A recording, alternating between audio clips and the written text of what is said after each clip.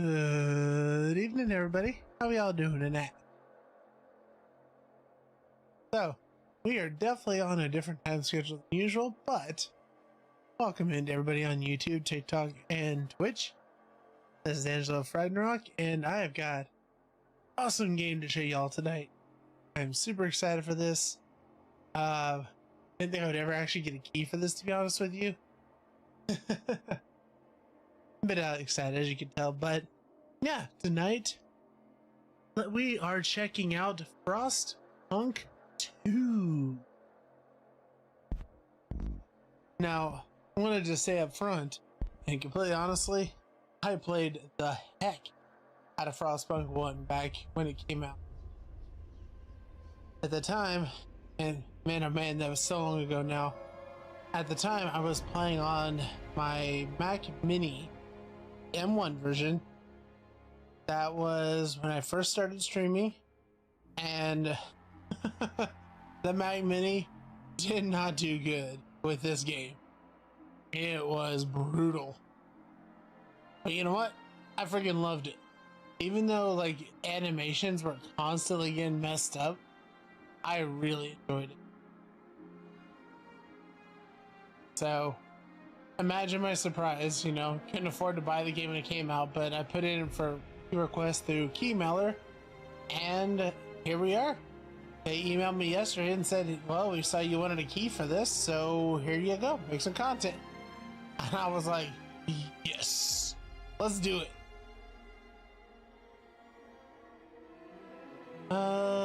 One second.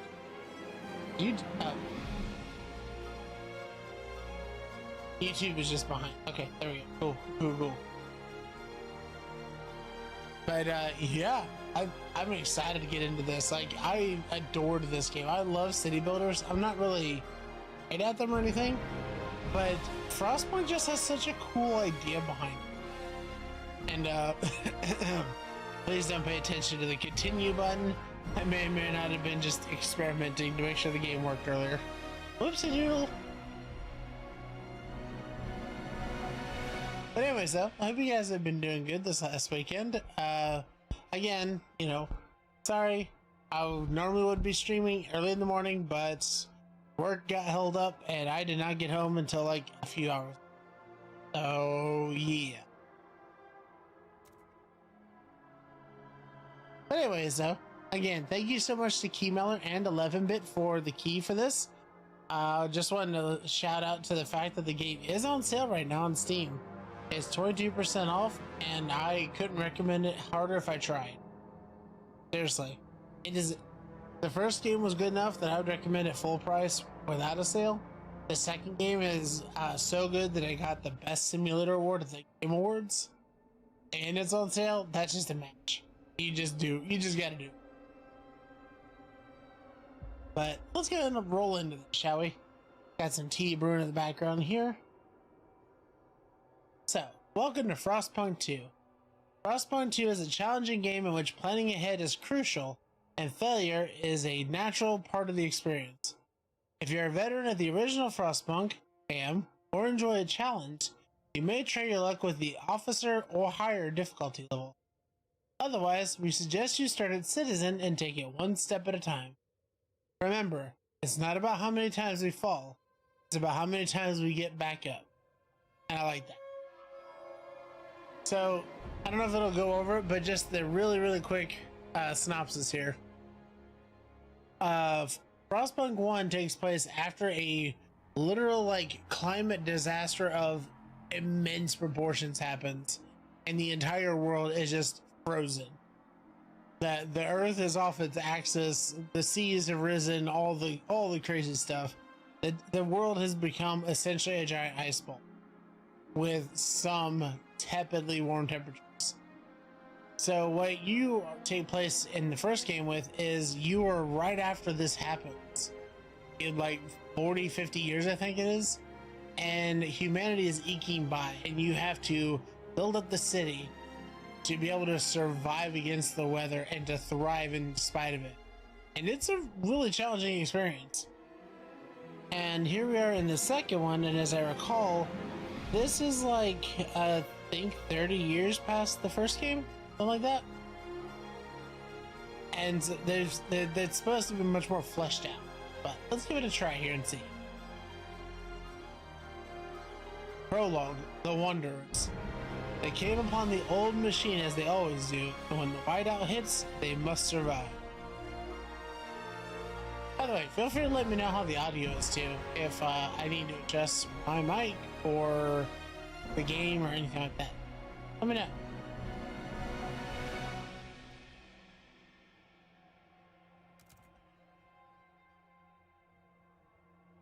Okay, so we're gonna go with Citizen because even though I have played the first game, I would like to start out at the base difficulty so people can check it out with me. Let's see. In 1887, the world froze to death. Civilization crumbled. The failing British Empire built generators to support cities of evacuees. Cities that would become the last on Earth. What am I going through? Okay. Just checking. Google. Whether huddled by a generator or out in the open frostland, those that survived were shaped by the ordeal. 30 years later, all have become very different people.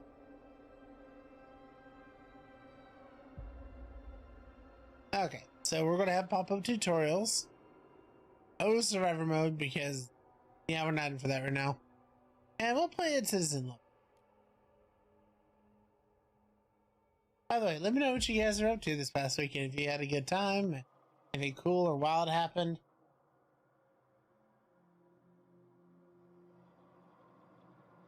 Okay, press space to pause or resume the time flow. That is very important. The game is on an autoplay function if you do not pause it. So keep that in mind whenever you're deciding stuff. Can you hear us? Captain! Do you hear us? A generation ago, we fled the crumbling British Empire as the world froze around us. I'm glad they have subtitles. I held New London together. United, we survived 30 years of whiteouts. Cinematic gives me some Blizzard vibes. I'm here for it. The world around us is dead. Empty. Right for taking. Oh, who is this? The city flows. Vestas. Don't recall them. Not enough. We have to expand. After all, it's us who survived the end of the world.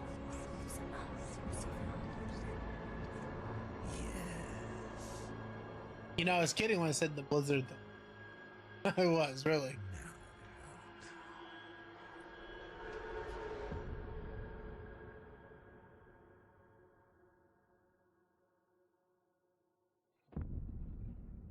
Oh, that's sad. Worked so hard for that, too. Hey, welcome in, Vesper. Hope you're doing great tonight. We are, just to catch you up to speed real quick, we are playing Frostpunk 2. We got a key for this through Key Meller. They are amazing for doing so. And I will drop everything to play this game because I adored the first game with a passion. Even when my computer, my Mac Mini, could barely, and I mean barely, play it at all, I still played it for like at least 100 hours. So yeah, we jumped right into this. The quick premise, if you don't know it, is it's the fall of the British Empire. 1887 is ground zero. The world collapses. Everything turns to ice pretty much instantaneously. And now it's about survival. Welcome to New London. The Wanderers Prologue. Oh, also real quick too, the game is on sale 22% off. Strongly recommend. I will have a command that rolls through. Strongly recommend you check it out though. It also won Best Simulator Game of the Year at the Video Game Awards. Anyways though, The Wanderers Prologue. We've been roaming the frozen desert for years. Many of us do not remember a world before the Great Frost. Now another whiteout is coming, and again we've reached the old machine. Again, we will rely on its furnace to provide heat through the storm. In the past, we always made sure there were enough supplies for the next one. But our numbers have grown through the years. Providing for everyone is getting harder and harder. We must survive.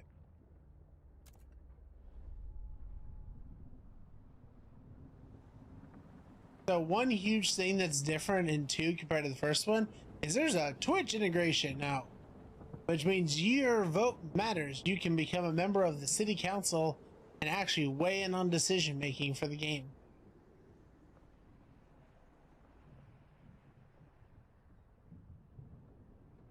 Ooh, we're starting on this man.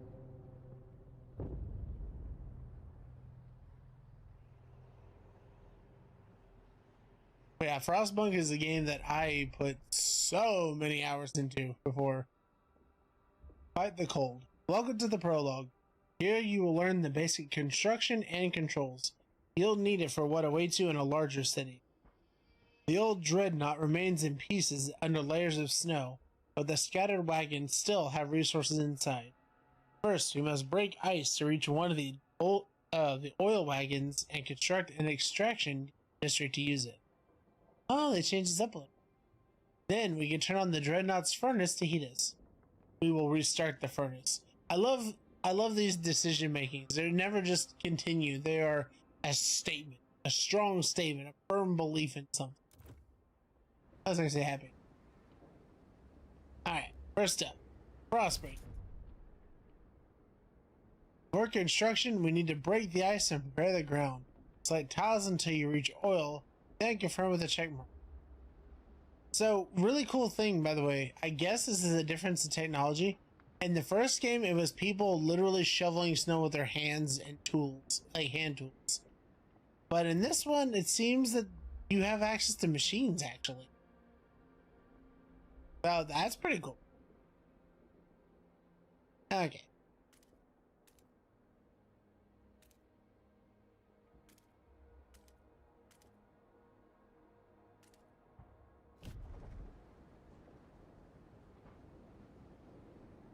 Wanna make Angelo shovel the snow? Well, I can't feel the cold, so I mean, sure, I guess. Might not be as efficient as a machine, though. But it was really cool in the first one, because you had things called cores that you could pick up. I think Fallout, in a way.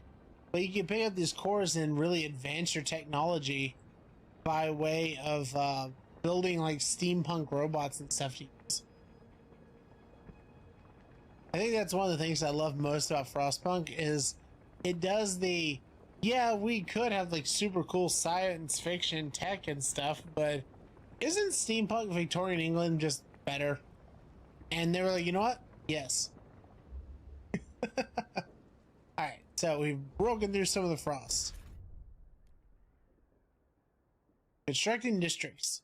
Select the extraction district from the toolbar, click on the resource tile and continue selecting tiles until the check mark appears. You got it, boss. Boop.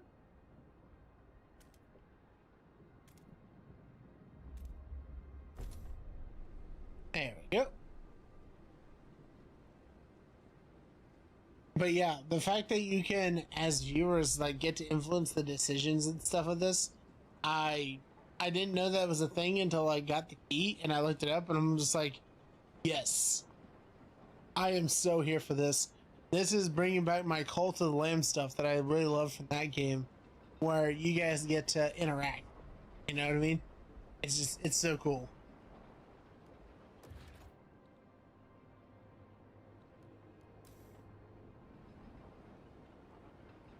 Also, I do like too that while there are a lot of changes to the game, again, I was kind of fiddling with it a little bit before stream just to see how it ran and stuff.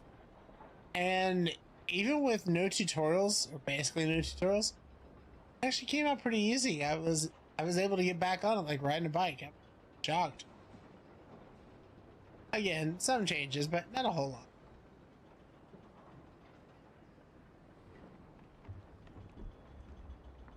I don't know if the game will get around to pointing it out necessarily. I know I'm a dork, Vesper. What of it? Like, I am such a dork that we were going to play Final Fantasy Renaissance tonight, and I got the key for this, and I said, "Move over, Final Fantasy. We are playing Frostpunk, baby." So, yeah, just a quick heads up on the display. I don't know if it's going to talk about it, but you have the regular speed. Then you can use the spacebar to pause. You can also pause there. You can also fast forward through stuff. You're just trying to get stuff done.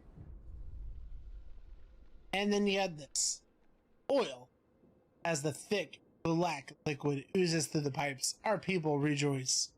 The carcass of this old machine is a testament to the hardships that made us. But more importantly, it's our haven in the storm. It has allowed us to weather many whiteouts, and it will do so again. When we have oil, we can turn on the furnace. Select the Dreadnought Rec to access furnace control.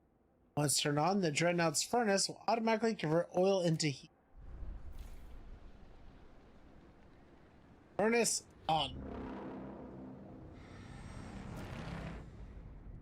Let's see. Output and demand. A city's economy is based on the output and demand of various resources.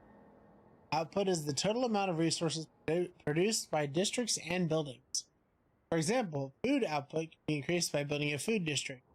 However, a working district also increases demand for resources needed to sustain its operation. In case the food district, heat, and materials. When output equals demand, you will see a golden icon for the resources given on the top bar. When output is higher than demand, you will see a positive number next to the icon.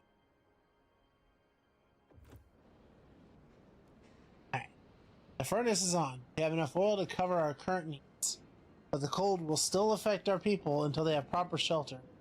Housing will best protect us from the cold if built in close proximity to other housing, or the furnace itself. However, we'll need prefabricated parts for construction. We brought some with us. The rest we need to extract from the wagon wreck. Okay. Prefabs. Constructing any type of structure requires prefabs. They are prefabricated building components assembled at the construction site into buildings, hubs, or whole districts. Okay. Build a housing district, and we're going to build it right around the furnace.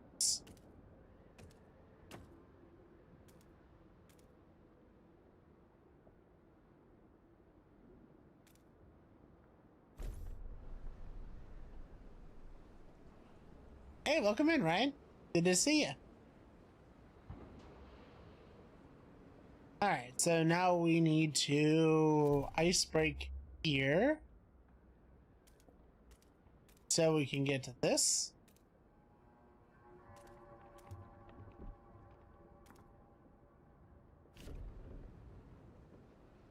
Yeah, the way this one works is pretty nice, honestly. Seems like it's a bit of a smoother interface in the first game. By the way, Ryan, if you aren't aware, we are playing Frostpunk 2. This key was provided to me by Keymailer, but the game is also on sale on Steam, 22% off. I believe for a few more days, I think. Part of the strategy sale they're doing. But yeah, as I was telling Vesper earlier, I played the heck out of this game before. So or the first game rather. So when I got a key for the second one, you can believe I jumped right into this.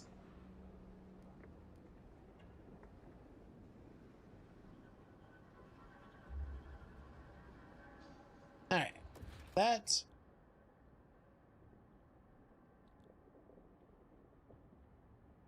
see. Frostbite to a construction wagon to build an extraction district to provide.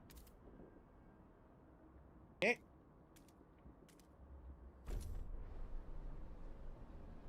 Build 2 housing districts. Oh, okay.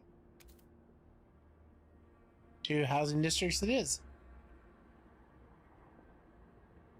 One thing I did notice on my playthrough, I'm not playing Pikmin, this is Frostpunk. One thing I did notice on my little dabbling playthrough is that the game does take into consideration how you align your cities.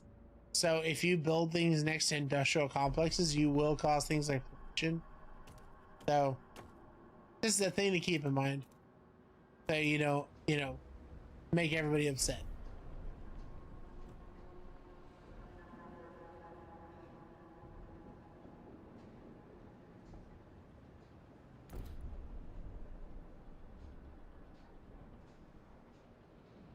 Also, I know the game is like really slow at the moment, but believe me, it starts getting hectic after a bit.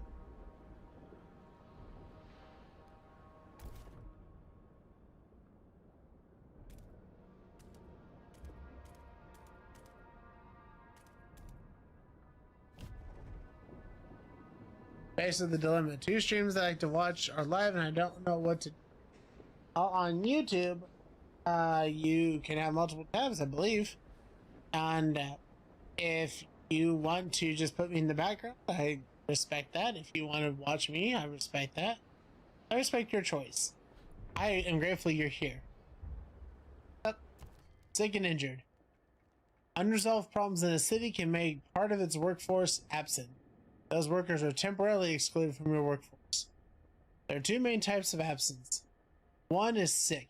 The number of sick workers increases proportionally to how high disease currently is.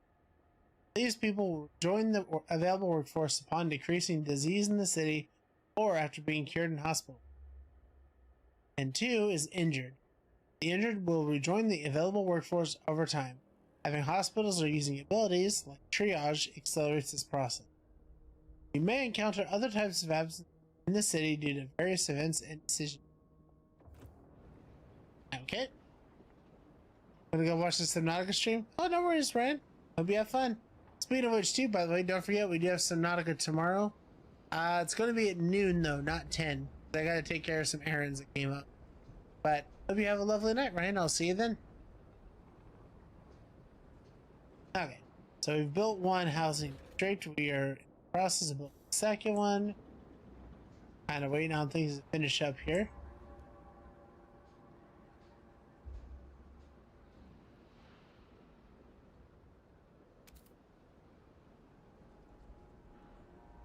Okay, there we go. There we go. Gain access to food. We've established some heat and shelter for our people. Must now turn our attention to the incoming whiteout. First, we must frost break to the small patches of fertile soil suitable for growing food. Then, we must store it in easily accessible depots. We must move quickly so that no one starves. Okay. So we got some fertile stuff right here. Oh wait. No, hold on, the fertile stuff's over there. Hubby.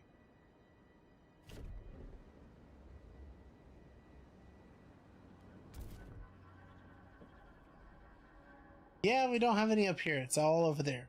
Oof. Okay, well, let's go this way.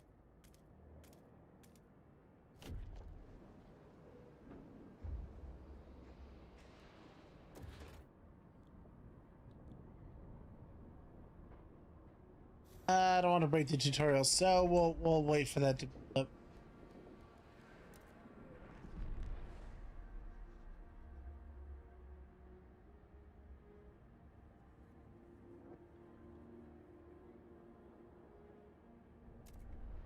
Go. Let's build farm stuff.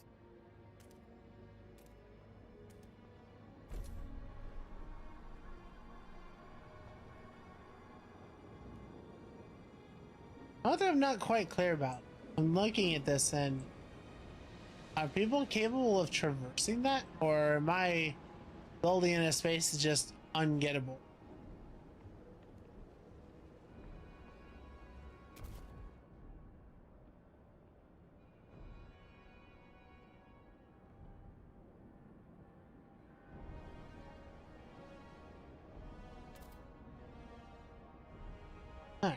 Go ahead and build this way.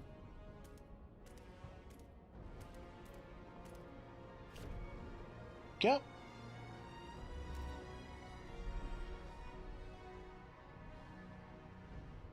69 weeks.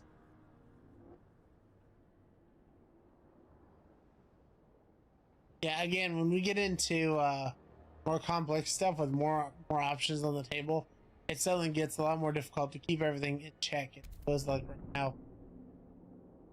Prepare for the whiteout. We secured our immediate survival. Now we have to stockpile as much food as we can before the whiteout forces us to take shelter. To do that, we need to produce more food than our current demand. We must be ready.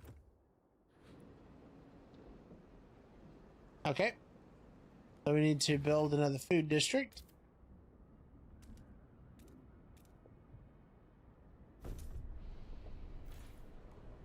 We do have the option to expand here. Let's see. District abilities. There are various district abilities available for the player in district panels. One example of such district abilities are emergency shifts. Some district abilities are available from the beginning of the game. However, others can be unlocked by constructing a specific building, signing laws, or by certain events happening in a specific district. For example, an ongoing protest or a rally. Okay. So you have emergency shifts. Now, let's do it.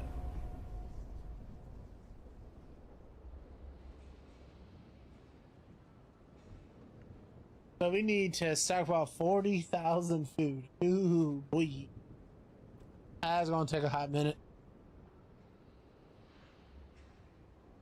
So, oh, that's kind of cool. That's a nice addition. Stockpile is ready in 1,903 weeks at current rate. Oof.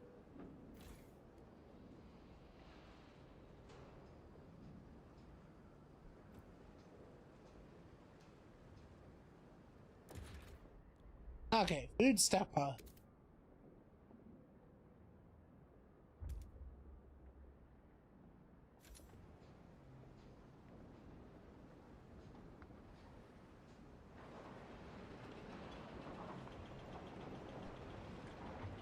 Yeah, I guess people would cross the over here.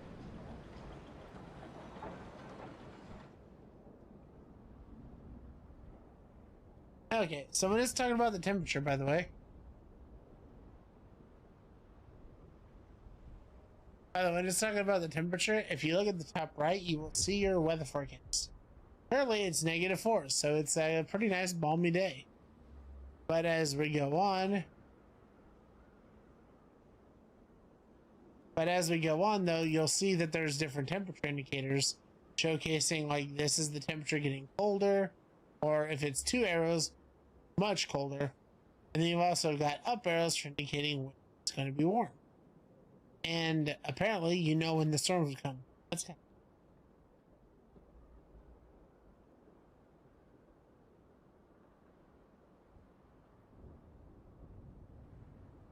of... Okay. Oh, we got a thing that popped up here. What's this? Beanon Kell, 42, gardener, pouring sand in his hands. We've been here so many times. The soil is depleting. A couple more, and there will be no point erecting the hothouses. There will be nothing to grow food on. And the yield is so low. Either we pull emergency shifts or tighten our belts. Otherwise, there might not be enough for everyone. We might not be able to fill food stockpiles without exceptional measures. Consider asking the Wanderers to tighten belts or instill emergency shifts in. Okay. The Wanderers. The Wanderers will ration their food to save more for the whiteout, potentially going hungry so there's more for later. There you go.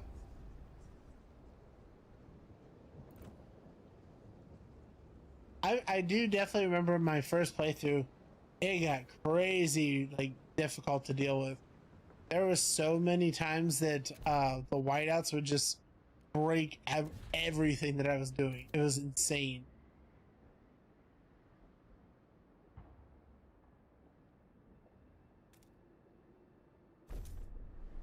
Alright, build some more there. And are you on emergency shifts? Okay. How about you? You on emergency shifts? No. Nope.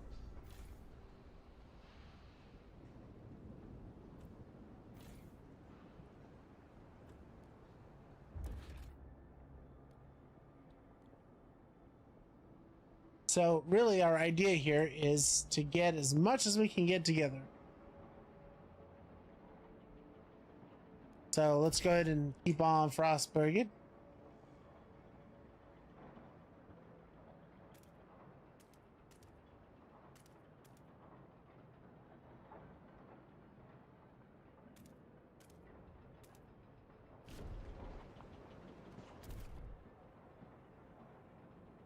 Also, we'll go from this angle.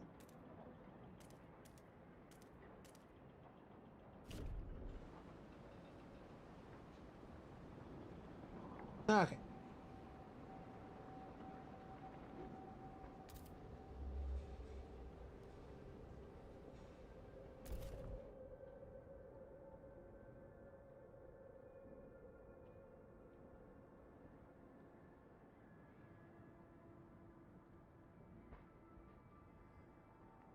Well, let's see.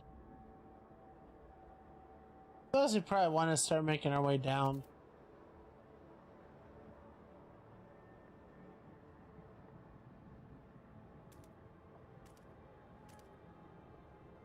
Also, I love the three-dimensional camera work on this too. It's quite nice. There you go. Gotta get that food.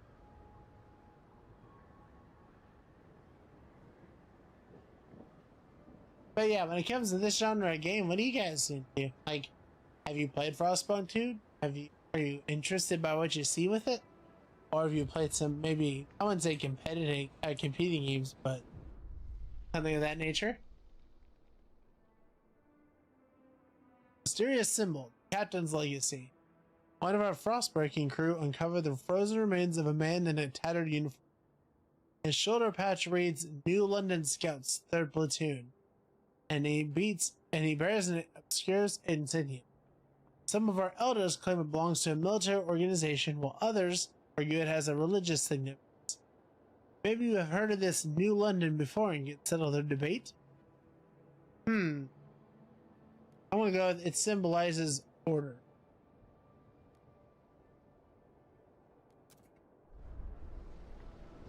There we go. Oh my goodness.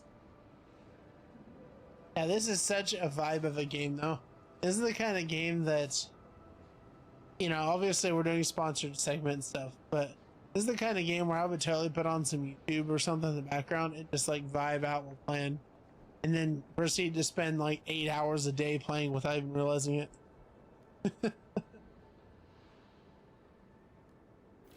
It was, it's kind of, it is kind of, actually, not even was.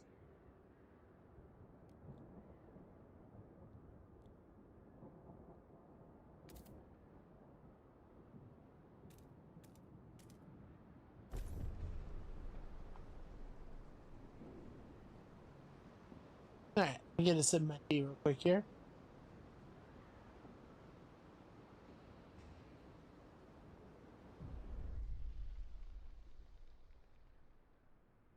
Oh, ow, ow, ow, ow, too hot still.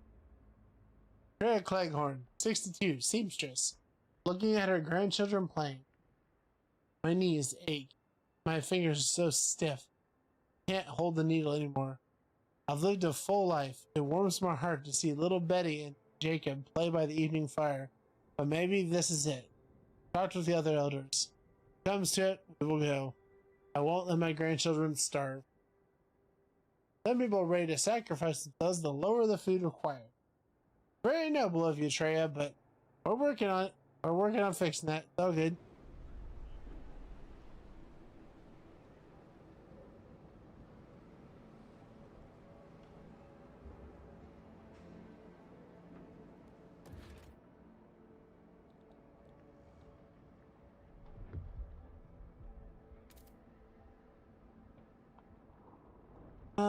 Do we? Let's look if we really have anywhere else we can try this.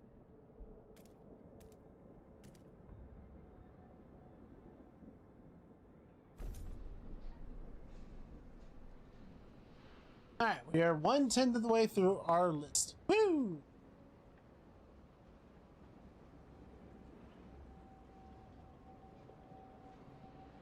And if you think it's taking a while, you're right.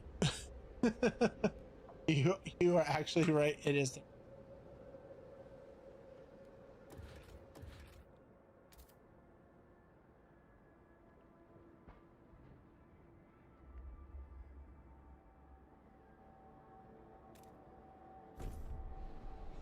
Alright, let's keep building.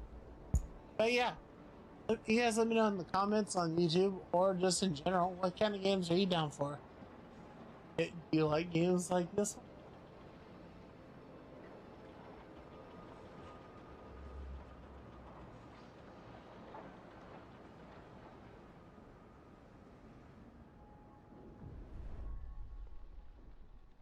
Hayden Fincham, 47, elder, shocked at the sight of seals. Seals, I can't believe my eyes. I haven't seen them since before the Great Frost. How do these survive? There's enough meat there to feed everybody. We're saved. But should we slay them if the Lord spared them from the end of the world too?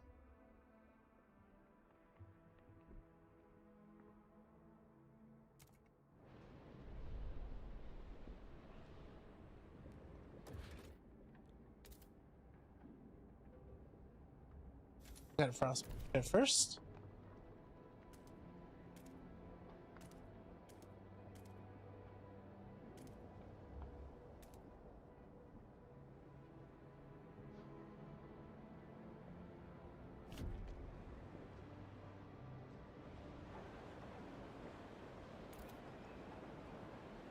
Yeah, for a prologue, this feels like it's a bit long right now, but it should be fun. Probably.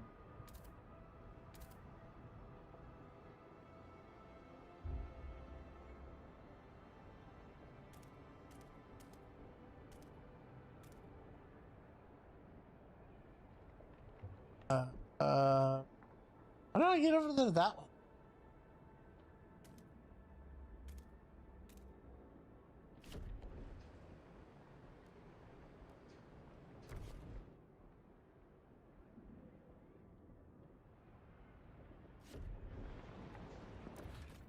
Hmm.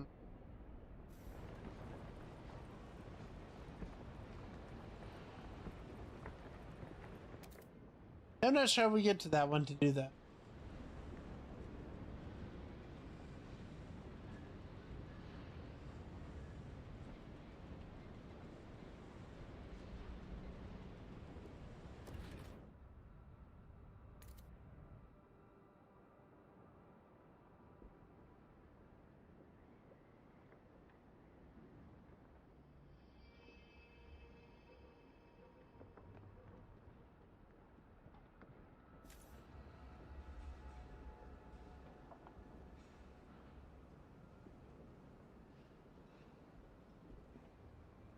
Yeah, I gotta be honest too, by the way, while we're waiting on things to slowly build for this demo. Um, I got a big influx of keys recommendations recently. I was just kind of shocked. I was like, usually I have to just ask and hope that somebody gives me a key, but I've gotten, what was it, 4 keys over the last day or two? It's been pretty wild.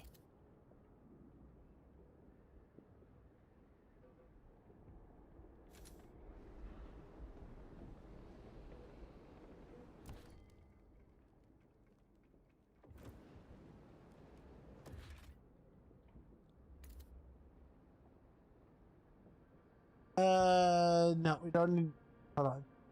We need food district, not the hub.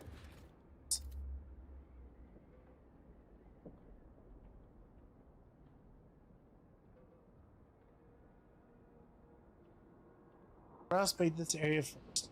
Oh, I guess I forgot to. Whoops.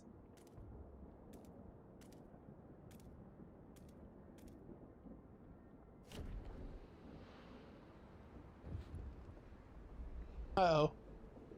What people got to say. Against the elements, squalor.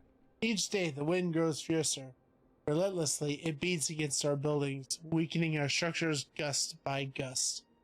Without raw materials to repair the damage, our districts will deteriorate. The more we build, the more materials we will need. This is the world we know. Provide more materials to reduce squalor before it harms our people. Okay. Hey, welcome in, Ooga Boogly. Ooga Boogie, sorry. Good to see you. Welcome in. Hope you're doing fantastic today.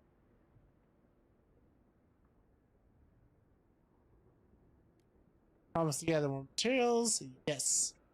One thing I remember from the first game is you always, unless you're really strapped on resources, you always want to try and go for making promises to people.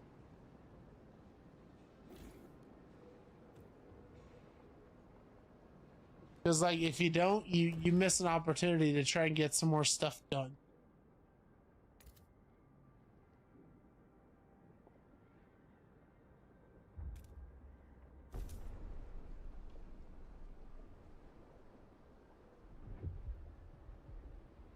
Gotta wait on that to finish. We're a fourth of the way. Build an extraction district on a maintenance wagon. Okay, that.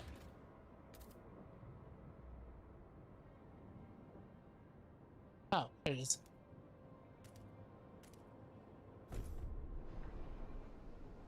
Extract enough materials to satisfy your district's demands.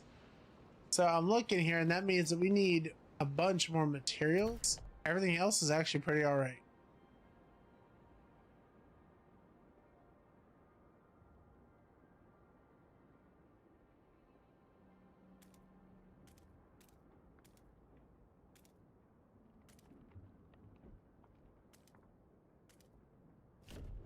Yep.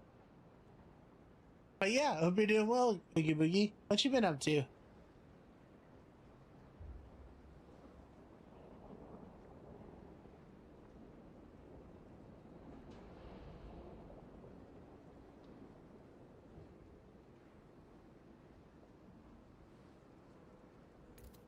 Get a sip of my hopefully not quite as hot tea.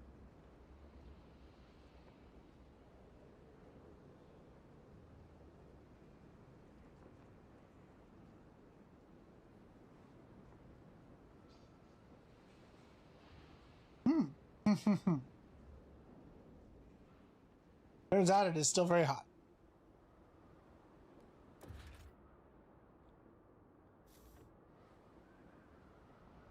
Nothing much? Hey, there's nothing wrong with that. Better to have nothing much going on than to have too much you can't handle, right?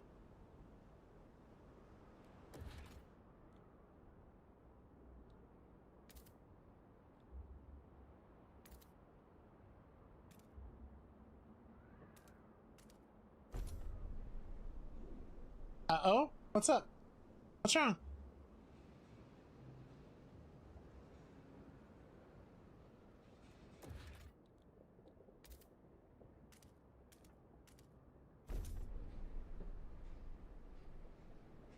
Alright, get all this stuff built up. Gotta build, baby, build. Enough materials. Good work. We are now gathering enough materials to maintain our districts. Time to focus on stockpiling food for the whiteout. Relations improve, causing trust to rise. Oh, you said your cheese hot. Oh, yeah. It's pretty common around here that I burn myself in my tea, honestly.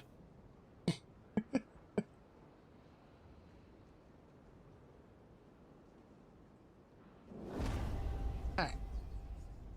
Everybody, emergency shifts.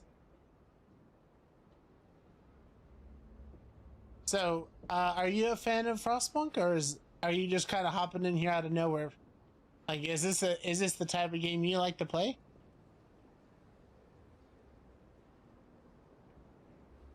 Because I can tell you that I absolutely loved Frostpunk 1, and sure, this is a tutorial and it's a little on the slow side, but I'm having a good time with it.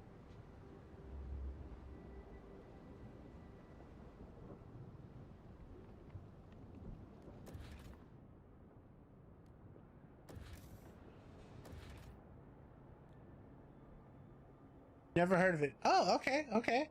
So here's a quick synopsis since it's kind of slow going at the moment. Frostpunk 1, you picture this. You are in the British Empire. Year is 1887. Britain rules the world, as the history books tell you. But in the same year, cataclysmic series of events happen that caused the entire planet to go under frost. Deep, deep frost. As you can see, right now it is -4 degrees. Gonna hop on? Oh, good. I appreciate you coming by. But yeah, this game is about what if you have steampunk technology and having to survive in like the most inhospitable situation. So like that's kind of the premise of Frostpunk. It's about your ability to survive in the face of extremely bitter cold, social tensions, all of it.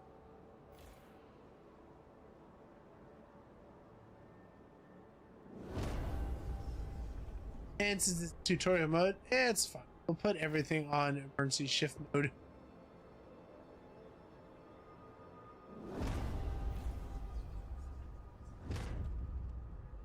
Yep. Well, we were making good surplus on everything. No longer trusted. Oops. Trust your leadership falls. The Wanderers no longer trust your leadership. They can only be pushed so far before the community breaks down. If you don't address this, even under danger of the whiteout, you will be exiled. The rules of the Wanderers are as harsh as the Frostland itself. You'll have 15 weeks to increase trust to accept it. Raise trust by keeping promises, returning scraps, and canceling extended shifts. Okay. Oh, that's fair. Raise trust to at least tolerate. I said, I guess.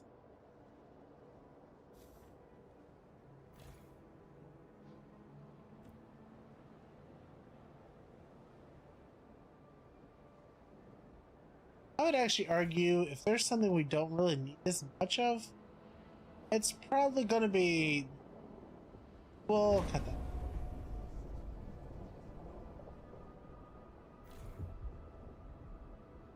That's for oil. And that is for prefabs. Yeah, we'll cut that one. That'll be fun.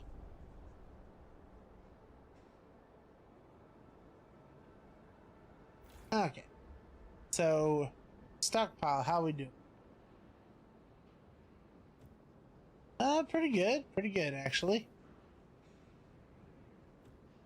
We're over halfway to our goal point right now, which is nice.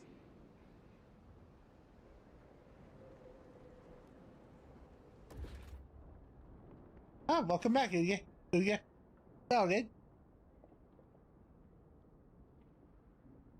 But yeah, Frostpunk 2 is a game that I wanted to play when it came out because I loved the first one so much. I just honestly didn't have any for it. So getting the key for it was amazing. Someone called you? Oh, it's fine. It's all good. No worries here. Let's see. We have more materials too.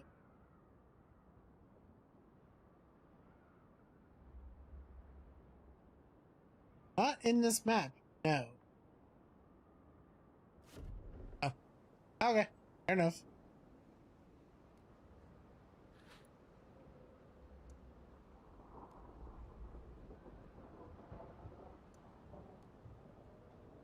Give back some scraps to the people. Relations greatly improve with the one. Okay. We can do that. Here you go.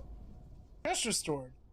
The Wanderers have stopped their bickering and trust your leadership. This will be crucial as we band together against the incoming whiteout. We may yet survive this trial. Now we gather food.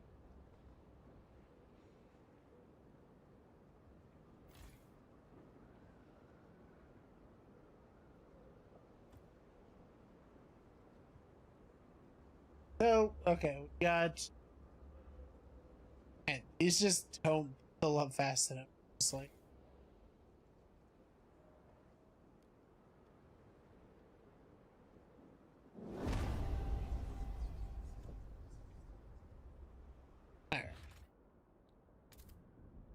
build a hub. There you go. Alright, between all these things, we should be able to get enough materials to finish. I think that's going to be the end of this tutorial. Again, right now, everything is slow because this is the absolute bare minimum.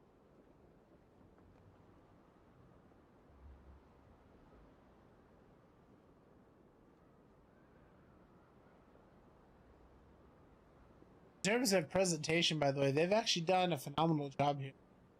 They've added a lot of good stuff in terms of UI and interface and be able to read all your stats. And the first one wasn't bad by any stretch of the imagination. This one just improved on everything, made it even.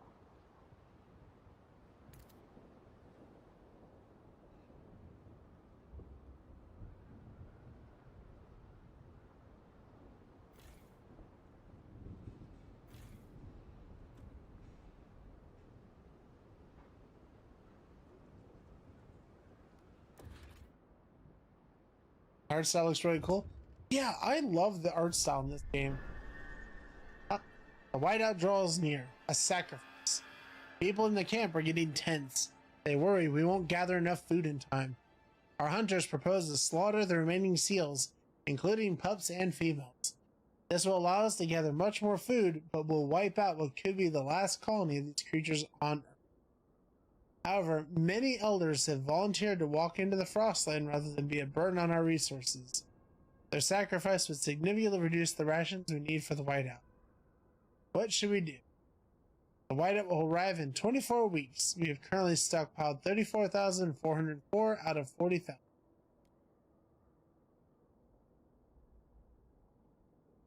I think we'll respect the elders because we're going to need food. We need the seals to stay around. Plus, it doesn't reduce our workforce. So, thank you very much to the elders. I appreciate your sacrifice. We did it. We secured enough food to survive the incoming whiteout. Our workers will make some last-minute preparations before the storm arrives. To try and keep our people warm for this time. We will survive. Now, we wait. Yeah, the game makes you really make some moral decisions. And the first one was fun because you play it as an authoritarian, so you had to really mess things up to get people to kick you out of the colony. But in this one, as I understand it, there's factions. And basically, if you upset the faction leaders, they will remove you. Hey, that's pretty interesting.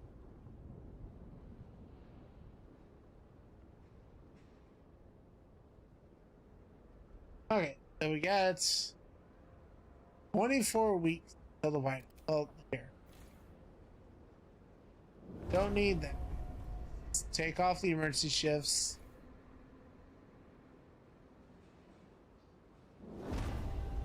Yeah, we don't need this. We have more than enough food and supplies. Everybody rest up. Everybody be in good shape.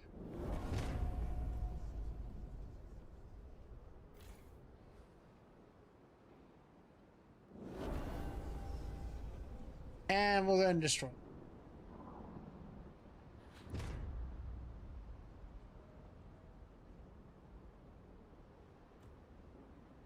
Yep. Yeah, we nailed this. We went way above and beyond on how fast we can do this.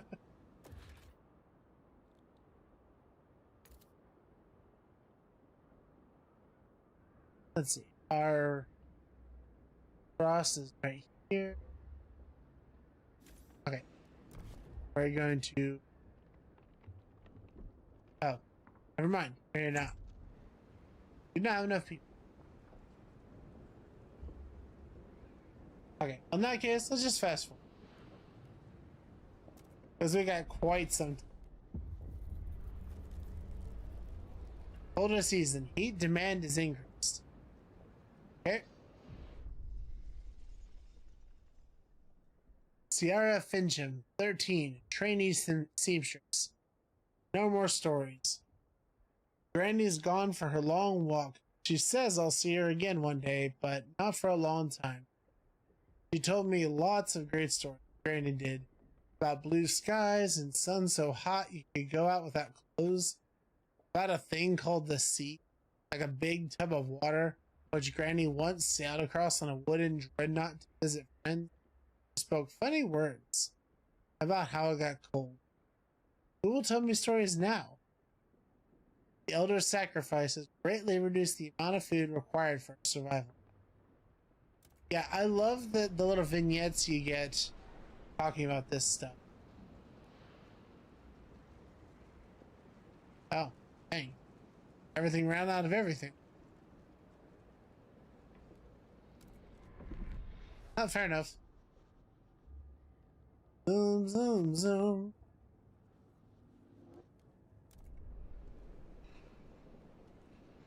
So...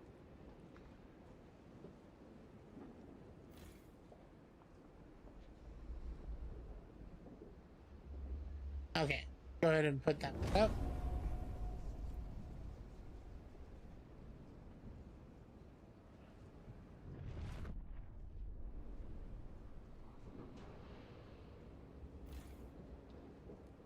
Furnace, we are going to go overdrive, baby.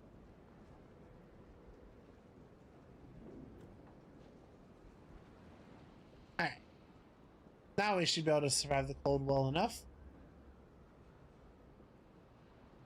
I mean, I wouldn't say it's perfect, but I would say it's...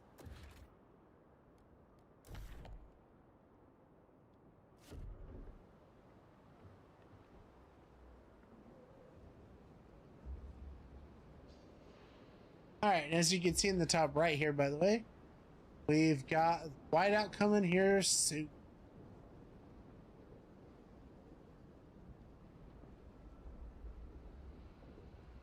Oh, sorry. I just realized that we're in an ad break.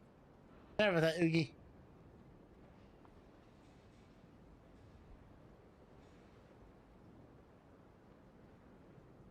Oh, here. I'll pause the game real quick while we're in ad break. I'm gonna have some more of my tea. We'll resume when the Twitch ad break is. And feel free to go get yourself something to drink or something to snack like my YouTube and TikTok. We got time.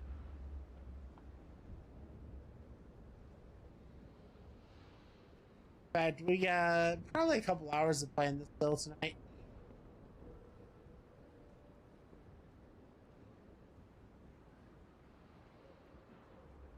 Oh, and announcement, as I mentioned earlier, Subnautica is normally at 10 a.m. tomorrow, but we're going to push it standard time just because I have to go get my passport and stuff like that done, and that's very high priority. Tomorrow, Subnautica will be at noon, and hypothetically, we should be pretty much at the end. There should be, I don't know, maybe a little bit off screen time, but in general, it should be pretty close to done so we can finish it. And when we do finish the Nautica one, then we go place a game that's recommended by my community, Climb Rancher. Climb Rancher will take this.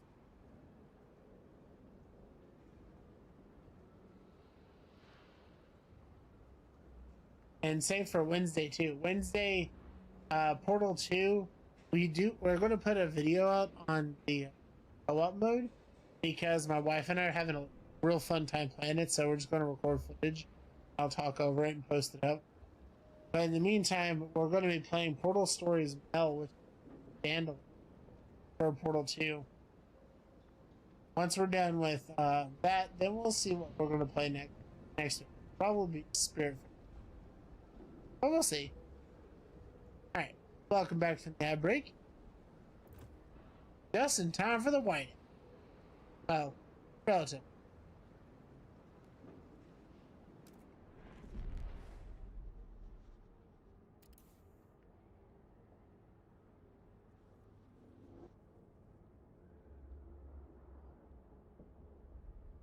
Yeah, normally you would never want to hit the fast forward button like this.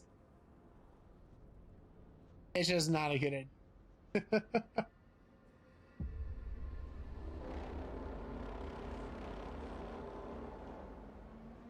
Whiteout's here. Preparations are over.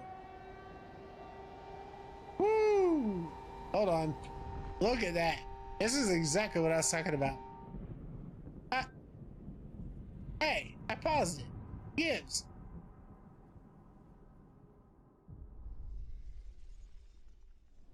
Oh man. I was going to say the temperature said negative six, or sorry, the fuel said negative 696 fuel. The temperature went down to like negative 128 degrees Fahrenheit. Freaking crazy. Survival through sacrifice. The Wanderer's survival. When the whiteout hit the camp, the Wanderers were ready. At least those who remained were. They huddled together while howling winds buffeted the rusted hull. With a colony of seals to hunt responsibly for years to come, the Wanderers felt confident about their future. No trace was ever found of those who volunteered to walk into the frost. Some say they walked straight across the snow through the gates of paradise. That's poetic.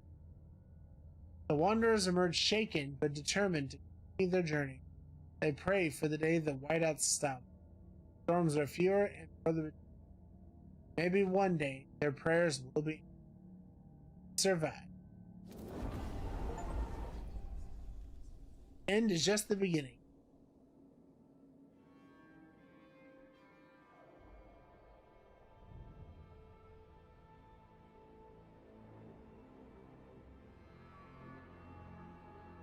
Indeed. Now what?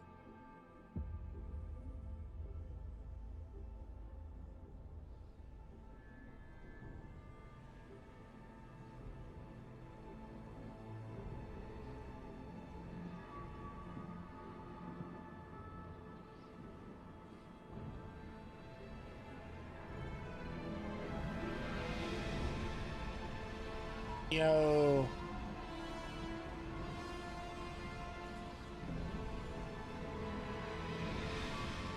The old captain is dead. New London. Food is low. Overpopulation looms. Coal is running out. People yearn for a future worth dreaming of. Is it the same future for all? Keep the city together.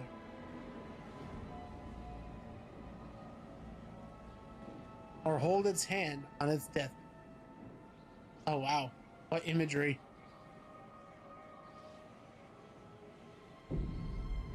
Chapter 1, Scraping the Barrel. Oh, by the way, Uga, just a heads up too, I know you commented on the art book and stuff. Check the link that came up with my Stream Elements bot, because there's a link on their Steam page. They actually have an art book that they're putting a Kickstarter up for. It's like art book and soundtrack and stuff like that. Highly recommend it because this game has gorgeous art and music. Sorry, this game franchise has gorgeous art and music. Coal is running out. The captain is dead. As he weakened, growing divisions brought city maintenance to a grinding halt. Now, New London is left to suffer the consequences. As steward, it is your charge to lead, but you must prove yourself. The overcrowded city is low on resources. Use this warmer year to build more shelter, share coal, and power the generator back up. Let's get to work.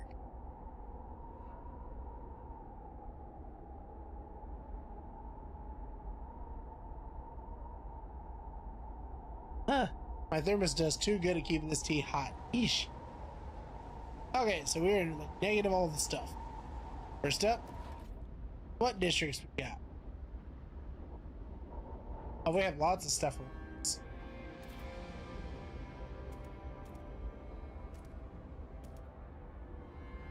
Building up some food. We definitely need some extraction from coal. We have coal near. No, not over here. Coal. That's forest. I love the fact that the city is started out in just this giant crater. I love that. It's so good. Prefabs. Pause real quick. Okay, I want to get over here, the shallow coal sea.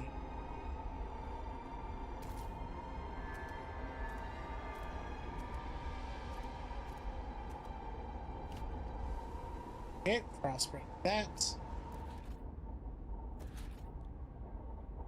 Oh wow, it just gave us full-on aspect to, nice. Oh. We don't have the districts for it, okay.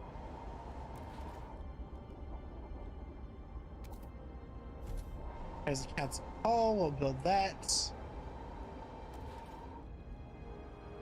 We definitely need some housing.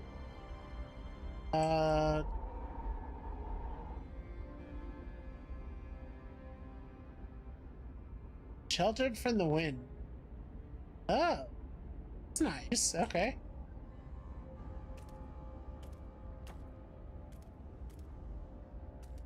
Yeah.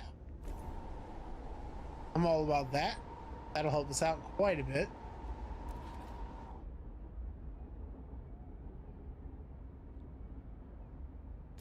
Okay, prefabs, we don't have those available to us yet. We gotta do some more frost work.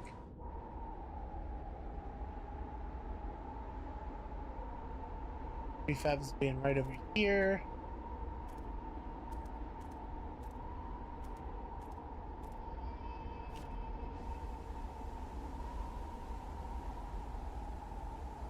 So I'm kind of curious about that little detail. I couldn't frost break the thing it's specifically. I'm kind of curious about that.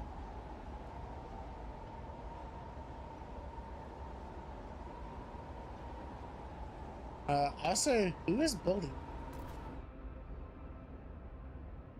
We have access to it through some means.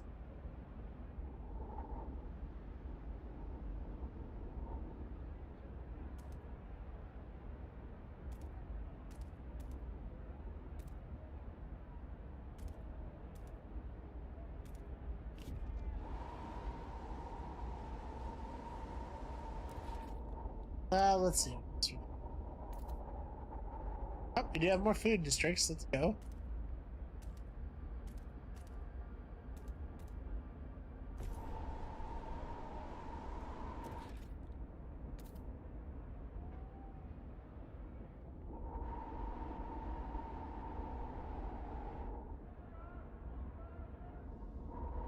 Okay. Yeah, we can't build this yet. Okay, put it back into play mode here.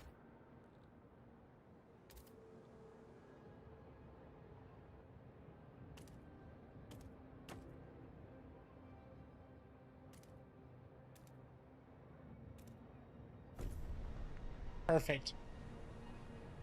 We got our housing districts in the shelters of the wind, from the shelter in the wind. So this should be productive pretty quickly. Oh yeah, this is a big difference, by the way, between the first game and the second one. These automatons that you see, in the first one, they were researchable technology that required special materials. But I guess because we're 30 years in the future, now you don't have to do that. Pretty cool.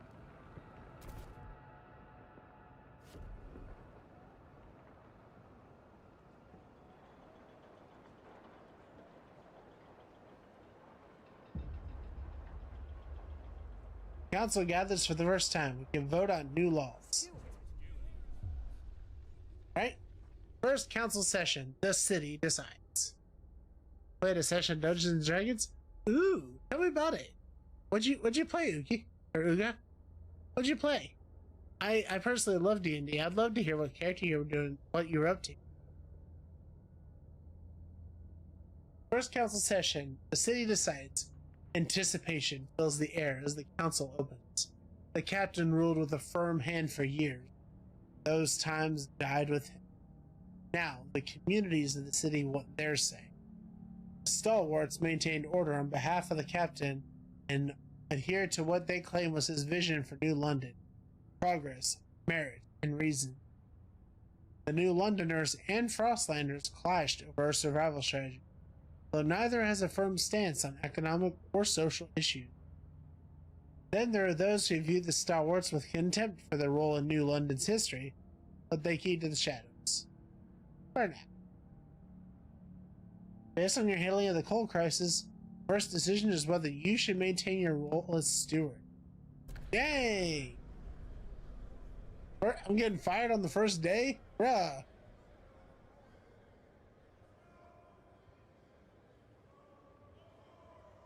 I'm kidding, it's not first day. Feels like it. It's... Alright, y'all. So, here's my favorite part of this game. They introduced a Twitch integration. Woo! So, check this out. Vote of confidence. Should the steward remain in power? If this vote fails, the delegates will immediately remove you from office.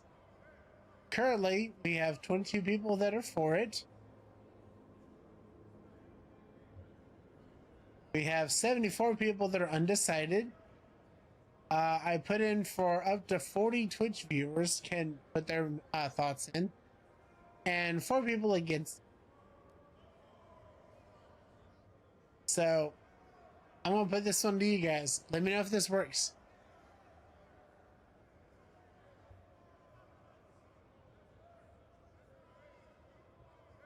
I sincerely hope it does.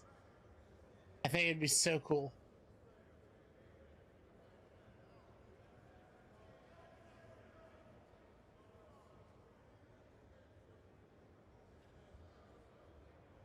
Oh, you played D&D yesterday? Nice.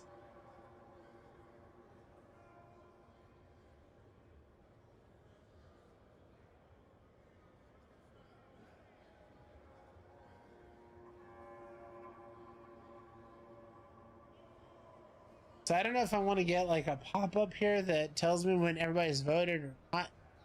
I got nothing.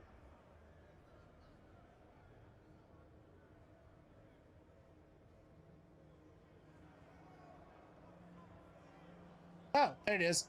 Vote participants. Oh. But yeah, if you guys want to, feel free to put in your votes. If not, we'll just proceed onward. But go ahead and tell me, Ugo, what you got up to? What's your D&D session? D&D session.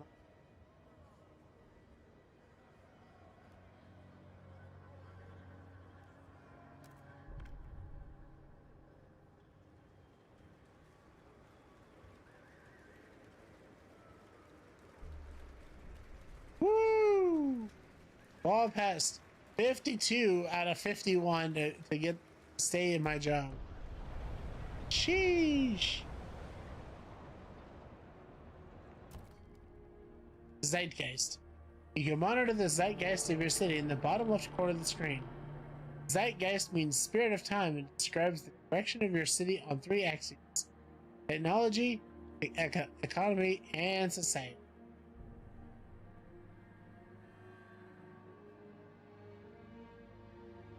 Let's see.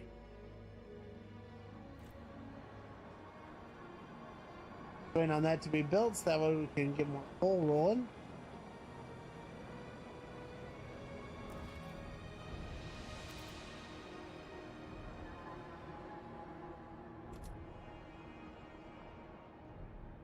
Oh yeah, we got this all opened up. Hold on.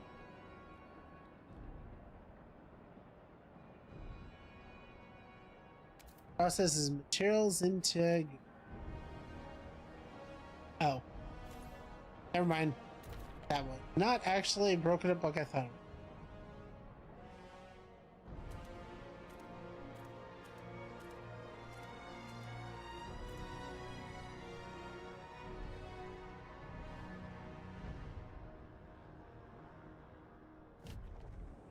Okay. We got our coal. Not yet. Not yet.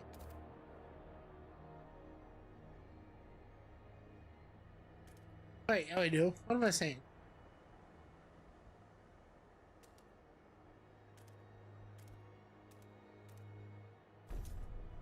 Boom, let's do. Oh, me and 2 other people were trapped. We got loose, and then me and someone else found an obvious mimic room I almost died because of it. Oh no! I fell for the same trap twice. Oh no! I'm right here, Nuga. Mimics are wild. I remember my first campaign I did. The DM had no idea what she was doing, and we were just having a fun time. And she literally put a mimic in the first place like we went at like level 1. It was rough.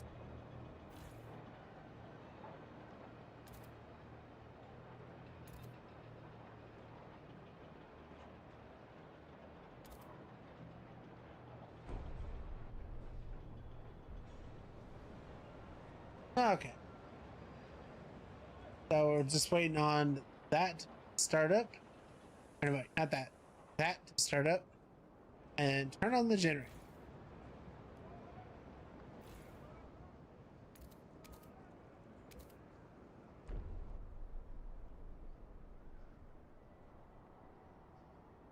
All of our characters were level 3.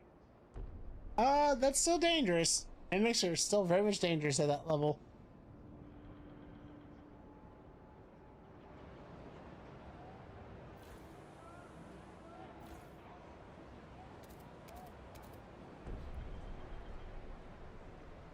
Heat stamps. Heat stamps are a stockpilable resource that can be spent on frost breaking, funding construction, or when using specific actions. A city collects heat stamps weekly. Every community provides its share depending on the size, the bigger the community, the more they have. The more they contribute. The bigger the community, the more they contribute. That means that as the population grows, heat stamps income also increases. It's the only reason you lived. That's fair. That makes a lot of sense, to be honest with you. Alright. Give me that sweet, sweet juice. Let's do it.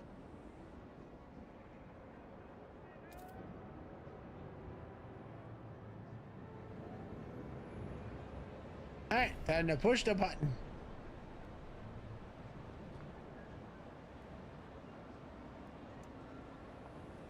Boop. Good work, steward. You secured a new coal deposit, part of the last vein in New London. There's still some deposits left, but won't last for long. We'll need to improve our mining to use it efficiently. The city's communities are voicing different ideas about how to do it. We need to decide whose ideas are worth pursuing. We must choose a solution.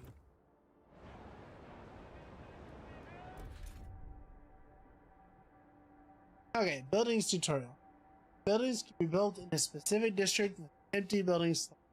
Start with building a research institute and an expanded housing district. Okay. We gotta get some more heat stamps, actually.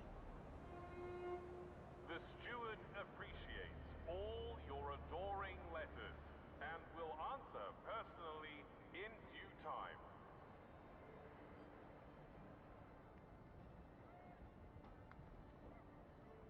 90, we've almost got enough. Oh yeah. What class and race do you play, Uga?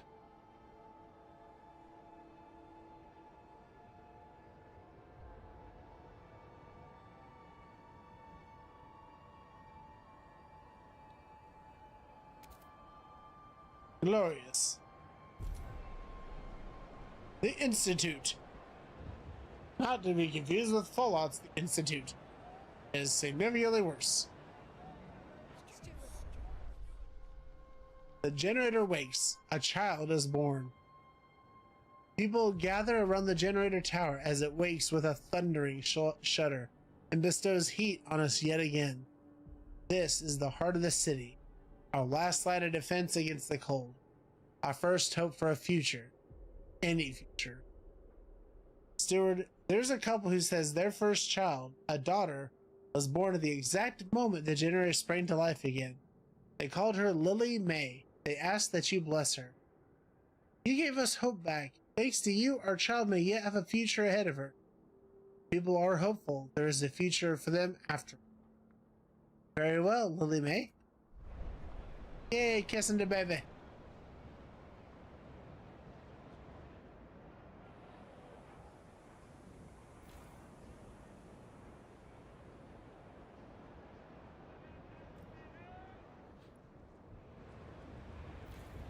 Yeah, the detail in this stuff is always so wild to look at.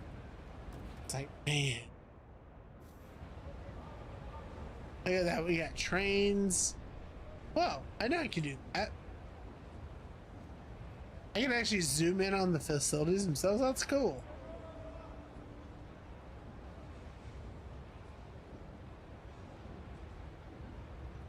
Ow. Yeah, what artistry, though. Hey, look at that walker.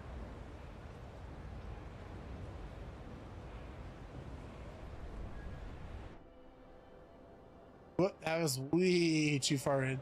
Or out. Or out. Steward. Do you hear us, Steward? All right. Different ideas. Communities of New London. A small crowd gathers outside of the New Research Institute, arguing about how to exploit the last coal veins. The stalwarts and New Londoners want us to lean on machine-powered mining, but the Frostlanders would have us pursue a more frugal solution. They would never display such discord under the captain's rule. You have to choose who to entrust in developing their idea. Okay, show me our options. What we got? We need new ideas to move forward. However, different communities may propose diverging answers to the same issue. They will only pursue solutions that align with their worldview. Choosing a community to develop an idea will improve your relations with that community. Well, first of all, I don't have enough heat stamps, so that's...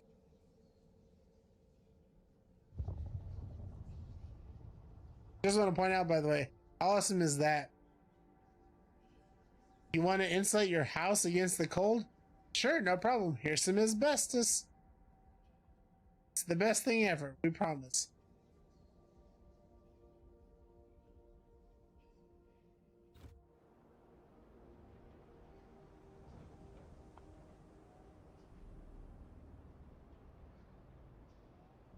Though I suppose to be fair, if you're in a post-cataclysmic world, what even is some asbestos at that point anyway?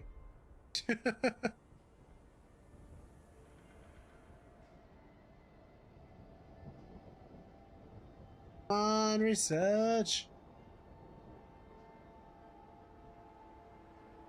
Hey.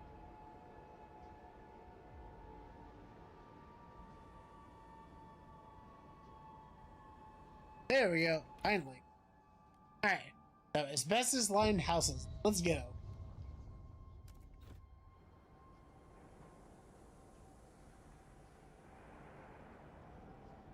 Short the newly researched building direction. Oh wait, was that not supposed to... Oh.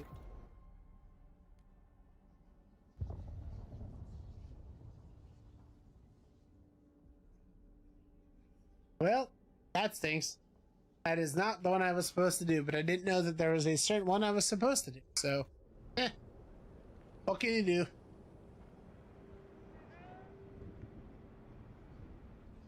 Alright. Got a surplus of food going, which is good.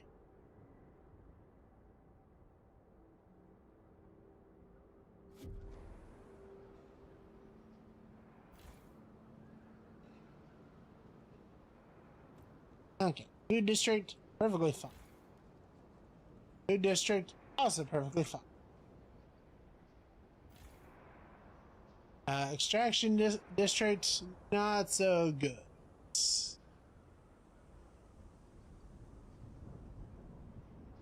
Oh. Tensions are severe. Greatly increased by notable disease. Extremely increased by severe cold. Greatly increased by fear of running out of coal. Oh. Alright. What? No! Oh no! Not like this.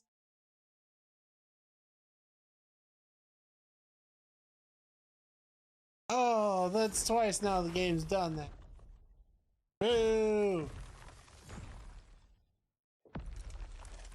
Game is not as steady as I would like it to be, apparently. .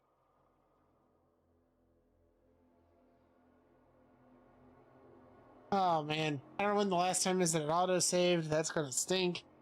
Maybe.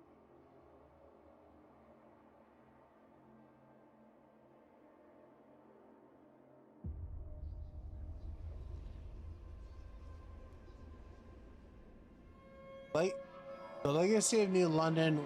We um. Wait. Huh? Hold on. Found the note sound right there. That sounds off.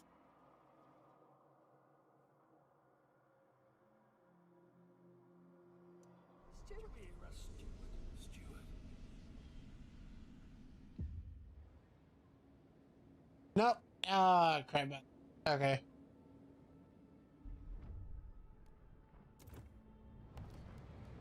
Did it really not save?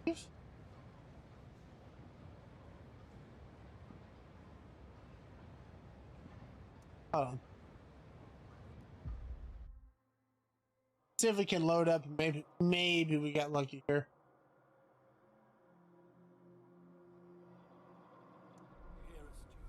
Stuart.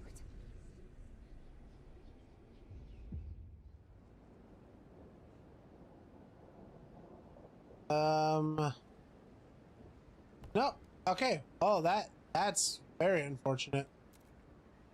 We're going to play through that segment again. Okay. For some reason it failed to save there. Brutal. Of course, the game has autosave. I don't know what the rate is on it, but I think we're going to update that so that it does it more frequently. What the freak? First of all, settings. General autosave 50 weeks. Can all be changed. Okay. Third. Main menu it is. So that's one thing I would encourage if you guys buy the game. I can't speak for everybody's stability issues, but 50 weeks is kind of ridiculous.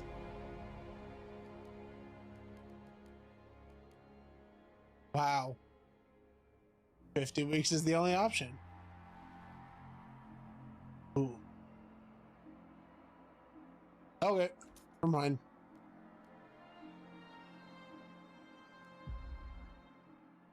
Well, as the game says, get to work. We got a bunch of progress to pick up here.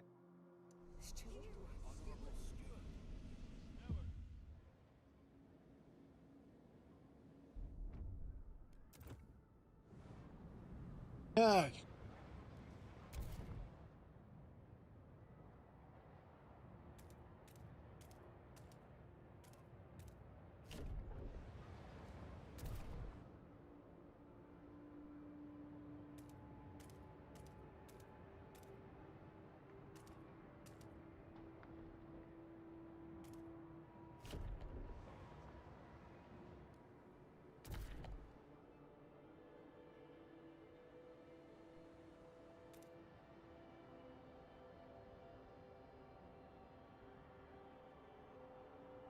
Oh, don't need that.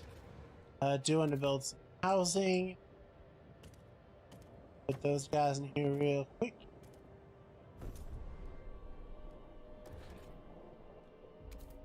Here. Good news is, at least on this tutorial mode, once you know what you're doing to start it out, it's not bad. It's kind of annoying, but not bad.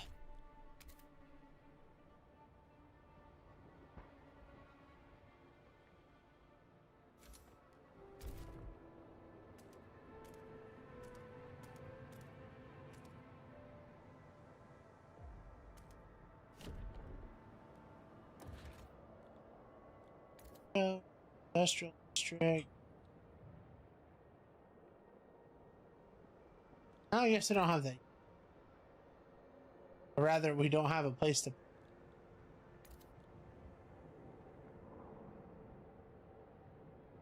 Okay, let's fast forward some. Pause me.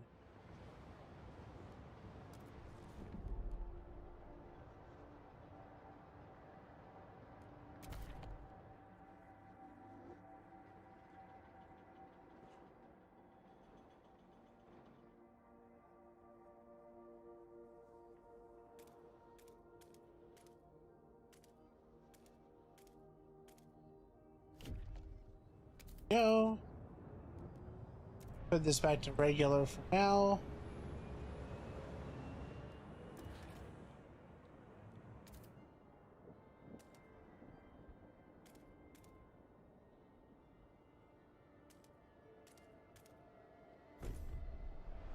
Lots of coal. Coal for everybody.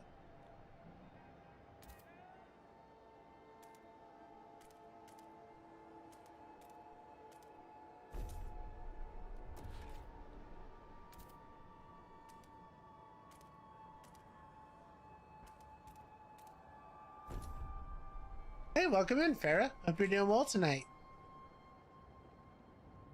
I'm assuming it's not 3 a.m. I am. So I didn't get home from work until a day and a half later than I'm supposed to.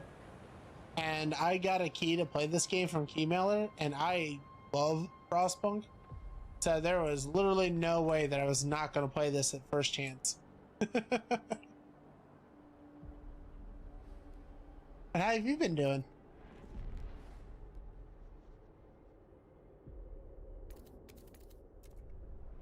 Yep. Crank it on. The heat is on.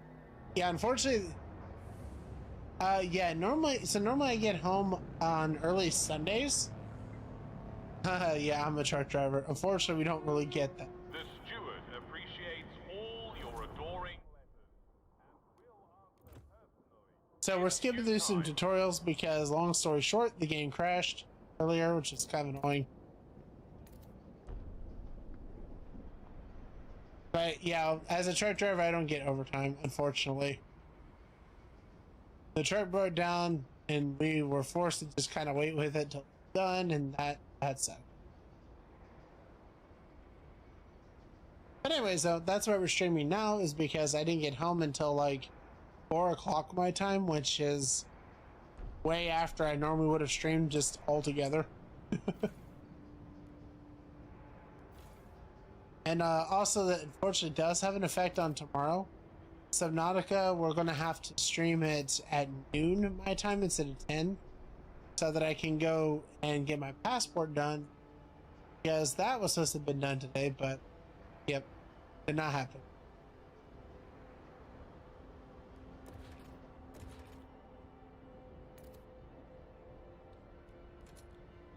Yeah, city council.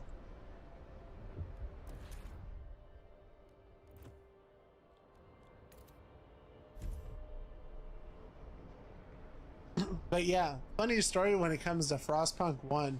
When that game came out, I got my first Mac, well, first modern Mac, which was an M1 Mac Mini, and I tried to play this game on it, and it was terrible. It was actually comical because, like, when the game gets to a point where the temperatures drop, there's a frost effect that shows up across the screen, and in my case, the game literally was like freezing from the effect of the frost. But I kept playing it because I thought the game was great. And now here we are, fast forward about, gosh, a year or so. And now I have a much better computer and we're playing Frostpunk 2. So, a couple of cool things with this one. I know you're on the YouTube side, Farrell. I get it. That's totally fine. But they actually built a Twitch integration for this game so that you can decide on votes.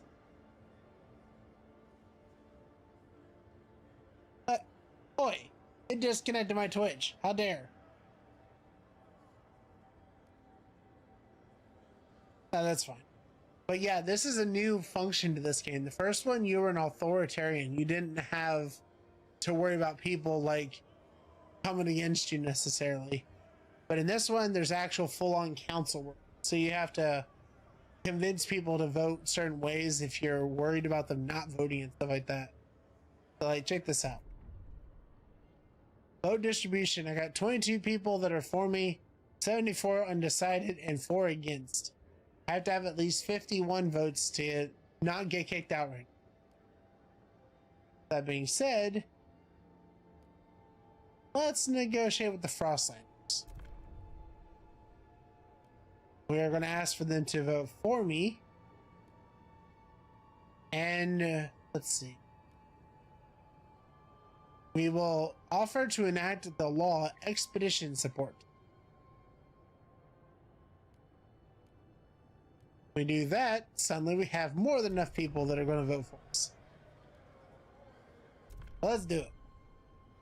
And also, there's nothing that stops you, by the way, from promising to multiple people either.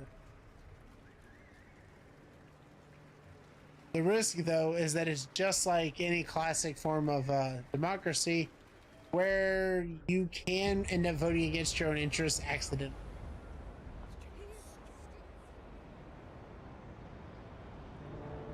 By which I mean that, like, you could accidentally promise two people to the same law.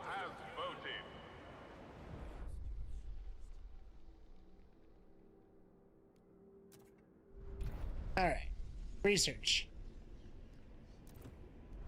So, first up, we are going to go with the classic, tried and true, asbestos-lined houses. As we all know, asbestos is a very, very good thing to do.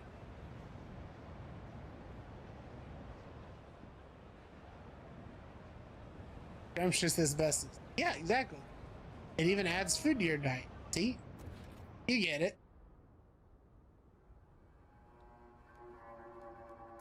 Okay. That's already frostbroken.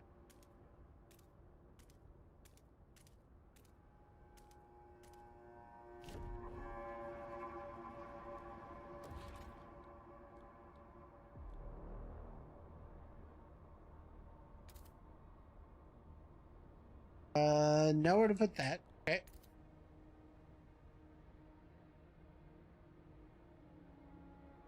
Not enough tiles. Ooh.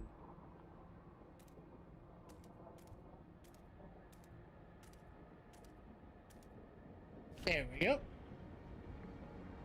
By the way, if you have played Frostpunk 1, or if the game looks pretty interesting, just a heads up. First of all, it did win Best Simulator of the Year award at the Video Game Awards. And secondly, at least for I believe a few more days now, it is on sale, 22% off on Steam. Bringing it down to, I think it's like $27, I believe. Very much worth it if you're into the city building kind of game.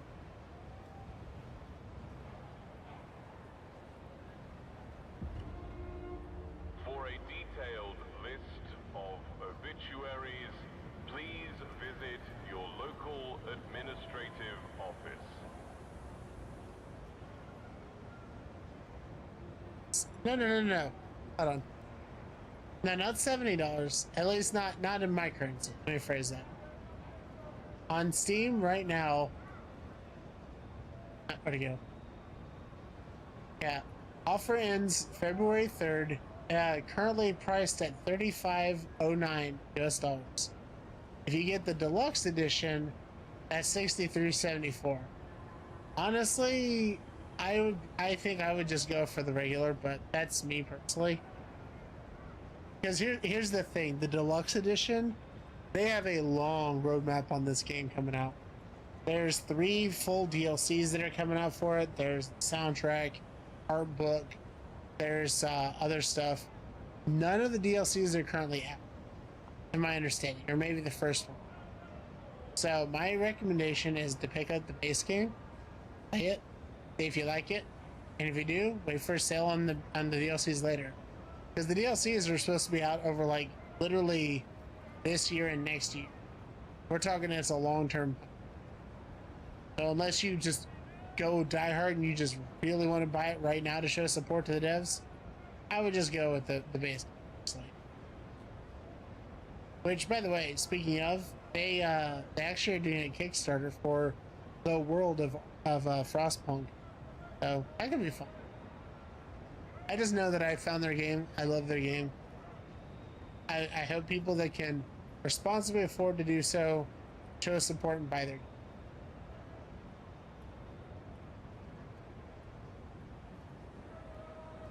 Also, I am saving my game because I have had a few issues now where the game has blue screened on. Don't know why, but it has.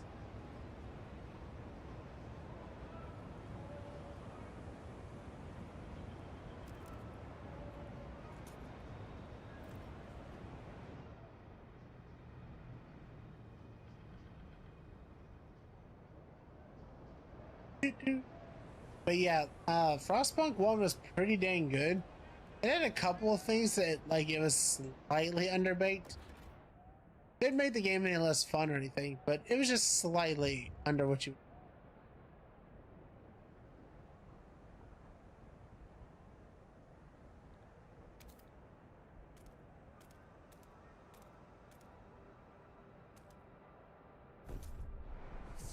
What's up? Deaths due to cold. Problems in the city. Steward, a cold wave has taken lives in the city. People were found frozen, not only in the open streets, but in some houses and workplaces as well. The air is thick with grief and anger. People fear the horror of years past will return under your leadership. Want the council to ensure new laws can help with fighting this crisis. Reassuring them would be prudent. People will continue to freeze to death until cold is brought down. I'm working on it. Look, takes a while to develop as best as people. Give me some time here. Give me some time.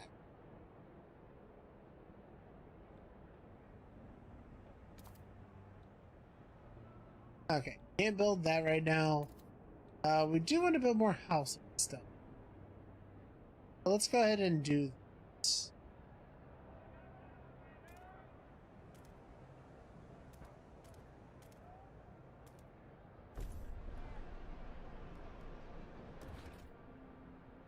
And we are out of stuff for the moment, so let's run. For the record, I realized about halfway through this that it told me to research coal mines, which I did not do. Oops. But yeah, the tutorial for the game is actually really good. Like, we're still in tutorial mode right now, but it's actually really easy to get into. The big thing I'd recommend to somebody that's new to this is spacebar. Spacebar pauses your game. You can do everything outside of real time so that you don't get overwhelmed. Most important button on the key right there. And the game, I don't believe, automatically like turns the speed back on in any given case. I think it's strictly up to your control for it.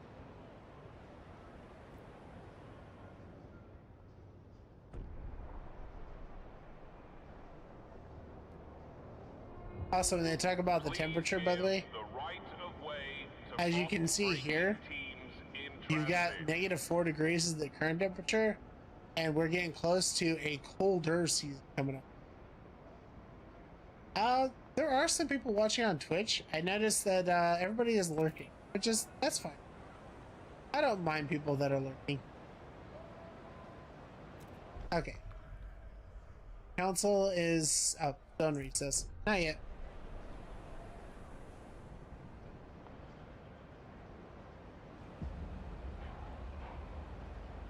Alright, council back. No, we don't need that one. City. Can I tell this over -4 degrees? Yeah. It's -24 degrees. So this is the warm season for this game. -4 is actually warm. When the temperature drops here, it's going to drop down to about -24. And then if it drops farther, it will go to like -140. It is brutal.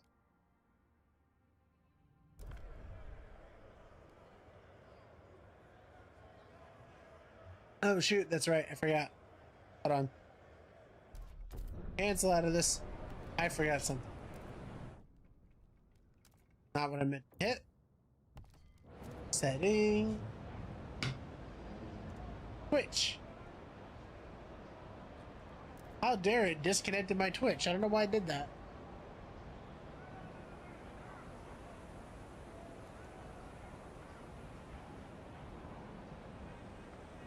Okay, a now successful turn. Yay!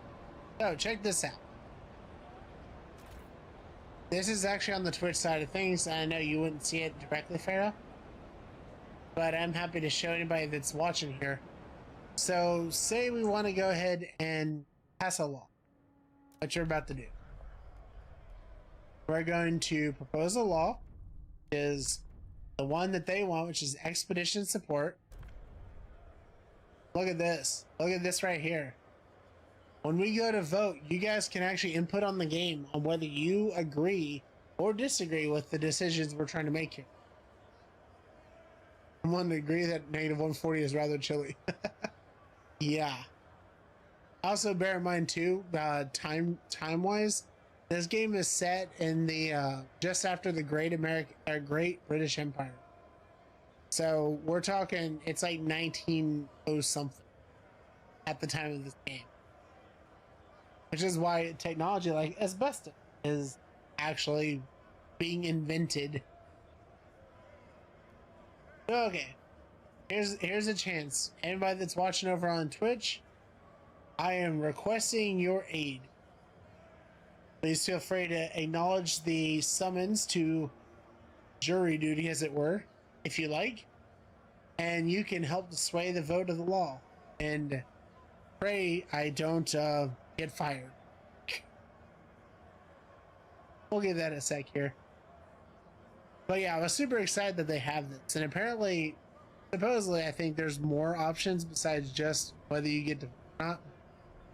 The fact that you can vote in my game actually brings me back to like Cult of the Lamb. I like that.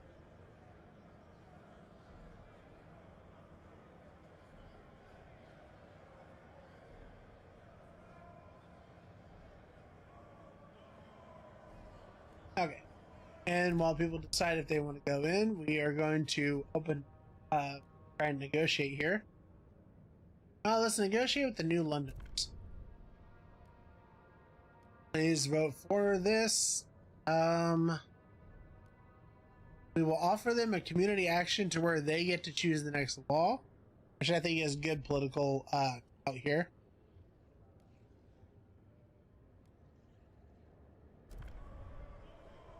And there we go. Law will handily pass.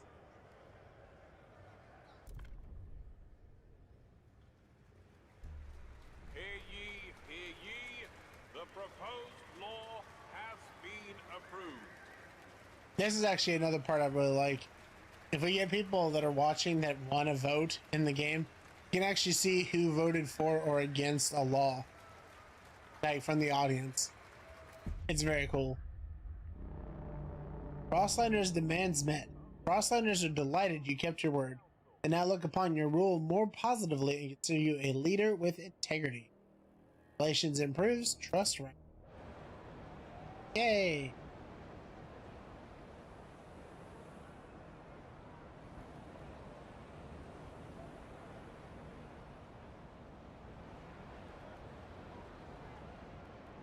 Okay, so we have some materials to here.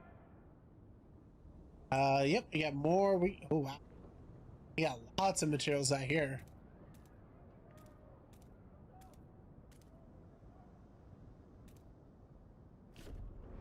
Yeah, I love this octagonal system used for everything too.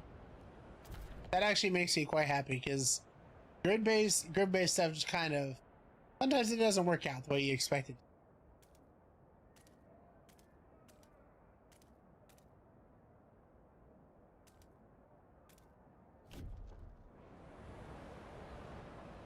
Alright, asbestos houses. Boom. Signed research increases relation. Let's go. Alright, now let's get to that coal mine that we were supposed to build the first time. Oh, not yet. I need more heat stamps. By the way, I think that's cool that they ditched the idea of like gold as a currency in this one, and instead with heat stamps. It just feels like such a proper wartime-esque or post-apocalyptic currency. Quite on board for it.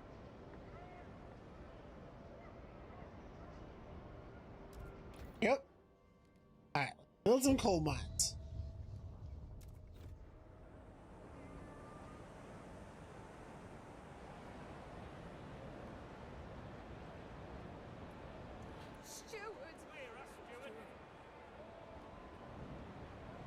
All right, I'll let you guys choose your agenda.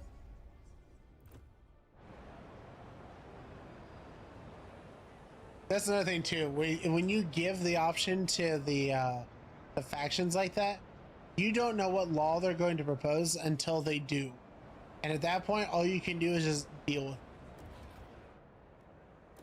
And I think honestly, that's great, because that is one thing in the first game that I wouldn't say it bothered me, but I would say that it kind of made the game a little bit tamer, in the fact that, like, basically as the steward or as the captain, as long as you didn't let everybody freeze to death, it's whatever, man. You know, you do you, buddy. It's not a big deal. But if you let everybody freeze to death, they just kick you out and it's just game over.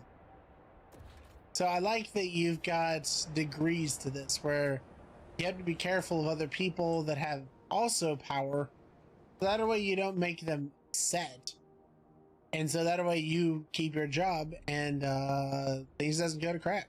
I'm here for that.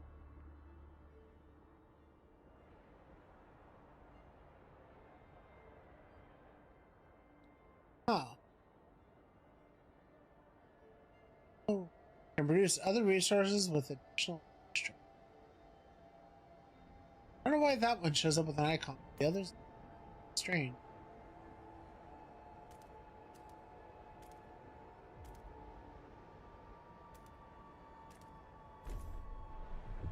Go.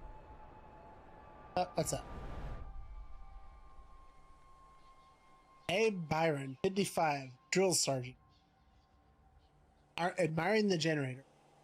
Good to have you back, old chap. It was a terrible fright to have you switched off. You're more than just a heat source to us, you know. To us, you're a symbol of what we should be. Unbending, unyielding fortitude. May we all stand so bold against the frost. The generator is revered and respected by the Star Wars. Well, that's good. The generator isn't going anywhere as long as I can help it. By the way, that's another part I want to really talk about on this. Hey, welcome in, Maple. You're doing good tonight. It's another thing I want to talk about with this too, by the way, is like the generator. It was such a horrendous mini game in the first one. Always having to juggle power, turn it on, turn it off, all this stuff. Maple syrup koala just Oh, thank you so much for the follow, Maple. And welcome to the Fragnabots, where we like to be cozy, comfy, and play games in extreme climates, apparently. Nah, kidding aside, I really love Frostpunk, and I'm glad I get to show this to you guys. Mandatory. Carrying personal documentation is encouraged to assist with body identification.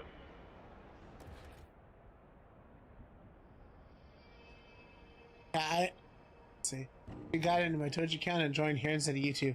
Oh, okay. I was like, wait, I was shocked that you weren't following on this side.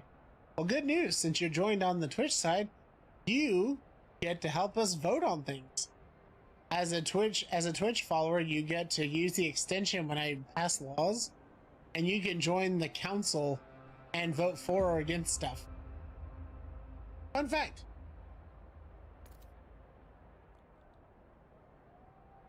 Okay, we need to build up some more food supply.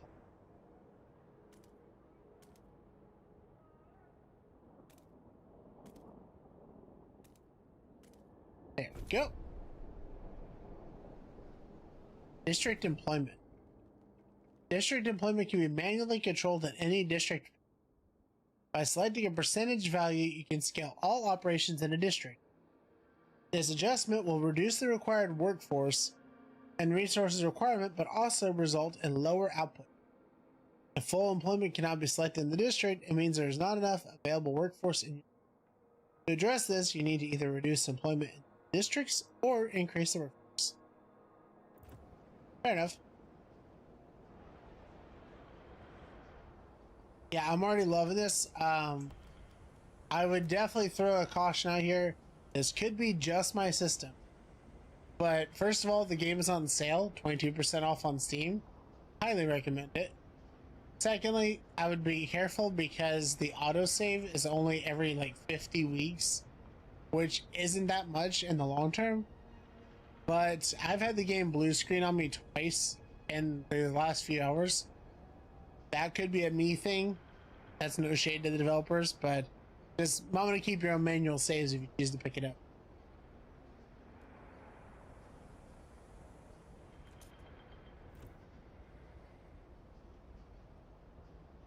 Alright, and we are on an ad break, so give me just a minute here, y'all, and we'll be back at it. I'm also going to sneak a few bites of the food my wife brought. So, yeah, it's a fun game. I'm really enjoying it. But yeah, everybody make sure you get some to drink, get up and stretch if you need to, grab a snack, and I'll be back here in just a minute. And also, thank you for the support by watching it. Much appreciated.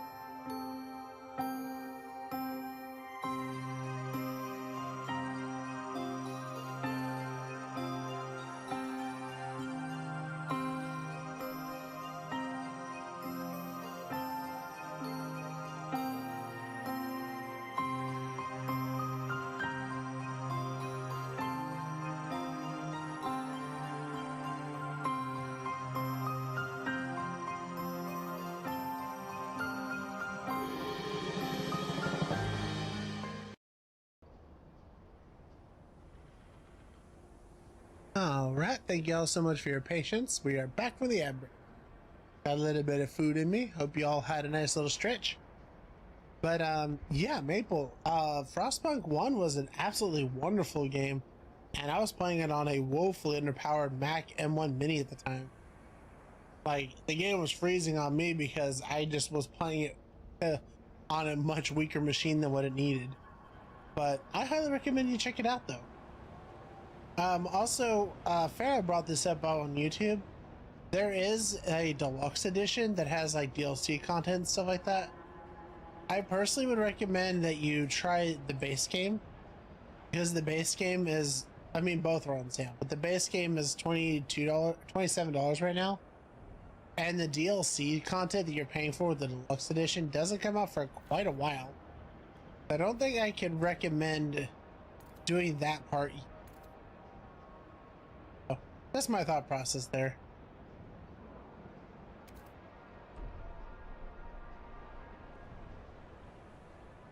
$25. I don't know if I get the DLC. Yeah, the DLC, I think they've released one of them so far. I'm more of the opinion that I'd recommend you try the base game out and see what you think, and then go from there. Ooh. Woo! Hold up. We are now at negative 22 degrees Fahrenheit. We're getting chilly up in here.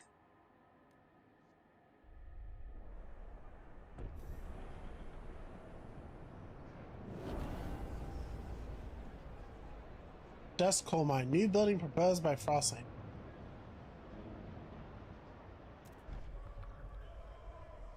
Oh, here we go. So that's the law that was recommended. Fair enough. So, average day in Canada.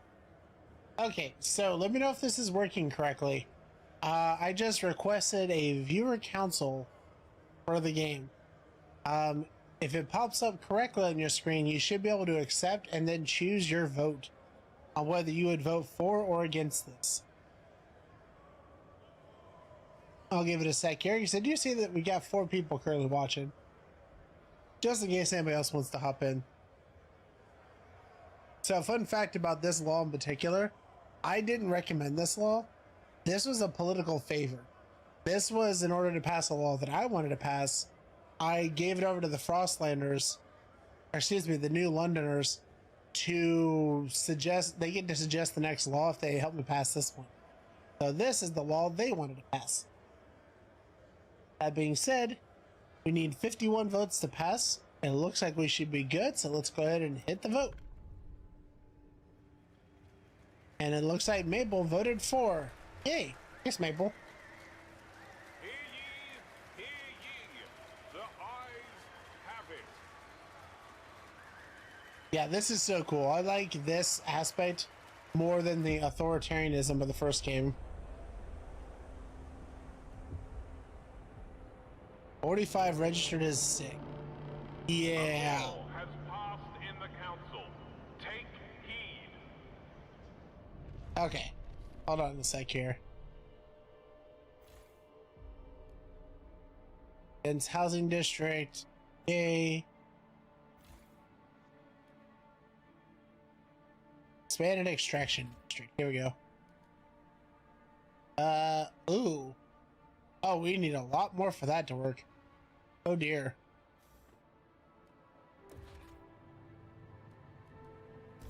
So at least for the moment, it looks like we are just out of materials. But I would also point out too, though, we are positive on food. So let's bring this down a bit. Get some workflow back here. Go. Same with this one. Nope. We'll keep that one there. Housing. That's extraction. That down. There you go. Want to clear up some workforce. That way we can build what we need to build.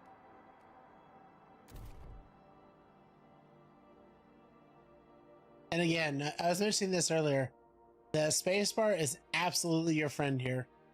You need the spacebar to be able to prevent the game from just running away without you.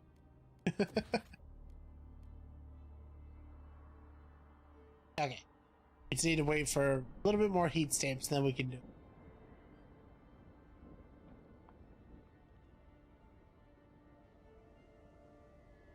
In the meantime, everybody's surviving somehow at negative 22 degrees.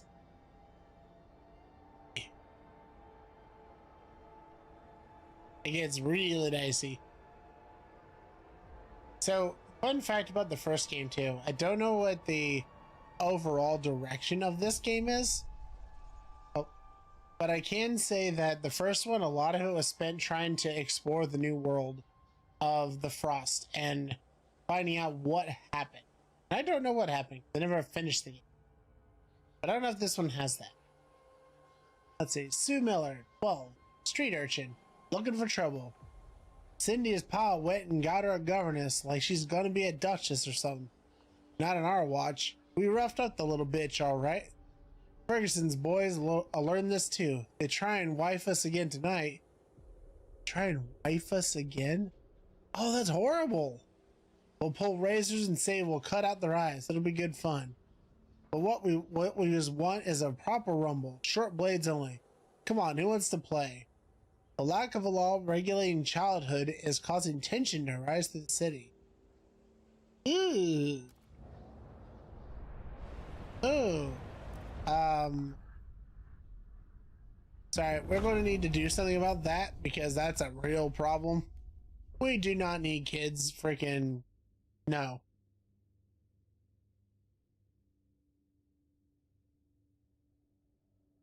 Ooh.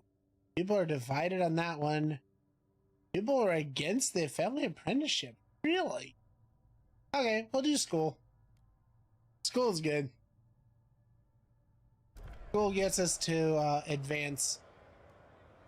But I need your guys' help. Because right now the votes are not great. Oh, also too, where it says viewers 40, that's a number you can put in on your own. It's just like a default number. I could adjust it down, but it doesn't really affect things, so why not have it high just in case something crazy happens, you know?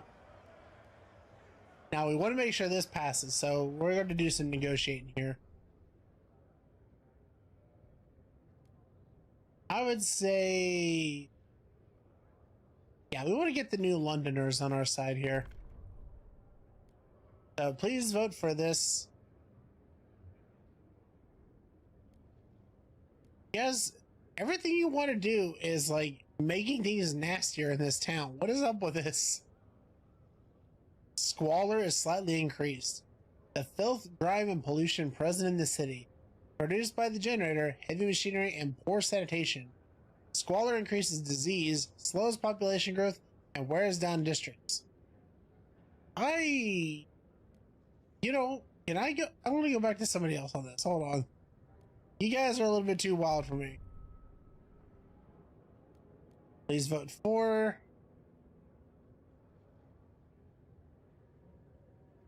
Need demanded districts other than housing is decreased. Ugh. Protect worker health. Workplaces must adapt working hours to the weather conditions. That's pretty good. Also, don't we already have this? Oh, yeah, build it. Okay. Sure, I will build this thing that I was already going to build. Done deal, my friends. Alright, let's put it to a vote.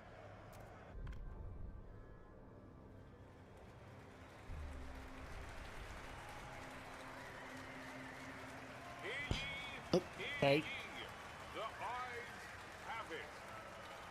That was a handy vote. And thank you for helping out, Paul. I appreciate it.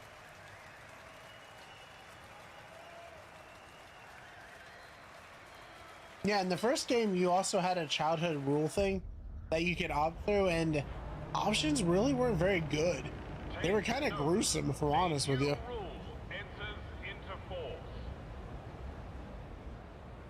Okay, we need to build a dust mine. Gonna build a dust mine. Do we have the materials yet? No, we are almost there.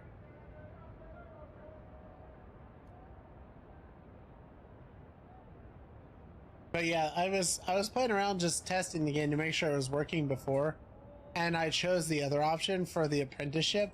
It was actually not bad.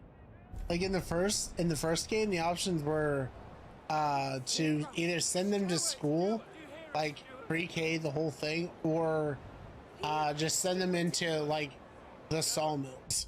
It was awful. Looming cold, problems in the city. As the captain's authority weakened, different groups started pulling the city into their own direction. New London grew overpopulated. Whiteouts ruined expansion attempts, and now coal is finally running out. Without heat and shelter, people will start freezing to death. Although the captain appointed you before passing, people are anxious that you're not up to the task. Prove them wrong, steward. Cold has risen to a concerning level. People may die or suffer frostbite provide shelter and heat to fight it. Tension is high. People are afraid. Child labor. Oh, yes. Yeah, it was just like...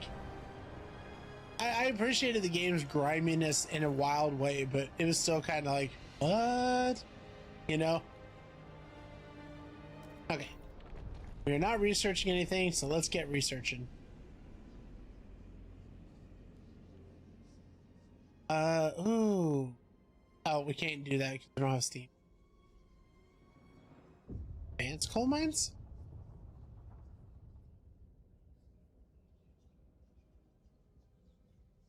Okay, that one's actually pretty good, but I think we want to mitigate more than anything else. Heat dispatcher. Heat dispatching control center where engineering teams monitor and optimize district heating, boosting the generator's output.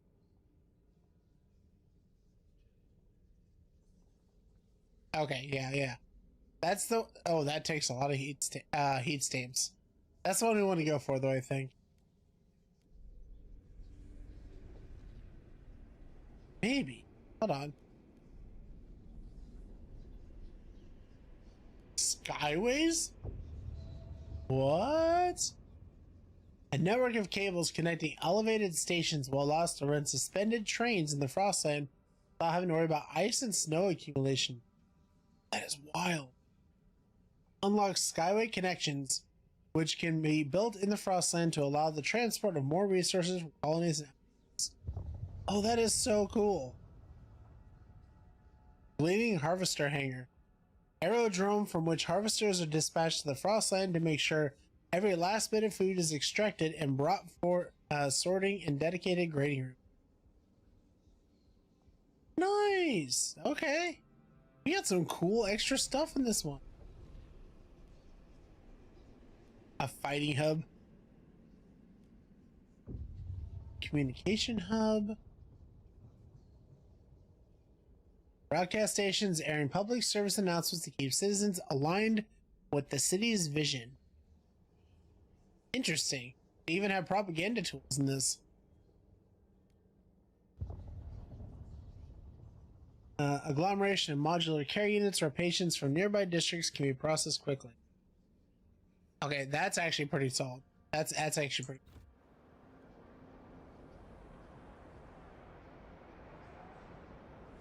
Extremely increased by cold. Yeah. Building materials, we need to adjust that back up. Oh, can we? Oh, yes, we can't. 79 freeze to death. No! A lack of common rules among our people could lead to trouble. But as the council debates the future of the city, all are concerned about the day our last coal deposits run out. We must explore the Frostland for more sources of fuel, or else the city will have no future at all. Frostlander demands met. Yep. Okay, so that... Oh, we need... Oh, okay. I get it. Access to the Frostland tutorial. Find an old way station at the end of this, at the edges of the city area. Frost break it and build a logistics district. Okay. We're still in pause mode. And we do not have enough workforce for that. Okay.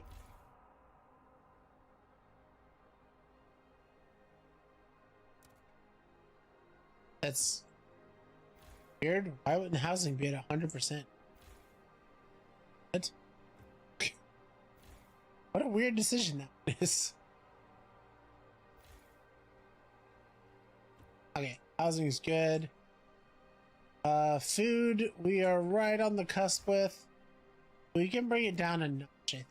Yeah. We have some people.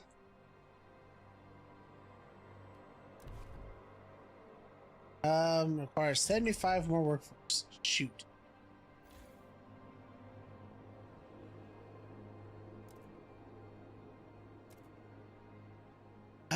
We can't afford that right now.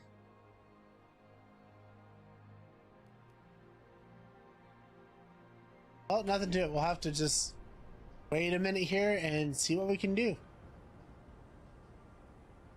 bad news is we are going to an even colder season soon. Oh, that's bad.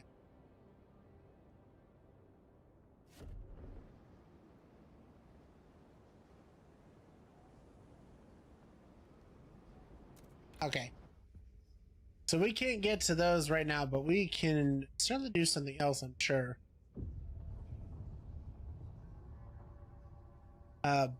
Ew. No one shares this idea.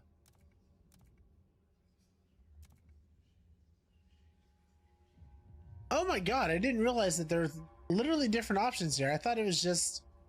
Oh. Oh. Okay. Wow, that's a lot more than I thought.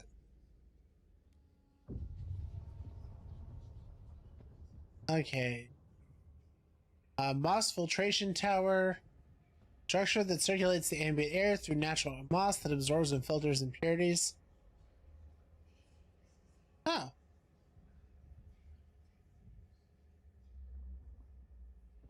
Okay, so it's going to cost, okay, it's going to cost more heat. Gotcha.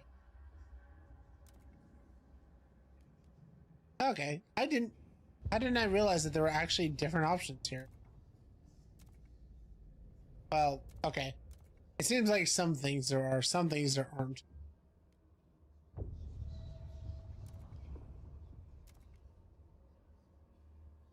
So you guys want a blasting coal mine.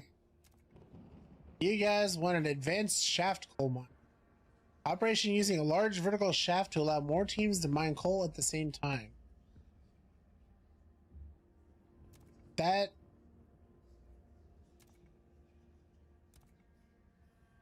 Okay, that's a huge up to squalor, so I'm going to say no.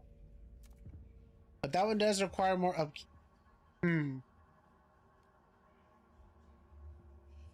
It requires more upkeep, and I want to say we need to go with that one personally. Children caught idling during school hours will be punished. Oh. He told them. Said, kids, get back in school.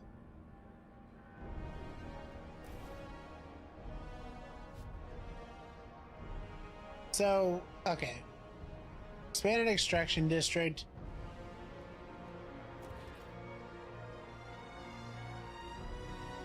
Yeah, those require way more workforce than I have.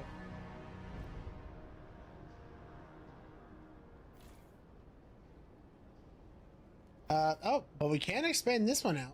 Here we go.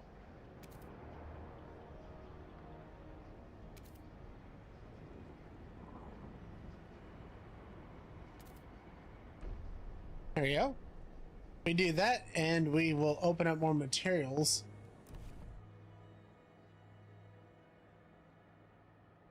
Okay, requires 119 more workforce. Thing is we don't really have... Oh, actually, hold on.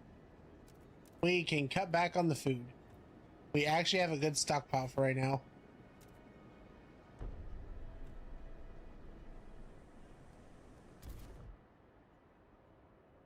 There we go. Oh, game saved. We need to get over it.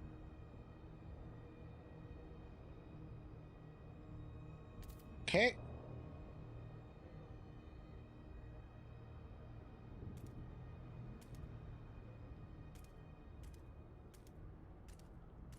Zigzag.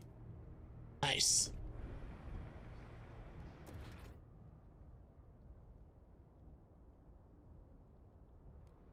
We'll have to wait for people to come back for that one.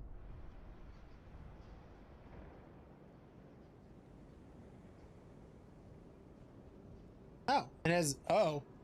We are full on our hub here. That's not good. So that would mean...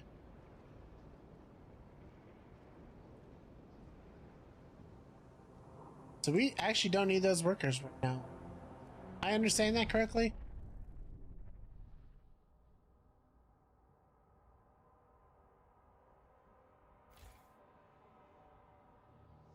That's prefabs. We don't need like any of. Wait, hold on. No, that is not the one we need. This one?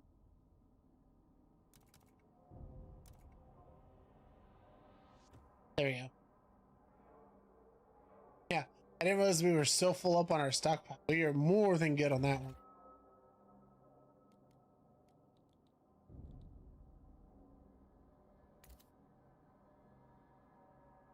Alright, let's get some more coal. Woo!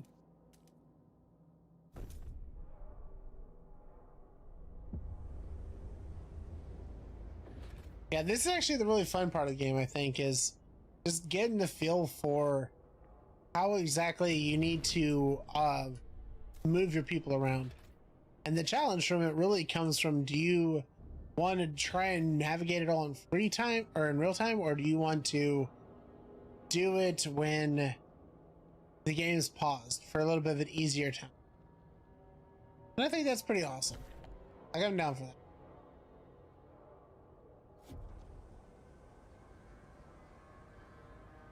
Alright. Time to put up a new law.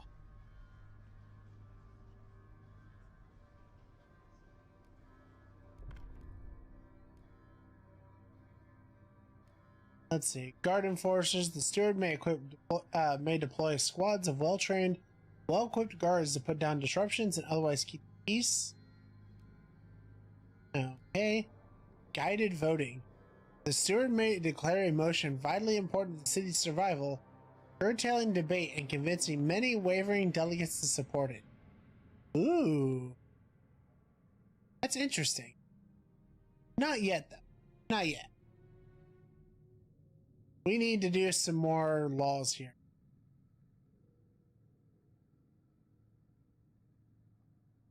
Harvesting funerals? What the heck is that? What? Okay. Harvesting funerals. The deceased will be harvested and their healthy body parts used to support city healthcare.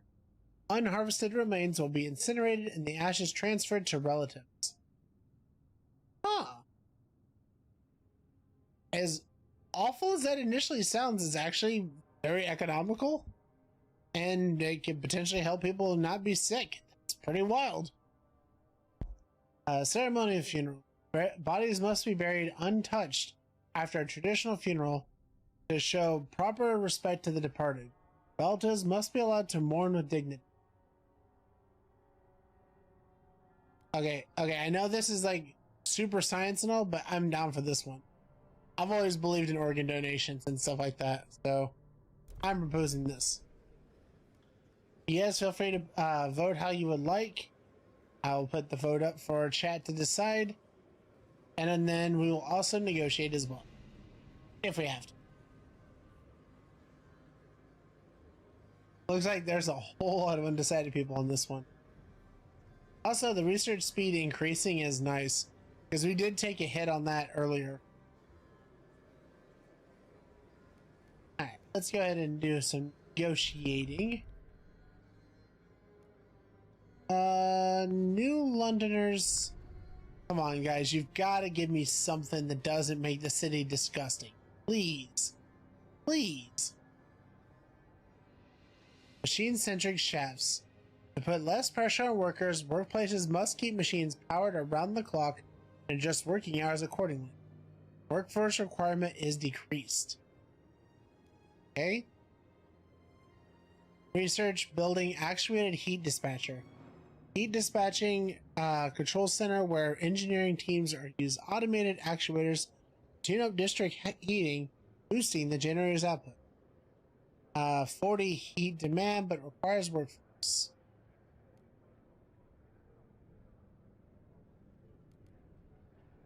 You know what? We're actually having problems with workforce, so we're at the machine center. I'll choose that one.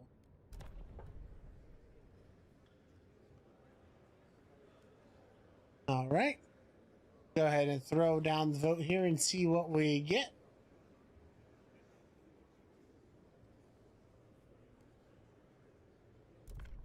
According to the numbers, we should be fine. I just can't. I love the game's audacity too. They introduced the law system to you with a law on, are you competent enough to lead us?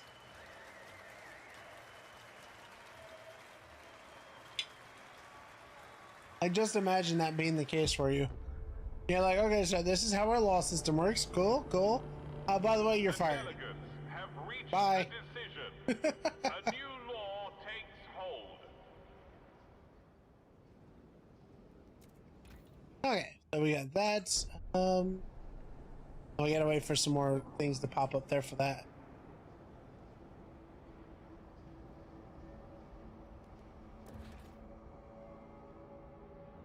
Requires 199 more workforce. Well, shoot.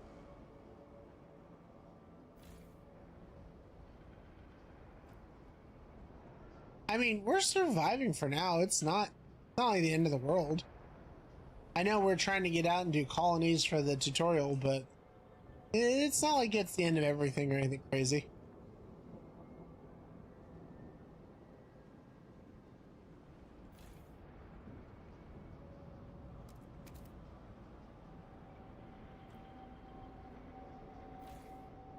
Okay, extraction districts. Actually, hold on, not yet. Already Frostpunk. Cool. 79 more workforce still. Dang. We do have a decent amount of food here. We can cut that back a little farther for now.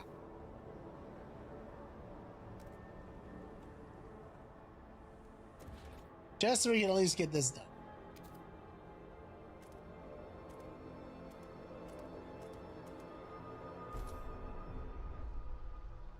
Let's see. Nell Singfield, 38, housewife. Worried about her son, looking for a culprit. Little Joey has been coughing all night. His forehead's as hot as the generator. It's them Turners. I know it's them. They got that new flu. And here they are strolling about the neighborhood, carrying on with their business. They're killing people. That's what they're doing. Oh, please, Lord Almighty. I can't stand to lose another child. Someone's got to get through to them. The lack of a law regulating contagion prevention is causing tension in the rest of the city. I genuinely love that about this game. I love that when it talks about things like this, you get samples, vignettes of what people are going through. I really think that's awesome.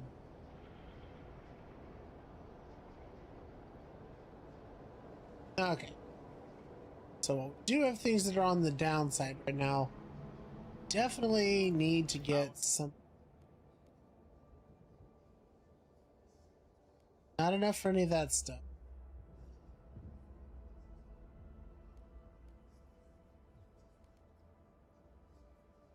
Oh, that's right. We did promise us the new lenders. Okay. Yeah, the machine-centric shafts. Okay, okay.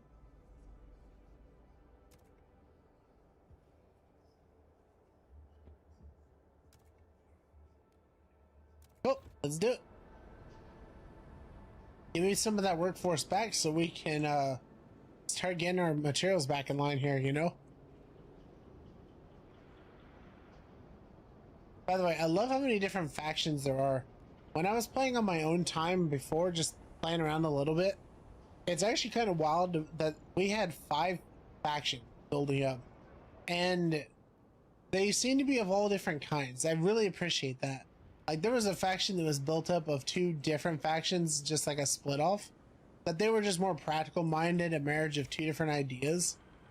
But then you had another one where they were religious. Like, not necessarily your standard religious, but like the machine gods will save us kind of religious. And having to, you know, deal with them. So, like, I thought all that was just really fascinating to deal with.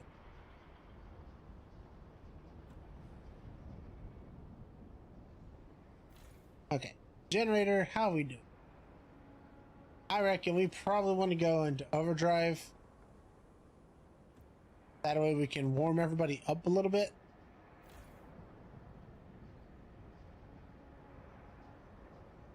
Okay, we'll cut down this one here.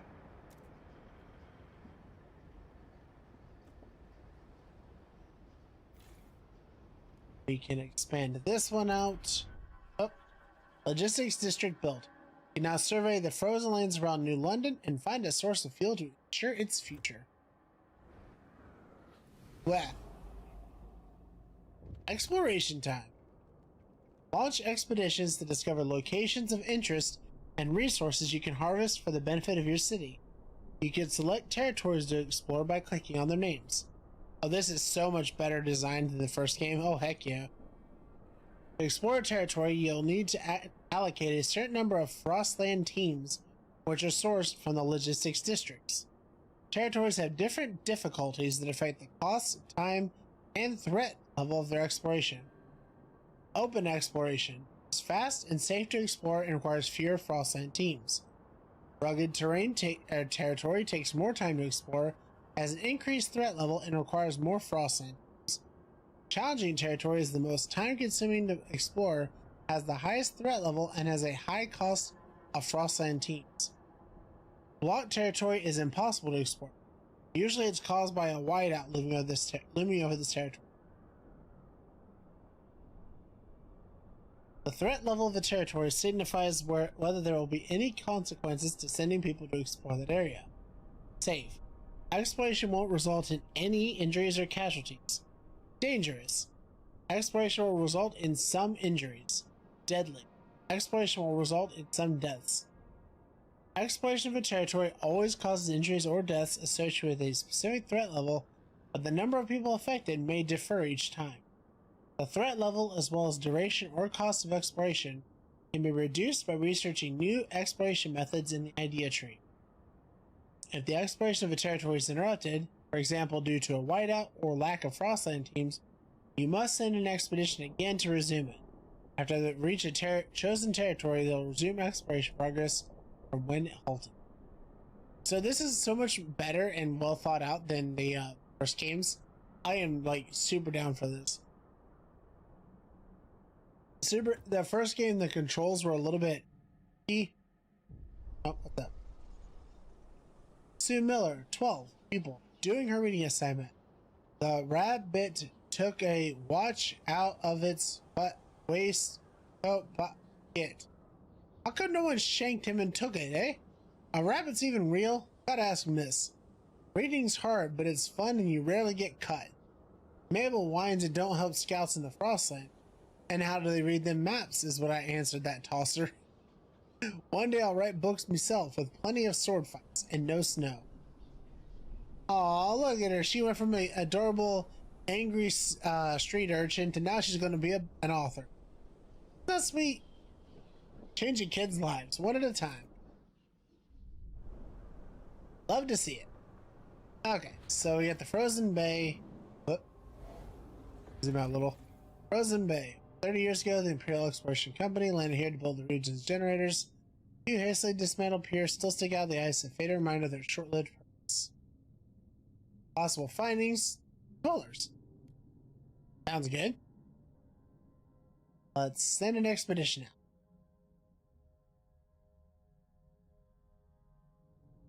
out. Actually, how many teams do we?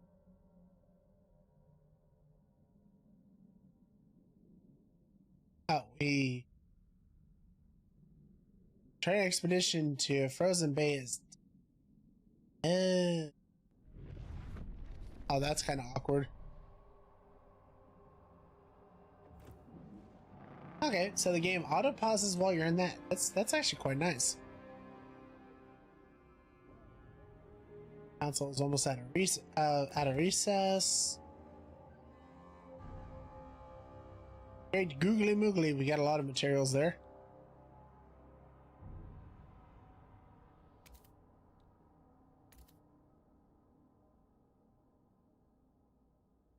Even that many materials?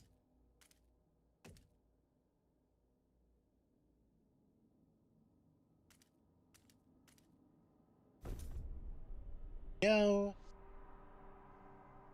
We do need to re-up our food production again, though. Food's a little bit on the low side. Oh. not wait. Holy crap, we have 100 sick people right now. Oh no. Oh no, no, no, no. That is not good at all.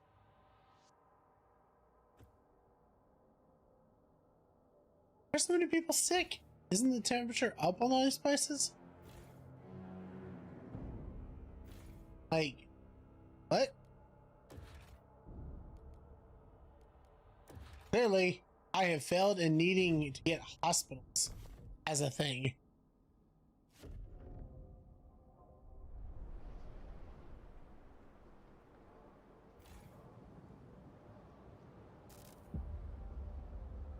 No, we don't want to turn that off. Turning that off is not a good idea. Okay, so we still have food. We still have a surplus of houses, which is good. Goods are kind of, I don't want to say irrelevant, but kind of irrelevant, at least right now. Logistics, we can't do anything with that right now.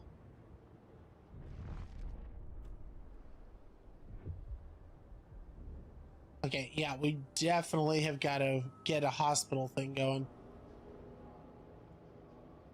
That's freaking brutal. I didn't realize that many people got sick.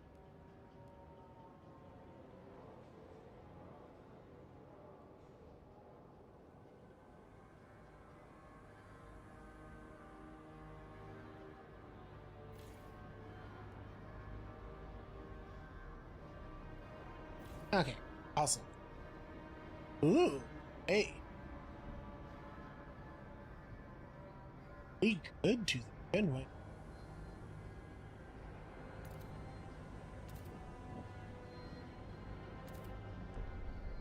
Go, expand that way. That's just like one huge economic district going right there. New Londoners' demands met. Get the machine-centric chefs or shifts placed on council agenda.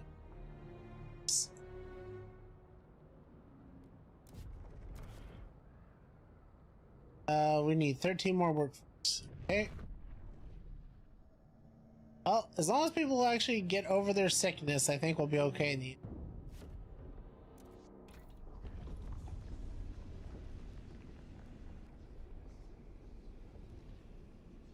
hospital. Yes. Hospitals, oof. I need... Oh, hey, 50 is not bad, actually. Okay, okay. Hospitals, priority number 1 on this list. New law. Worker-centric. We just voted for this. What? We already had this. What? Why are we voting for a law that's already in, people?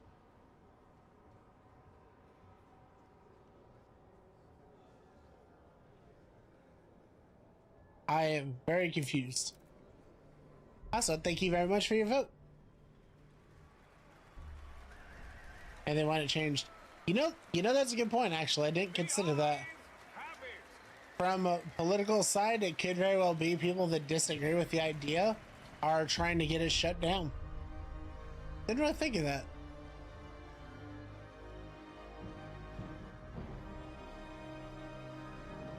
Alright.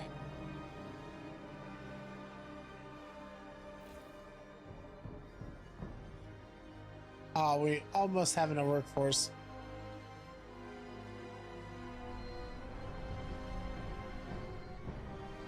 Okay, well, how's our expedition? Is it going? Expedition is charting the area. Okay, that's just gonna take a while. Seen it happen kind of recently in Canada. True. It's true. The US is chock full of those. So, excellent point. You get so used to, oh, there's a percentage to how long it takes. Nice. You get so used to just being a yes or no situation that you kind of end up forgetting stuff like that. I guess it's because in the US, maybe we're just like, I don't know. I don't want to get terribly political, but I'll just say that there's so many things that just get dangled back and forth that you just kind of get numb to the fact that it's shocking after a while. Imagine not image. It's a pretty bad image, not gonna lie. In fact, you know, point in case, Koala, that, like I said, try not to get too political, but that's why tomorrow I'm going with my wife to get our passports done before we potentially don't have the ability to get them.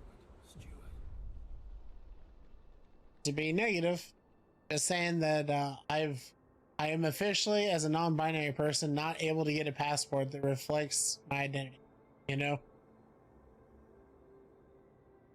Program war, mandatory school. Steward, people are increasingly arguing over the curriculum taught in schools. Oh no.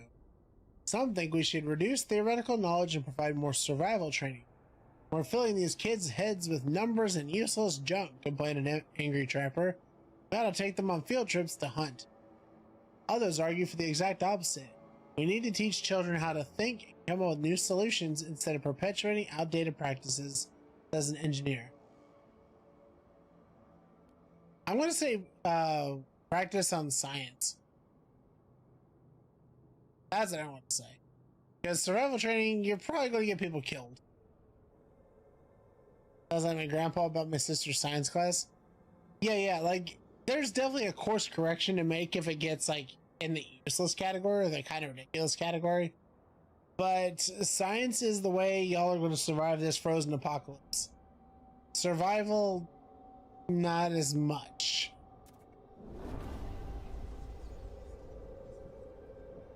Unbelievable. Little Tyke turned his lamp on his own. That's adorable. Okay. We got enough. We need to get hospitals going. Let's do it. Okay, hold on. We got teaching hospital, which will take down that and increase research speed, but it requires more heat. Okay. Frostlanders believe in just a hospital. So it kind of feels like in most, there we go. In most cases, the stalwarts want the more expensive options, but generally they're probably the better options. Yeah, teaching hospital. Let's keep up with the be smarter idea.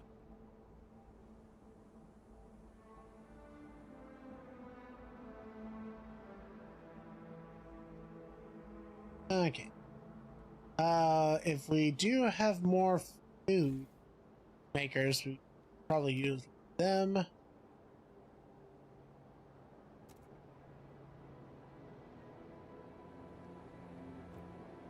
Okay. Maybe minimum efficiency. Even know minimum efficiency nonsense. Okay, that'll help. Infectious agents, the first crack. Steward, during a routine medical examination performed by stalwarts, a small group of Frostlanders refused to be assessed. Uh-oh. These checkups are relics of years past when a cough could endanger the city. That's gone now. We've adapted, one said. No point continuing this invasion of privacy. The stalwarts maintain that regular physicals help ensure the safety of our workers. It's vital we monitor our citizens' health, one foreman pushed back. We've had epidemics in the past. We mustn't allow another one. Absolutely. Allow mandatory checkups. Not even up for discussion. I will save you guys from yourself if that's what it takes.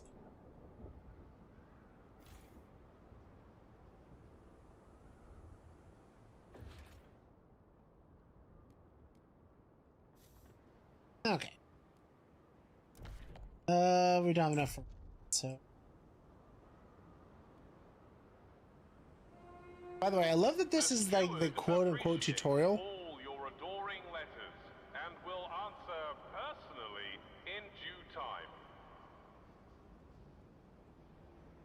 That sounded kinda.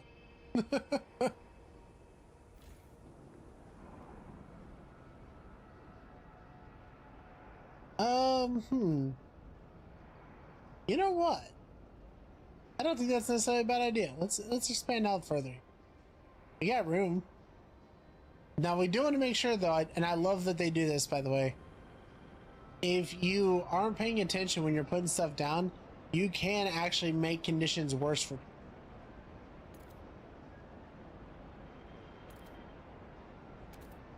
I actually really love that. Because it puts even more thought process into how you're doing what the stuff you're doing instead of just kind of blindly rolling with it.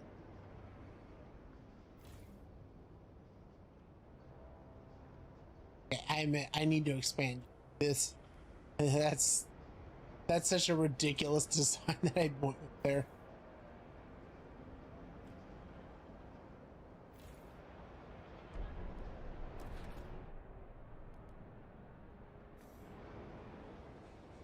Oh, the hospital's actually coming along pretty nicely there.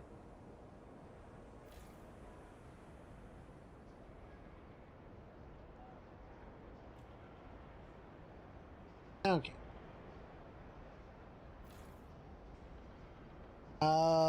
Okay, yeah, we're slowly weeding that one down.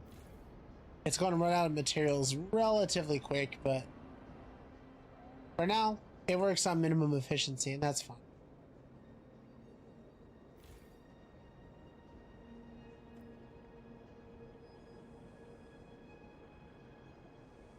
Let's see, wood, we are... You know what? I don't think we actually need that one as much. Hold on. What is extracting wood right now? That's... Oh, hold on. Heat stamps. Stalwarts suggest action. Steward, we're struggling with heat stamps. A group of stalwarts have come forward with an idea on how to solve it. We should research mechanical factory. Let us pursue it and the city will benefit. The stalwarts look with distrust at what other communities propose. They would surely appreciate you getting behind their idea. Okay. If they have a way to solve heat stamps that warrants our attention, promise stewards that you'll research mechanical factory within 60 weeks. Okay, mechanical factory requires more heat, slight increase to squalor, more goods, more prefabs. I don't think that's a bad idea. I noticed that it does. I don't think it changes the workforce requirement, but the output isn't a bad call actually. Let's do that. We'll try and research that one next after the hospital finishes.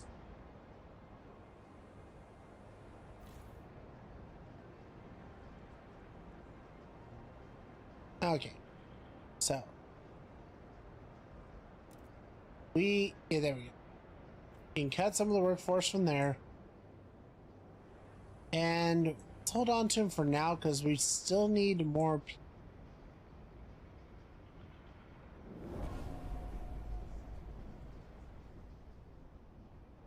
Nice. Hospitals are done. Let's go.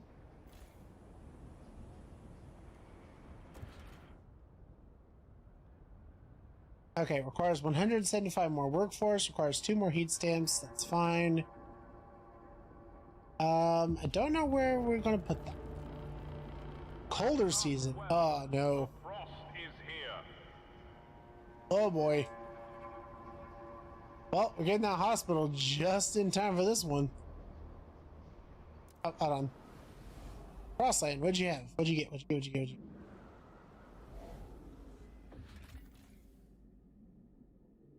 The others. In a cavern near the bay, we found a disturbing sight. Bodies in sturdy Frostland gear neatly laid side by side and left to freeze, with black oil markings covering their eyes. A ghastly burial ritual? A map we found suggests they were heading to an old machine somewhere by the desolate coast. A machine will require a source of fuel. We should investigate.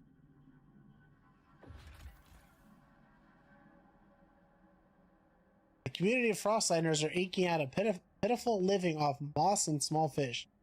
In the furnace, they survive by sleeping shoulder to shoulder under thick layers of fur. Oh, please. Yes, we need people. Yes. Now that the Frostlanders have departed, we can use the village to provide fish for New London. Nice! Now post here could increase our supply by 100 food until its deposit of 80,000 is depleted. Oh, man. Heck, yes, let's go. Oh, I am down for that.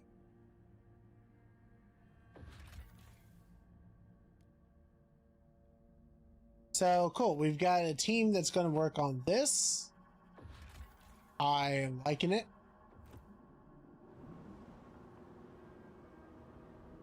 A question, can I actually zoom in on this, or? I guess not really.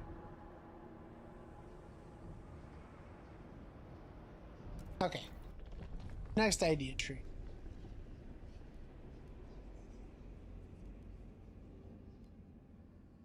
Factories.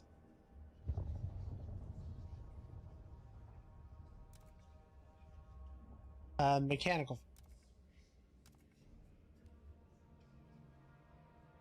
You got it, guys. Let's do it. Also, I'm getting paranoid. The game is having some bit of lagginess going on, so we're gonna save that real quick. Don't want anything really terrible to happen again.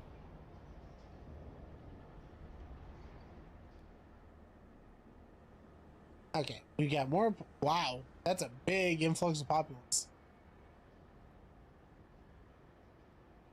Okay. So that one can expand outwards.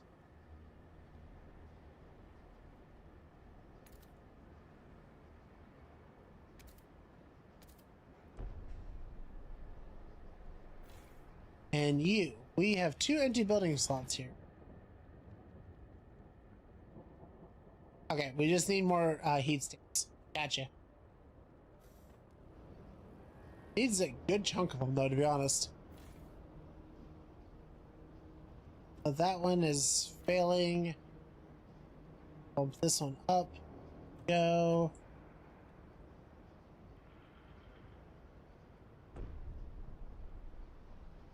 Hey, welcome in, Xander. Mike is up and running on my laptop, and I'm ready for some warnings and near danger. Your little helper. Aw. Right now, we're trying to survive the super cold here. Playing some Frostpunk 2, which is a lot of fun, actually. Been having a good time with it. I don't need people. You need more housing, though. Do not waste time on repairs. A new model is safer than a repurposed one. Hold on, what is this zone? Oh, we already had a housing district. We just forgot to expand it. Oops. Zoom in a bit here. Yeah, I hope you're doing good, Xander.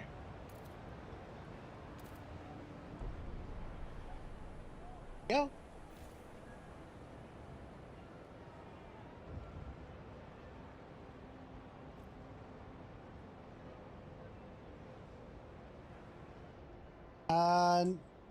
Okay.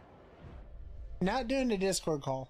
Not really my thing, unless I'm initiating or I'm doing it with other streamers. I tend not to do calls like that. So, I apologize. I appreciate the offer, but no thank you.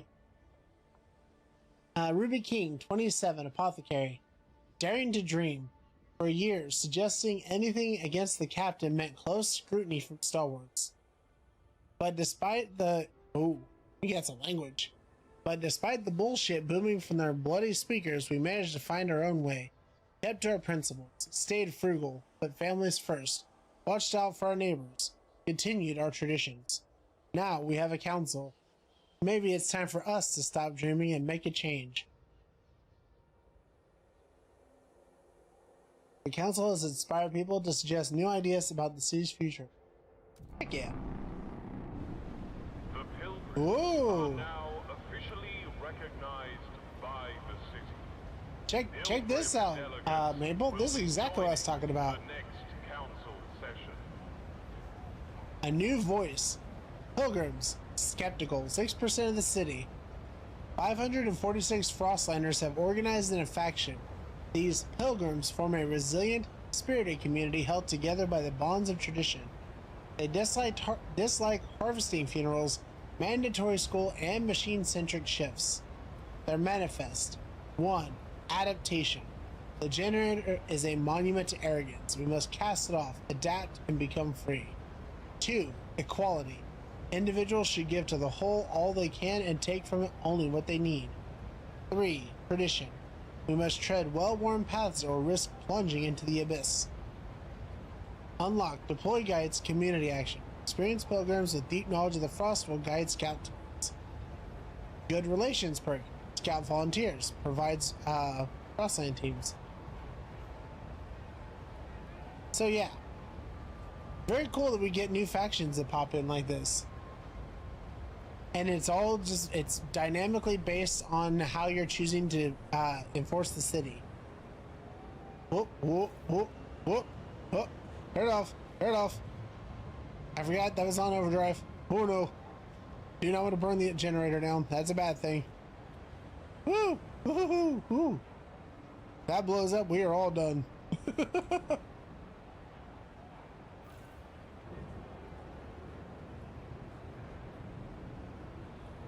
World War II to the next leave of the game. Gods of the war. Okay, we need 40 more stamps for that, so we gotta hold off a little bit. Everything is on the up right now, though, which is good.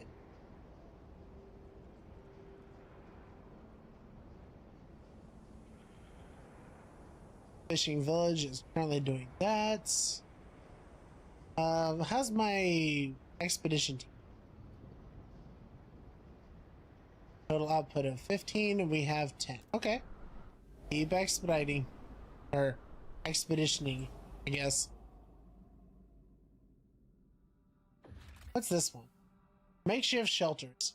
Overpopulation and dwindling fuel reserves forced many residents of New London to take refuge in these temporary shelters built around a small hot spring. Its inhabitants wait for conditions to improve enough for them to return home. Yeah, let's get some more people in here. Let's go. This is gonna be booming.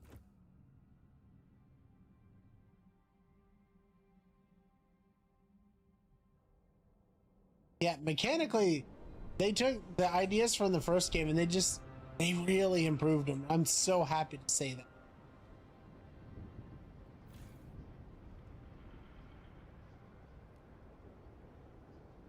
Okay, we don't have enough yet. We're getting there.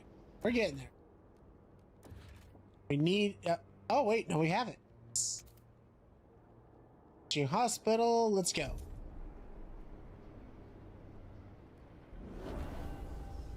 Star Wars demands met. Yep.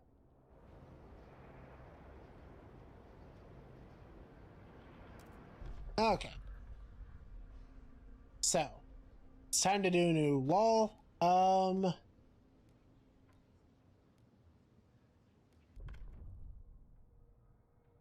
Don't really need to do anything about this one yet.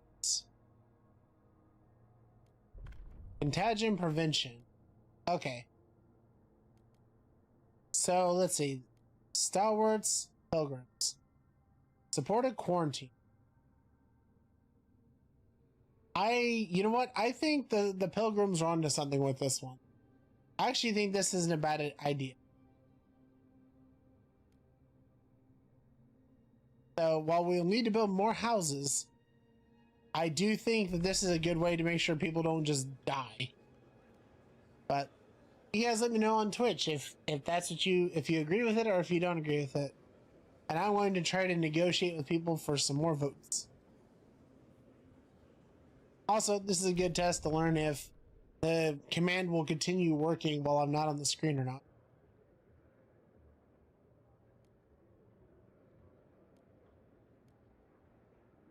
Okay. So we definitely want to get the New Londoners on board, but I'm worried we're giving them a little too much power here. Let me see what we got. Give them a chance to choose their own law. Heat overclocking. Excess heat produced by industrial machines will be re-injected back in machines. Operate at higher capacity. Okay, that's actually not bad. It's a pretty good one. Let's go with Frostlanders though. Stalwarts will not go with it, so that there's just that. Publicly condemn this? No. What? Frostlanders, come on, guys. You want me to give you leeway to publicly shame the Stalwarts? For crying out loud. No. Constructability. Dust coal mine. You broke Da Vinci? No. I hope you saved, because that sucks otherwise. So we were already doing a dust coal mine. It's not even different.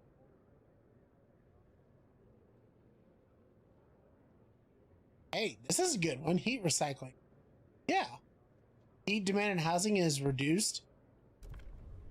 Sounds great.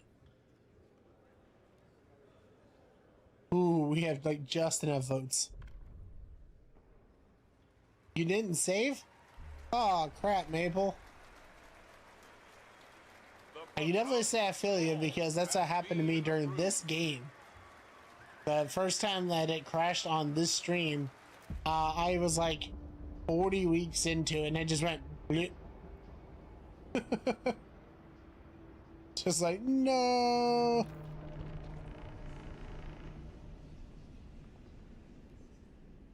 Oh, that is... Yikes, that's laggy. 50 stamps? Ah, that's fine.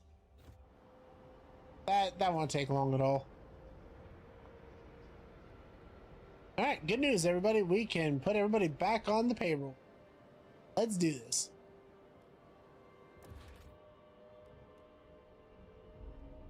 Okay.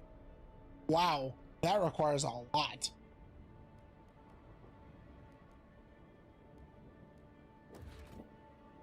Okay, we do need some hubs, though. I didn't know a tracker for a circle on a clip was that difficult to make. That's the wild thing about programming. You just never know sometimes. 1 minute you're like, oh, this is working smooth as butter. And next it's like, and it's gone.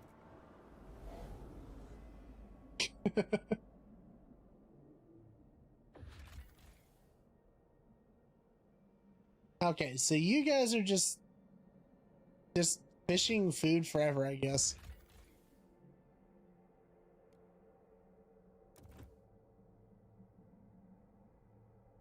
Okay, that opens up a new territory. That's interesting. The desolate coast. Over the years, there were sightings of nomadic people roaming this area. Even if true, it is unlikely they would have survived so long on their own without a source of fuel. Possible findings: oil, prefabs, and cores. Ooh. Go! Go! Go!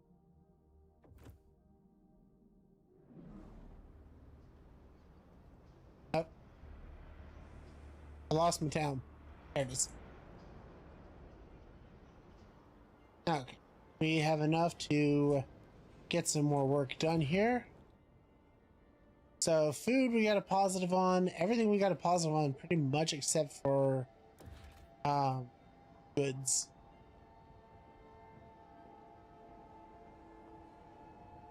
Seriously? That much still? Ah.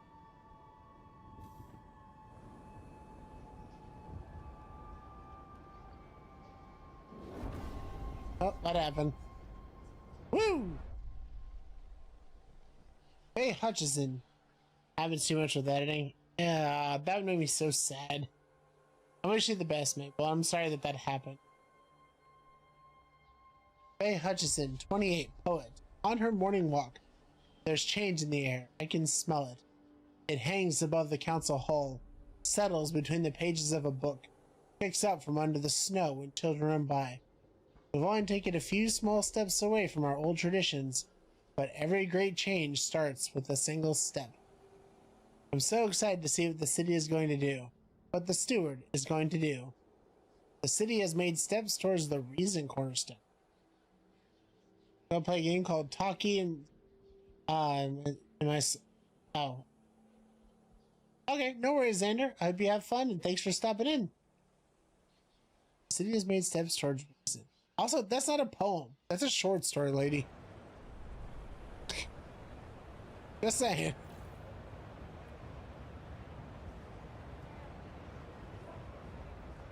Okay.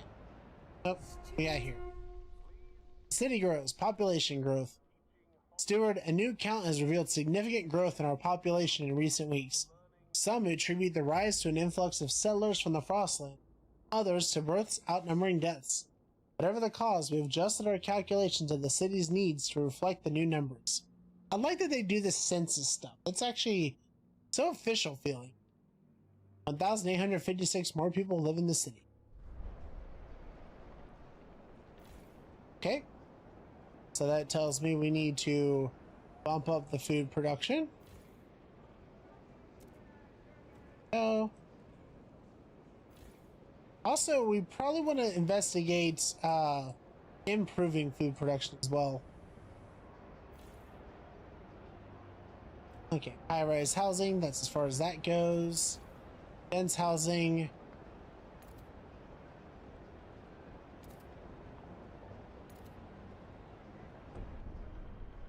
Alright, expand that one.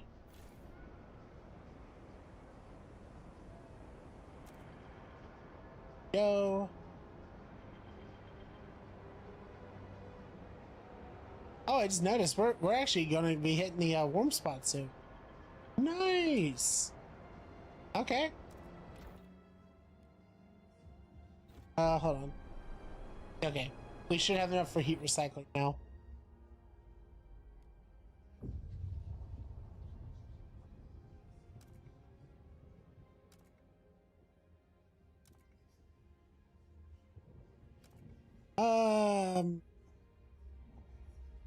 Ooh, that's a tough one. Well, we made an agreement, so we'll do heat recycling. I mean, it's still pretty good. That productivity thing got me for a second there, though. I was like, oh, man.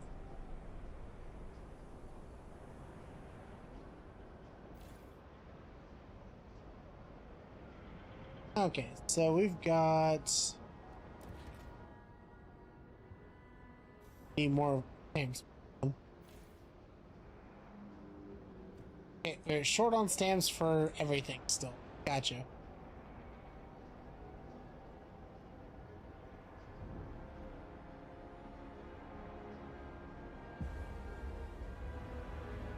Warmer season. Woohoo! Let's go. And we finished that research, and that might actually put us into a positive. That'd be wild and really cool.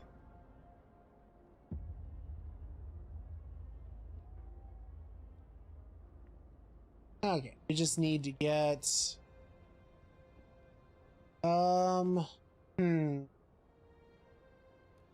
really need that materials stockpile hub. I keep looking at that.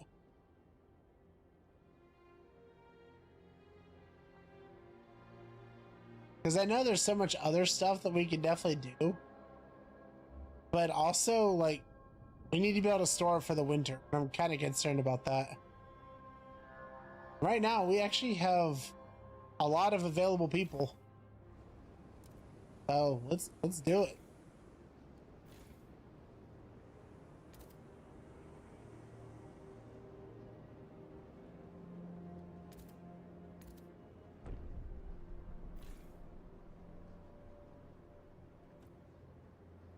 Gotta wait for more. Oh, what's going on? Unused quarters, infectious badge. Steward, with disease currently under control, more and more citizens question why we keep some housing empty for potential quarantine. Makes no bloody sense, complained an anonymous clerk. Keep maintaining these places just in case, and they could make some folks happy right now. The mixed coalition of delegates agrees with the complaints, and has drafted a new law which would deregulate the issue of contagion altogether. The no contagion prevention law is now available in the council. Oh. Okay, well, let's look at it. I mean, we're in a warm season. Nobody's sick right now. I don't see an issue with this.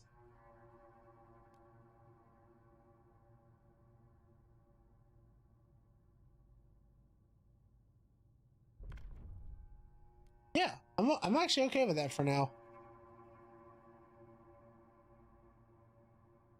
It's the responsibility of the individual to take care not to infect themselves or others.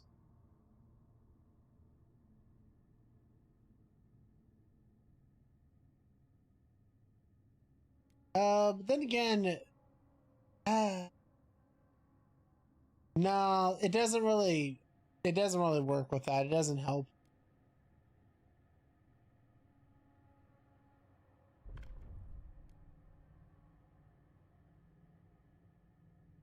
Let's see. Basic necessity. I have been considering this one.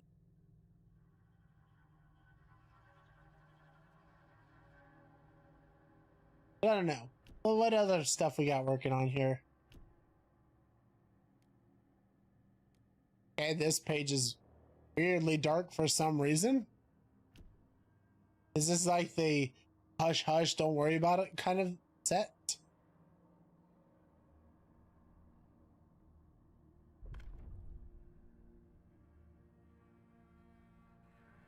Ooh.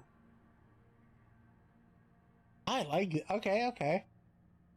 I have never been a fan of chemical additives. Ever. So, foraged additives. Only natural foraged ingredients may be added to food. We'll train people to forage for these in the Frostland. Citizens will provide some food during calm weather. I am down for that. Feel free to vote one way or the other. It's up to you guys. It's kind of an even vote right now. Okay, literally nobody wants to negotiate on this.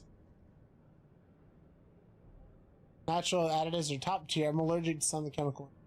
Yeah, see that? I understand that, and that's why I'm more a fan of that. Because chemical stuff, the problem is like you get into stuff that you don't, unless you're the scientist watching somebody consume something that you made, the person consuming it isn't going to know what was even in the additive to start with. Like a great one is I'm diabetic, and maltitol is a thing that exists. Zero sugar candies, right? Sounds great. Also, I can't vote. Really? Hold on a sec. Should be able to.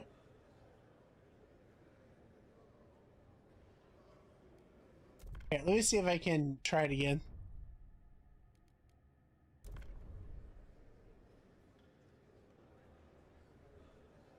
But yeah, like maltitol though, for example, zero sugar candy. Sounds pretty awesome. Except if you have an allergic reaction to it, like myself, where, you know, causes horrible digestive distress.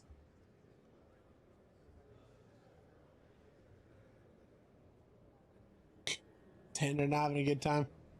If you still can't vote, let me back out this real quick. Let me check my Twitch setting again. It says it's on. Hold on.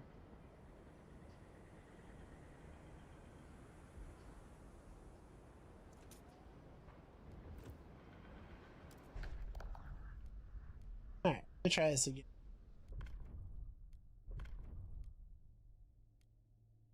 Foraged, pose.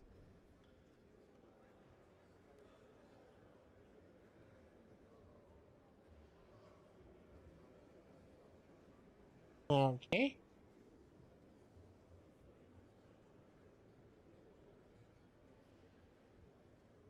Uh, they use your browser.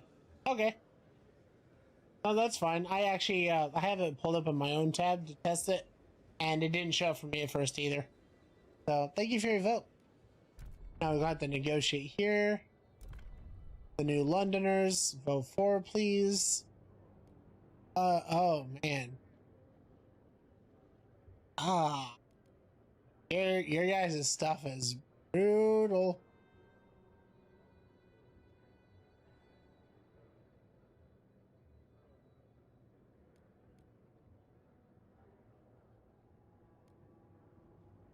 You know what? I think I'm not gonna. We're gonna see what happens. Because that's absolutely brutal right there. This may not pass. Let's see.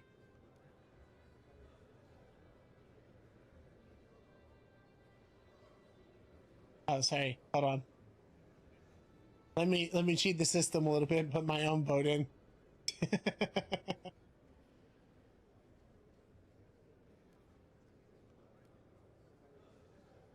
All right, here goes. Here's something for the best. We need 51 votes. Hey! The proposed law Just has passed it. been approved.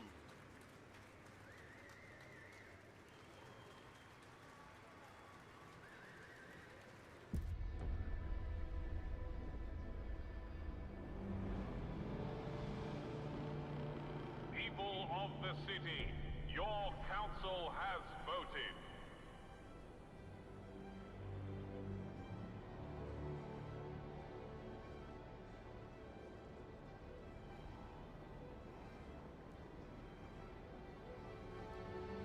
Let's see.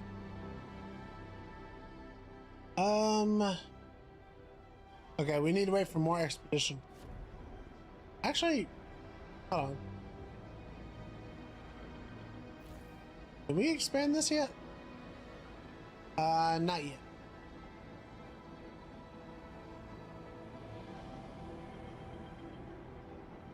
I'm assuming if we can expand this one out, then we'll be able to get more teams building.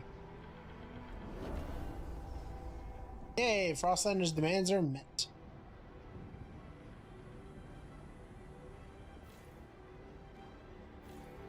Go.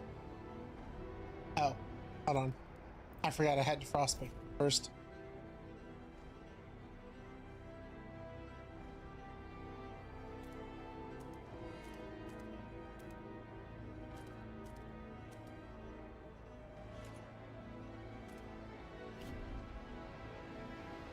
Yep. So wow. We've got a lot of people just kind of chilling out right now. So let's crank this up, get some stuff going. The one thing we're lacking though is still heat stamp, you know?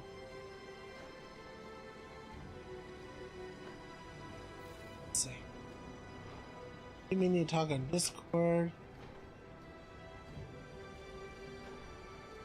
Listen, Xander, with all due respect, you know, I appreciate you being part of my community, but, you know, it pains me to say this, but we're not friends in the normal sense of. I'm honestly, outside of streaming, a very quiet person, very introverted, don't really talk to people very often. And like for me, this exhausts my energy. I love talking to people and everything, but I definitely can't. I don't do it very often outside of this. So consider it more of a professional thing as to why I don't like accept your friend request. It's absolutely nothing personal to do with you. It's just a thing that I just don't do.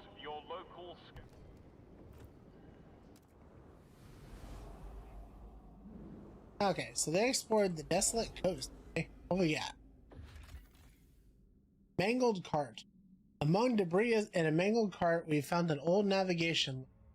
We can't wander forever. We can only get through this canyon, then we can set up a permanent base next to the oil.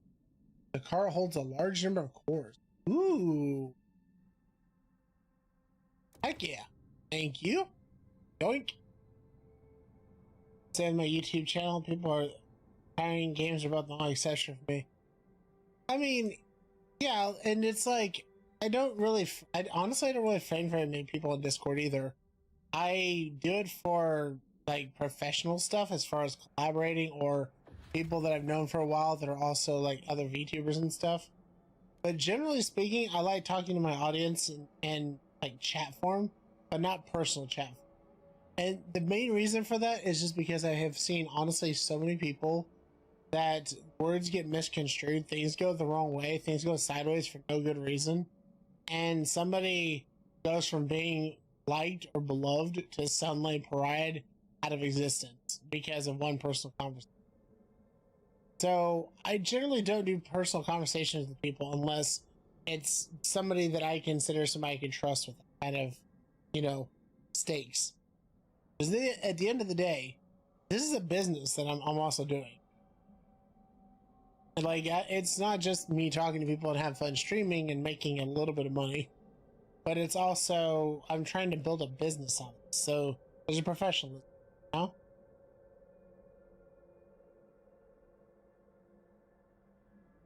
Knows live chat on me. B? Huh? I think I might have missed something on that one, Xander. I mean you no harm. Didn't mean to misrepresent anything if that was the case. Promise.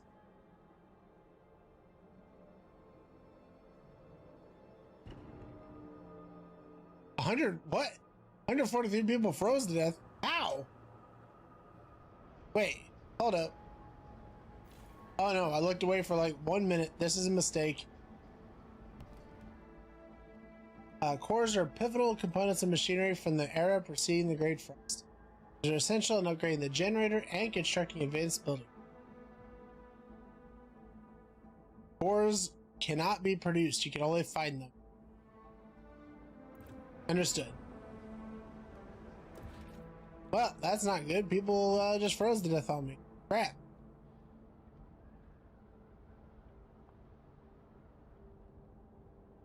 Okay, time to section up some more housing.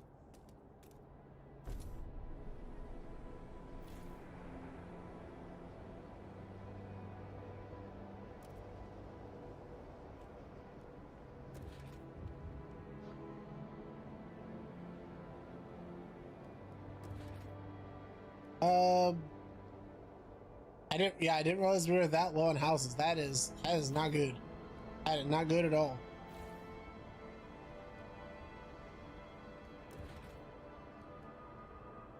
I don't have anything there that's useful. 6 times the charm. Teaching hospital. Steward Dr. Thomas Morton, a teaching hospital surgeon, has, for the first time, saved the life of a patient suffering from appendicitis by removing the diseased organ. The students in the operating theater broke into applause and the procedure succeeded. All 5 patients during the previous attempts had died. Morton got lucky this time, but we shouldn't make such a show of these surgeries. It's degrading and hard on the family, said one fellow surgeon. Morton disagrees, arguing that this is the most efficient way for students to learn such procedures. What should we do? Mean.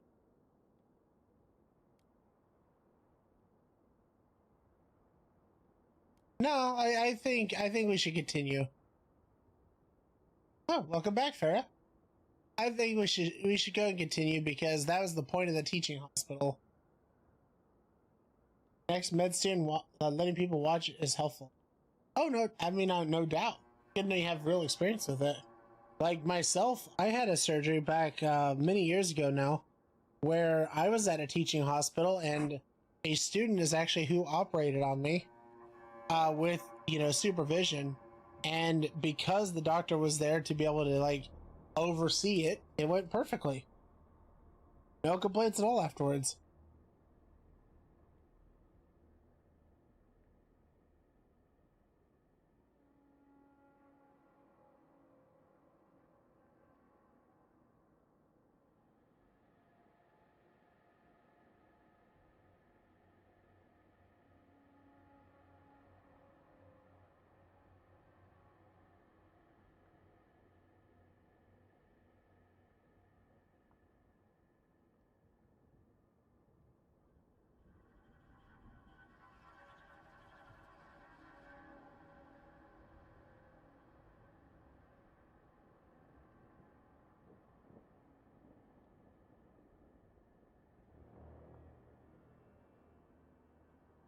Yeah, surgery I got done to my wrist a couple years ago is teaching material.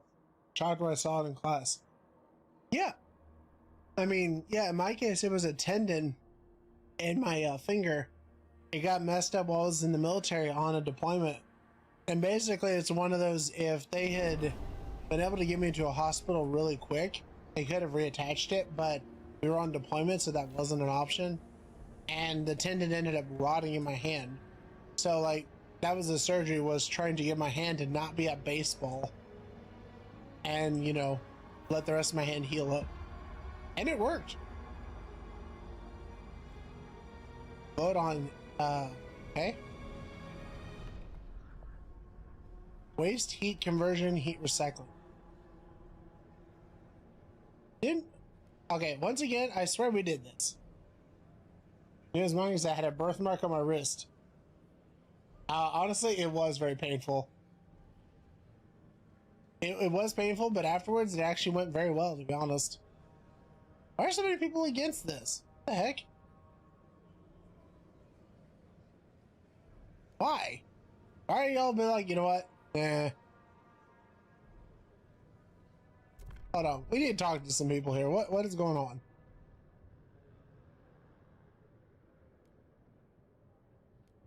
Crosslanders, come on, guys. Talk with me real quick. What can I do for you? This is a good thing for us. I don't understand why people don't want it.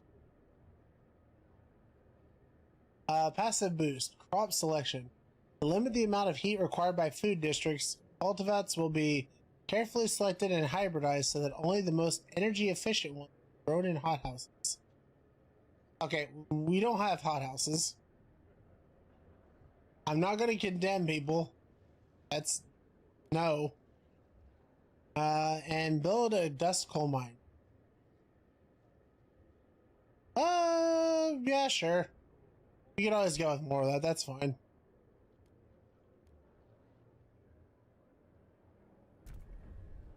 Okay, this is going to be a nail biter. Let's see if this works out.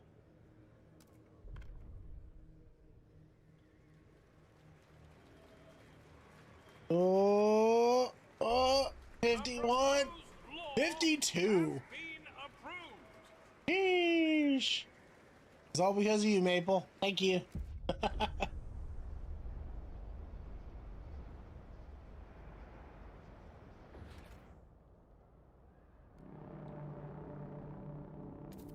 Okay. Note, a new rule enters into force.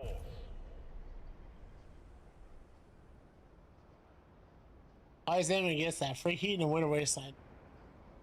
Yeah, that's the part that's kind of weird to me too, because on the one hand, if they'd had like a negative effect, because it does mention like, you know, byproduct heat and stuff, but like, if that's not an actual negative that's being employed, then why not?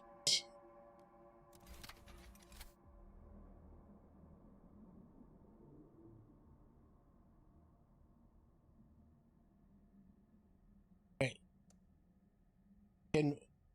That's a thing?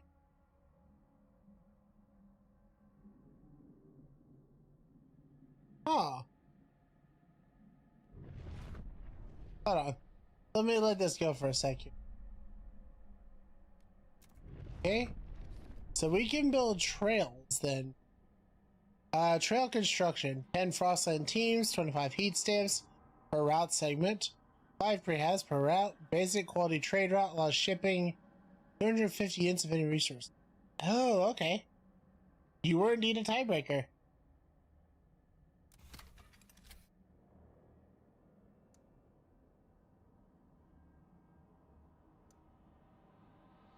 Okay. That's all we have to do for that, right?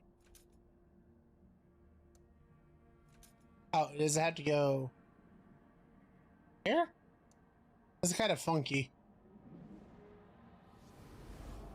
Nah, we'll figure that part out later, I guess.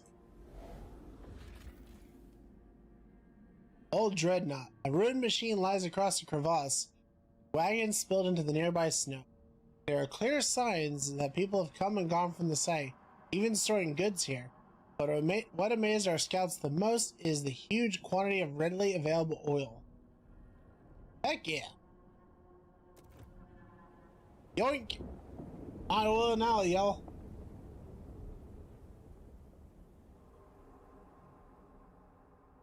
I like how we came back to the training mission too. This is the first map, like that you play on. Oil tombs, nomads. On the broken shore lies an old derelict dreadnought. It seems to have been upgraded to run on oil as it rests beside rich deposits. Perhaps the site was a refueling station? But deep in the black pools lie rows of frozen bodies, wrapped in shrouds and placed in the still wells. Our scouts shudder at the sight. These oil deposits would surely solve our fuel needs, but we would have to desecrate these graves to access all of them. What should our teams do?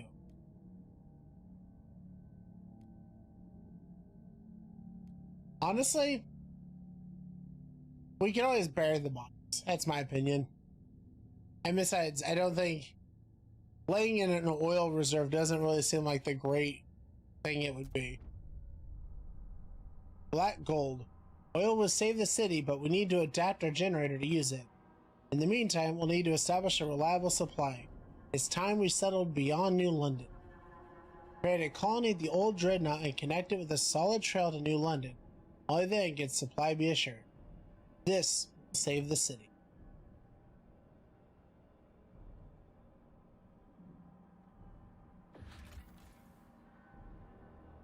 Okay. So now we need to start building some trails. Okay, start a trail from the panel of the element that requires it. Okay. Build a trail between any point you want to connect in the city. Alternatively, you can use existing connections and end the trail at any point of interest, for example, an outpost or another trail, as long as it still provides access to the city. Oh, okay. So basically, when I was trying to build a trail before,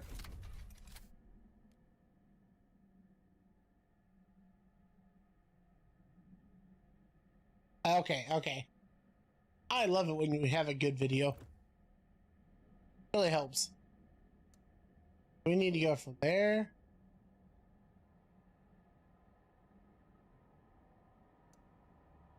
Oh, okay. So we do not, yeah, we don't have enough. Okay. Got it. Go back to the town for now. We'll have to wait.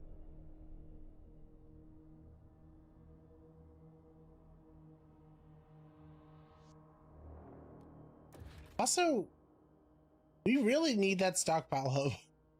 It's been getting pretty obnoxious here. We need 43 more heat stamps for that. I suppose in the meantime, we can just cut this down. Because, yeah, it's not doing anything.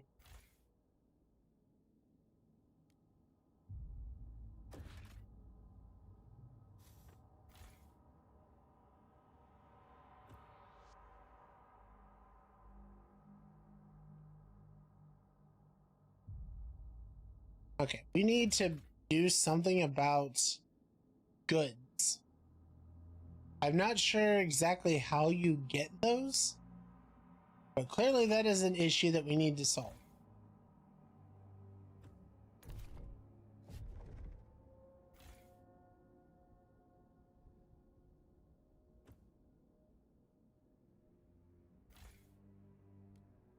High rise is done. Oh, we're still in pause. I was wondering why we weren't generating anything.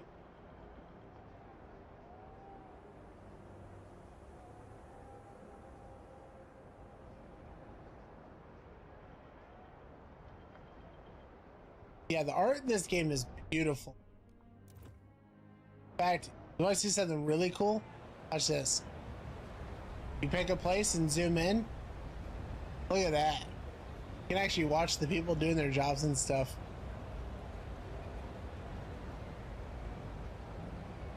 I love that you can do that in this game.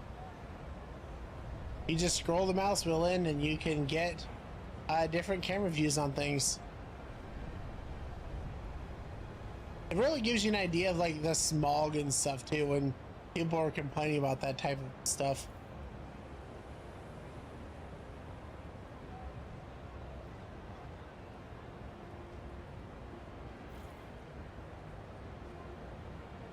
Okay, so that's going to increase squalor. We did that.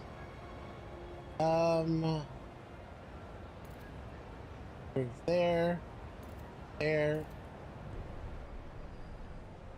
Make sure everybody's getting a nice place to.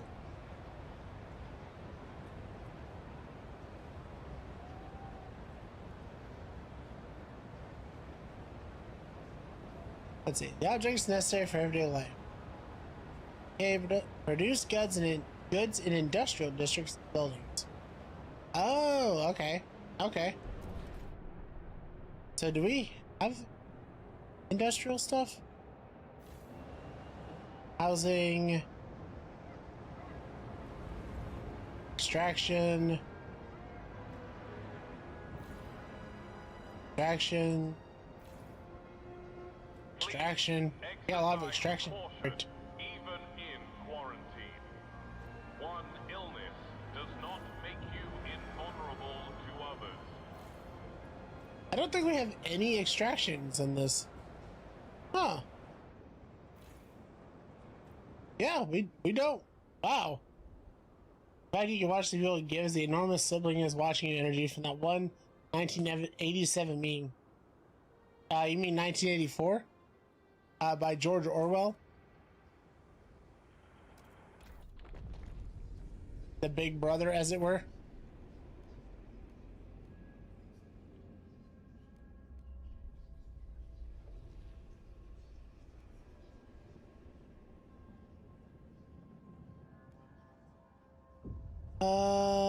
Let's see. I like that. The maintenance duty. All do maintenance. Unproductive do maintenance.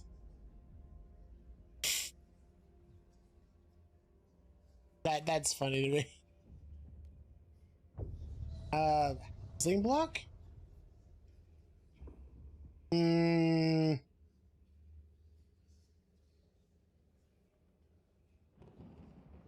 Requires more heat and okay. Now what we're trying to find, we're still looking for how to get more goods.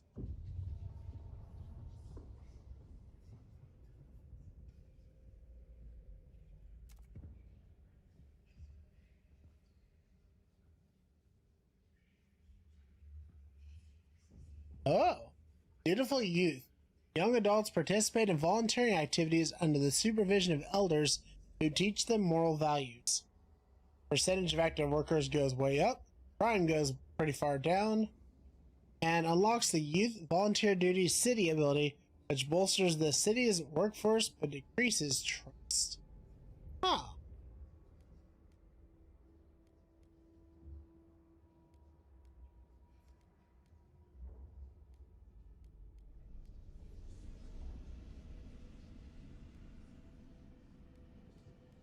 Yeah, I feel like oh, here we go. Goods factories. That's what I'm looking for. 100. Gotcha.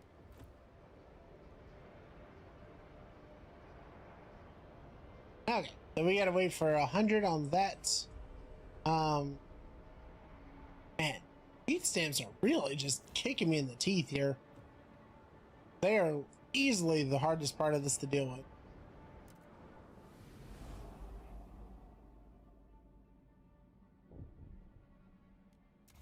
Okay, can we build a trail here? No.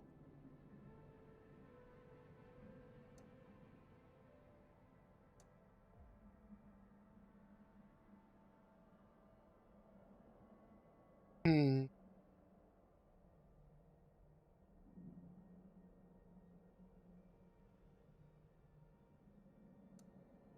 So okay. That's kind of annoying. Taught by the best at the teaching hospital. Stewart, a newly minted surgeon who trained at Dr. Morton's teaching hospital, has successfully performed an appendectomy, saving the life of a 9-year-old child. I take no credit, I learned from the best, said the surgeon modestly, the first of Dr. Morton's trainees to attempt the procedure. Heck yeah. Science.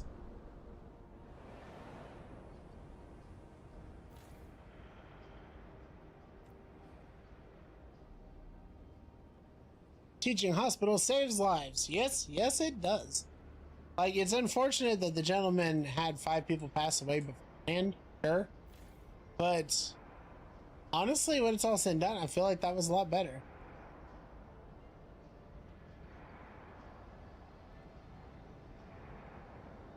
Let's see. Total output is 50. Yeah, we're gonna need more than that. That is definitely not enough.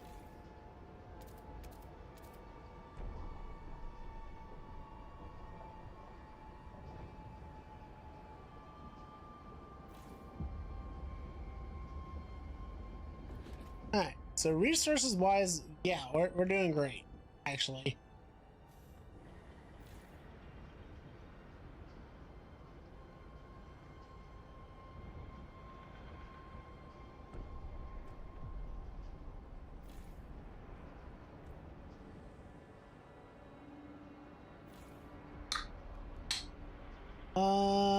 Okay.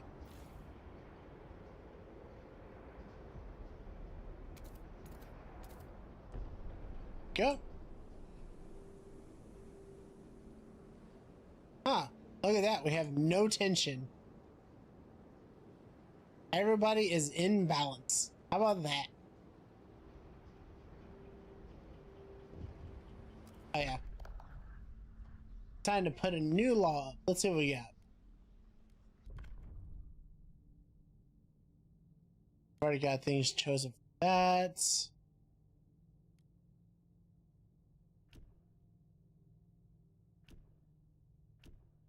Well.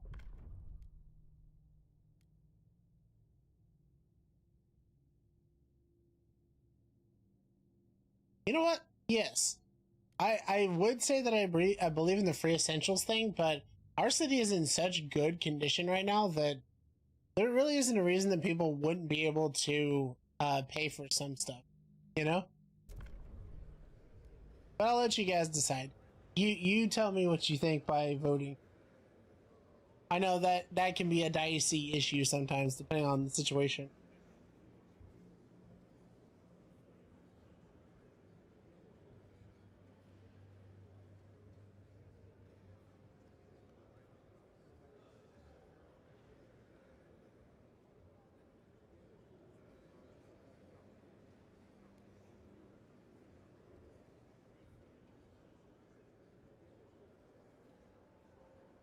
I'm conflicted. I mean, I understand that. I actually do, because on the one hand, giving goods to people that are like in need is important, but also being able to get more money to be able to generate better everything for the city makes everybody prosper. It's a very difficult needle to thread. This is definitely one of those laws that, like, if somebody came back later on during like a deep freeze or something, it was like, hey, we need to turn this law around, I probably would, honestly.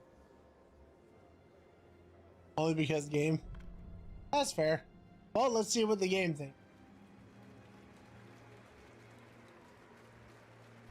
The delegates have spoken. It passed. The law takes effect.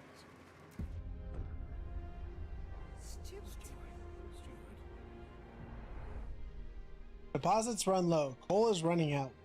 Steward, some of the coal deposits in this district will soon run out. The stalwarts and the New Londoners believe they can use explosives to access deeper veins of coal. What are the chips for? The computer chips? They're for redeems and stuff for the channel. If you're talking about on Twitch. You can do stuff like redeem. NANI? They're just kind of fun little things to do if you want to do something entertaining. One of my favorites.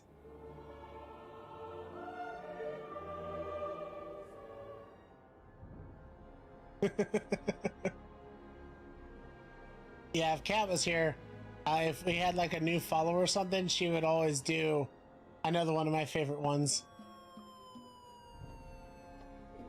Hello, everyone. How are It's you? the Funky Cat. Fine, thank you. Oh my god! I wish I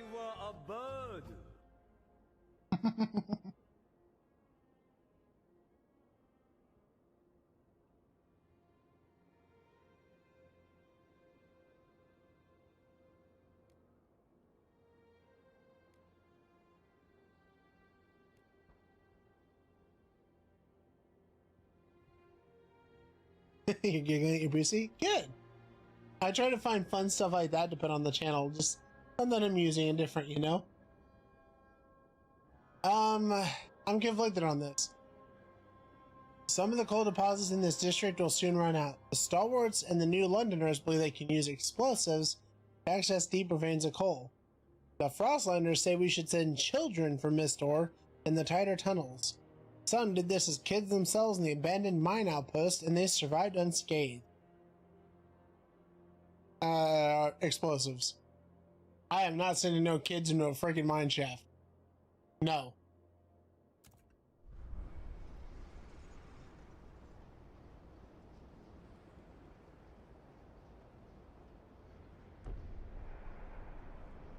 And this is nice. We're actually getting a good stockpile building up.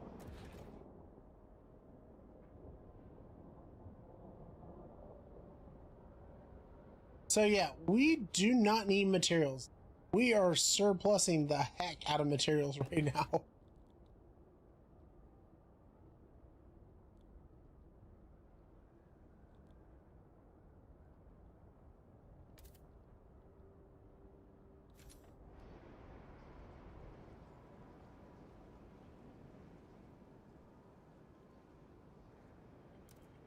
Okay, we got enough for some research. Tough decisions.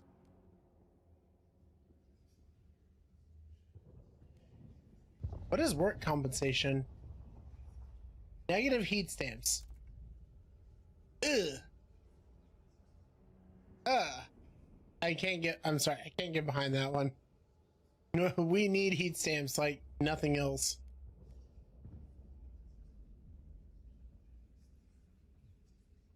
Work comp is like healthcare, isn't it? You know, when it comes to mine, that's what I would think of. There's different ones though, like efficiency bonuses. That's just for people. That's meritoriousness. And then equal pay is just that everybody should get the same pay. That's it.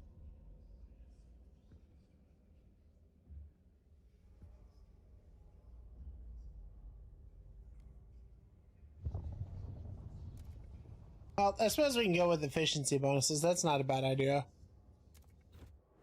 Yeah, work comp is, that's what I was thinking it was too until I read it. Then I was like, oh, wait a minute. That's not exactly how that goes.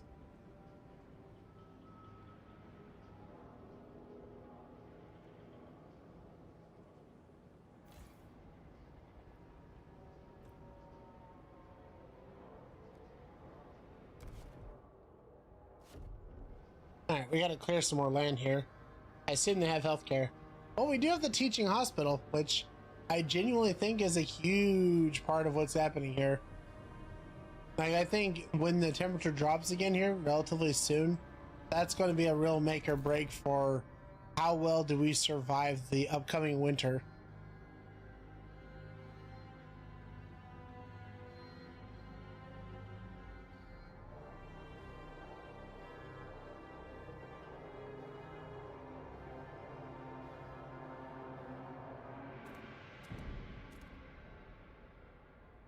What is this? Materials? Once again, materials is not a thing we need.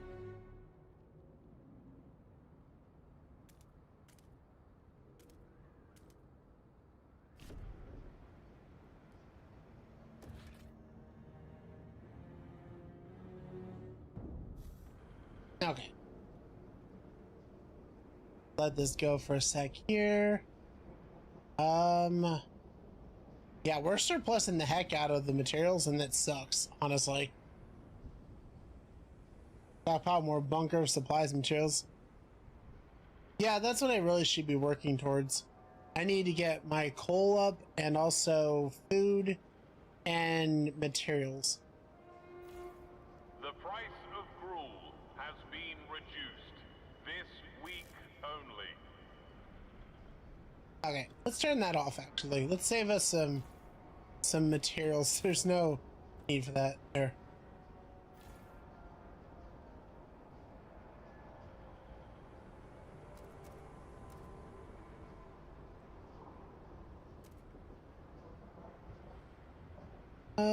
Yeah, let's do that for now.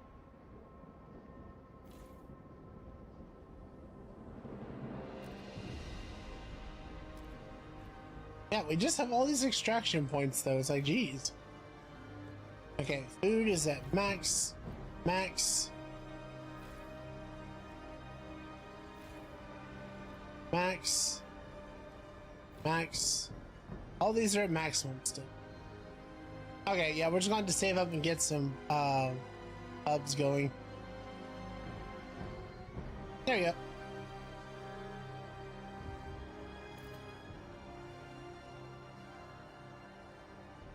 go. Okay. This already taken.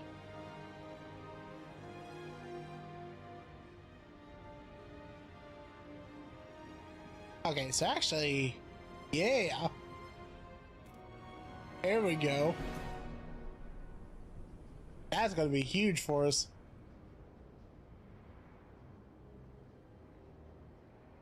The music reminded me of Dark Souls. Yeah, kinda. It kind of gives you that epicness, which, to be fair, the temperature is dropping down again. So that's gonna be ruthless.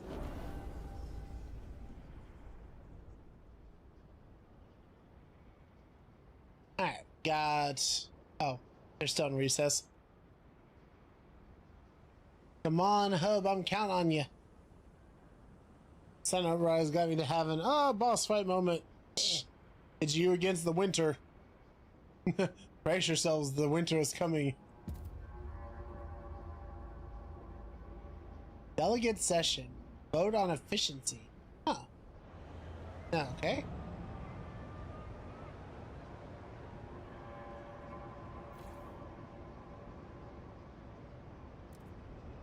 Alright, put that back to where it was.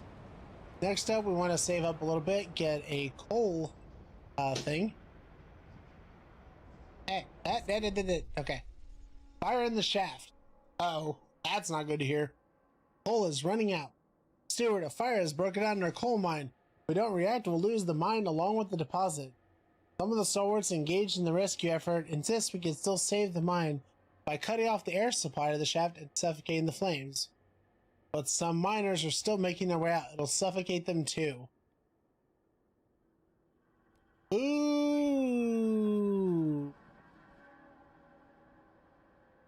Oh, man. Gotta be real. I hate it. But winter's coming. Save the deposit. My condolences to the family. 108 miners suffocated. Dang. Honor those who gave their lives in the mines. Man, feels bad.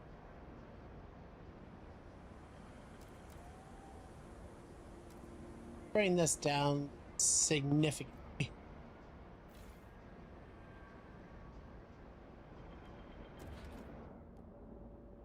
Alright, so dust coal mines, not the greatest thing. In fact, we're gonna go ahead and get rid of that. Besides, this coal mine's about dead anyway.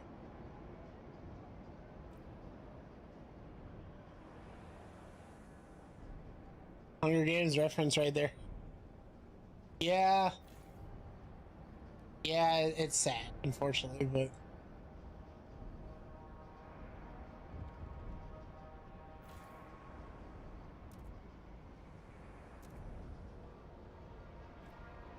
Okay. Got enough for another hub. Fuel stock. Yes. Oh, hold on, I got a Frostpunk. That. Wait. Cutthroat economy. Paid essentials. Steward, now that we're charging for essentials, some unemployed families are unable to afford basic necessities. Dang it. Work goes to the worthiest. If these people were passed up, it's their own damn fault. Should put in the work instead of expecting the city to solve their problems, claimed one stalwart delegate. Others are more measured and say we could provide them with a weekly allowance. If we can't offer them work, we will give them a budget. Up to them to use it wisely. That's fair. I'm all for that. Paid Essentials provides less heat stamp sync. That's okay. I will take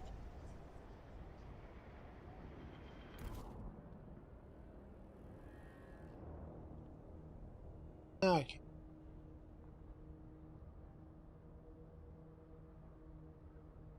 We need...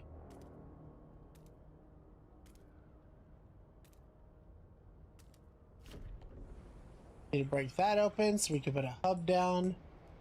While we're waiting though, we can put another hub down. Let's put... Wait. Heating hub. Heat demand in neighboring districts is decreased. Oh. I didn't know that was a thing.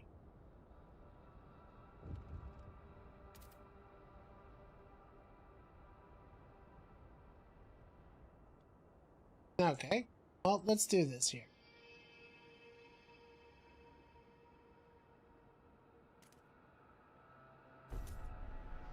Yo. What's up? Alan Hoover, 28, minor, missing his father. My father was a minor. He lifted twice as much as any man in Outpost 11, where that steel was our ticket to trade with the city, our ticket to survive. I'd rather dig one grave than 100, he'd say. I know if he had to make the call, he would have shut off the air himself. When I go down the shaft and past the spot where he died, I brushed the dark rock with my hand, knowing he'd be proud. Morbid, but I appreciate your level-headedness, actually. Heat stamps are the only recognized form of payment. Beware of scammers peddling alternate currencies. No, not the scammers. Not even in the winter hellscape can we get away from them.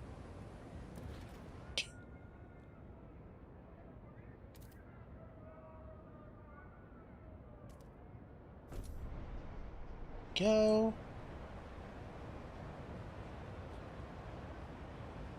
Okay. Yeah, we're looking pretty good here. We are stockpiling very nicely. We're out of goods. But then again, we've been out of goods for basically ever at this point. Hold on, Star Wars proposal schedule. Okay. What we got? What's on the table? There's I keep getting ads in French. YouTube does the same thing. Weird? Wait, you said you're in Canada, right? I wonder if they're incorrectly region locking you. I wonder. Work compensation efficiency bonuses. To encourage competition, the city will allocate special bonuses to the people who work the most efficiently. Okay. Production efficiency is slightly increased. That's pretty good in all ways, I would think. I can't see why that's a problem for anybody. It seems like a no-brainer, but feel free to weigh in real quick.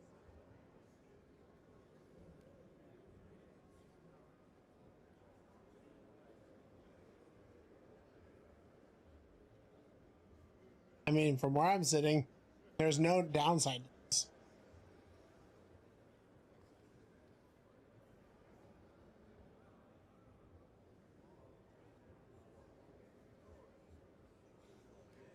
Okay, let's go and cast the vote and see where we end up here.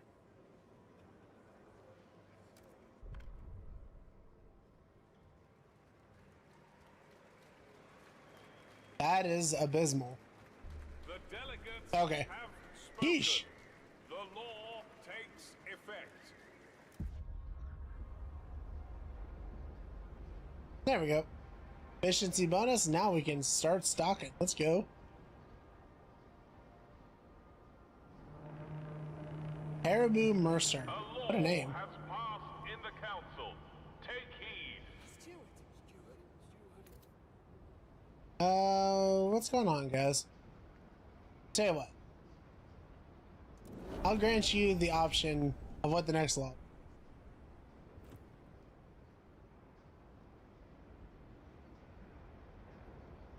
Okay, so we got a food hub, which is looking good. We got a materials hub.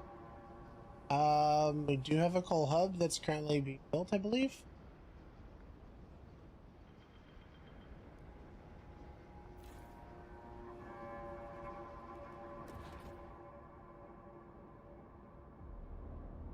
We need to get some more funds. There we go. Oh.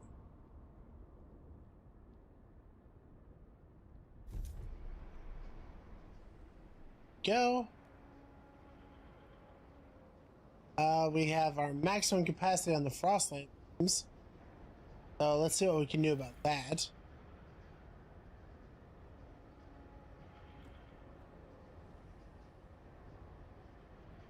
Ooh, it's about to get cold.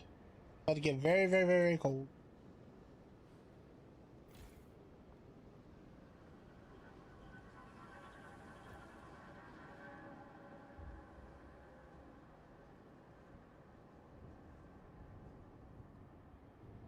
Gotta wait for some more materials to roll in here.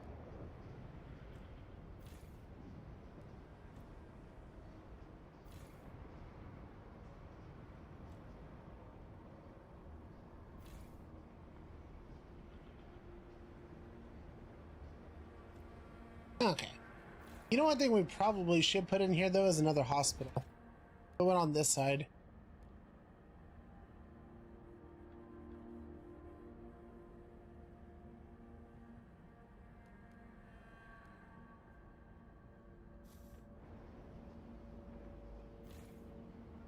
It's actually kind of funny. I didn't mean to even put the hospital on that side. I meant to put it on the side where all the industrial stuff was, but oops. Colder season, heat demand is increased. Colder temperatures. Take action.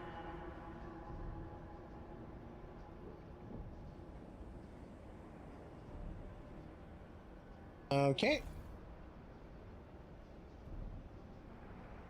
All left around New London. 69 weeks at current rate. My dude, we have a whole lot more coal than that.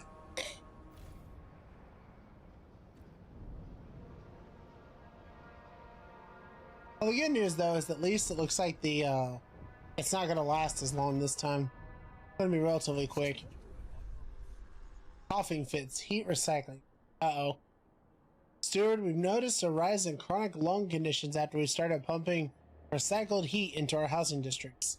Doctors suspect fumes from the industrial plants where the heat originates leak into people's homes. If this goes on, it can lead to bronchitis and even death, especially among the weakened and the elderly, said one physician. We could install filters to block the fumes, but this would reduce the amount of heat we recycle. What do you say? Yeah.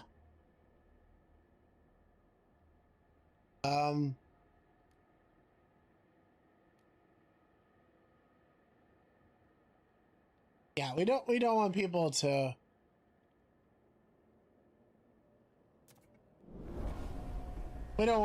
freaking die from like lung cancer and stuff. That's no good. Yeah, won't somebody think of the children and the elderly? In this case, the answer is yes. Go. Oh, that one seriously on its way out. So, we have any more coal deposits here? Any at all? It's kind of feeling like we don't. Way station. Ooh, iron vein. That's interesting. We do not have the.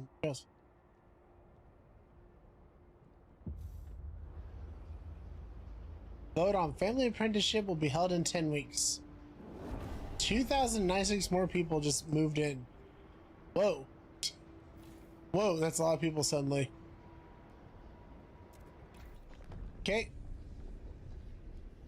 We are going to need to build some more houses here somehow.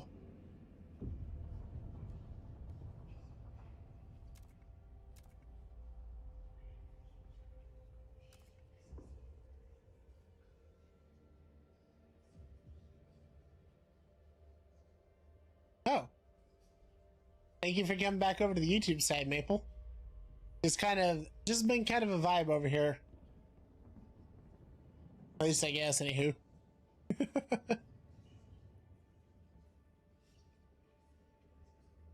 Okay, so the Pilgrims actually recommended this. Subsidized housing blocks. Housing, food, okay. Does require one heat stamp.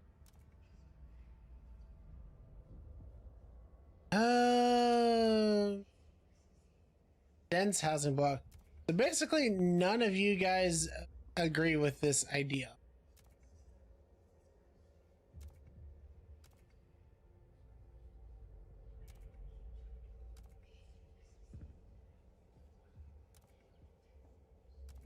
Okay, we'll go with this one.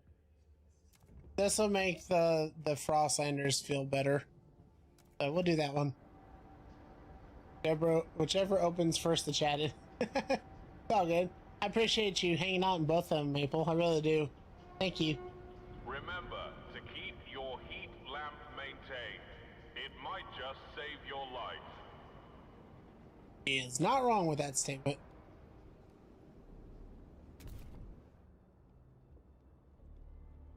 Okay. We need to get our way out to another waypoint.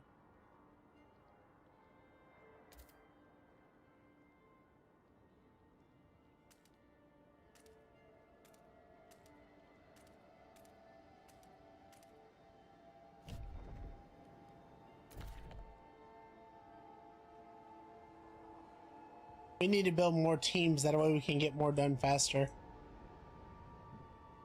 Another waypoint over here.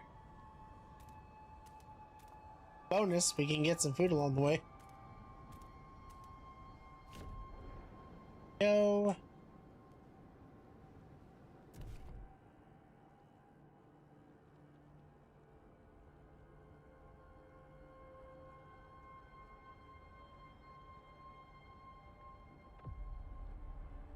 All right. Crime? Uh-oh. Crime increases your population. More people means more troublemakers. Lack of goods also intensifies the problem, as impoverished people will commit acts of crime out of desperation. Guard squads and satisfying demand for goods are main ways of combating crime. To strengthen those methods or provide new ones in the idea tree and the council. Okay. Crime also causes various recurring events, which include injuries, deaths, tension increase, or citizens joining factions out of desperation. That doesn't sound great. Okay, council. You're trying to change from mandatory school to childhood apprenticeship.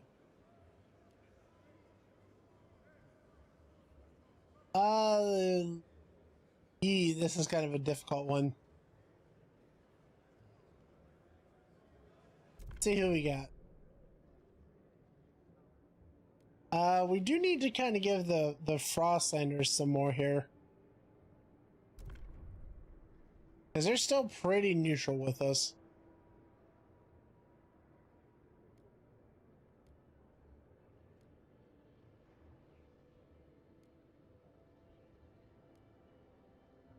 Recast Composites Factory.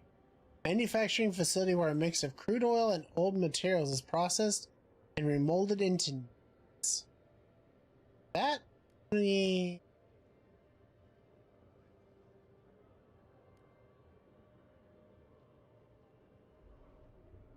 Yeah, I guess we'll do the coal mine.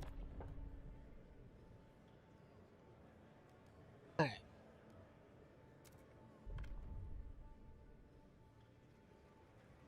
Here's hoping children don't have to go work into the farm. The eyes have it. Wait, what? Huh? Did I just... Take note. What? A new rule Hold on. enters into Hold on, we need to pause.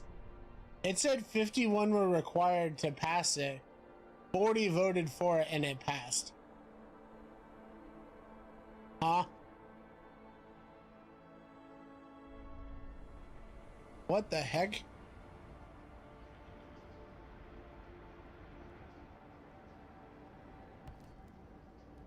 Maybe.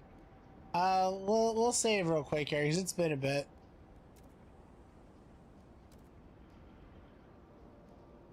I've got a theory here too. I'm wondering.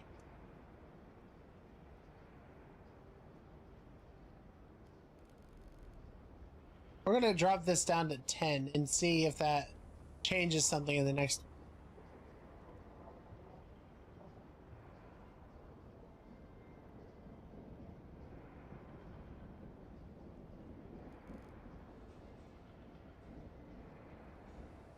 We'll put that at. Let's see. There. Next time we cast a vote, I want to keep an eye on that and see what happens.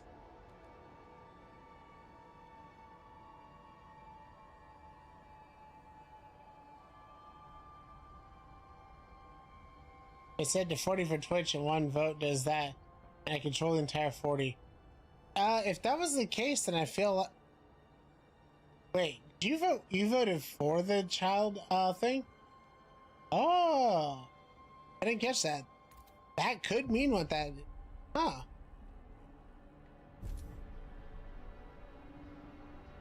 It's possible that 1 vote ended up equating to 40 there. I wouldn't have considered that, but... There's a chance.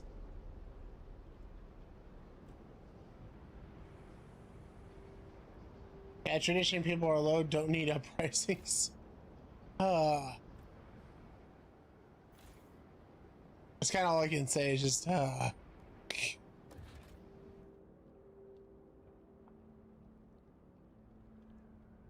more food stamps. Wow. Housing. You know what? I can't talk suddenly. Food stamps. That's what I meant to go for. How's the working experience for children? Yeah, I guess that's fair. Okay.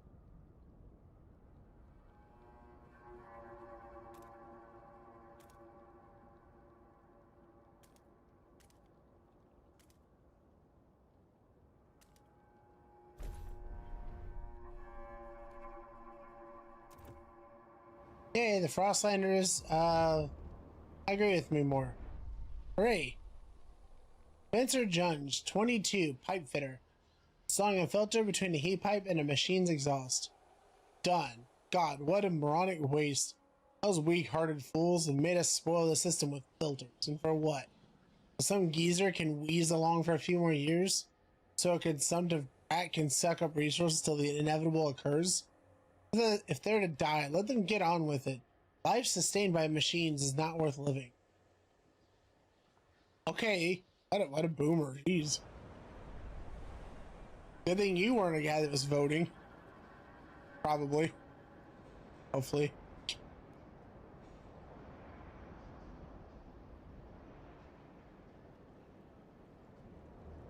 Okay. So we were building a frost path for a logistics district. That's right. Okay. Gotta wait a little bit for that.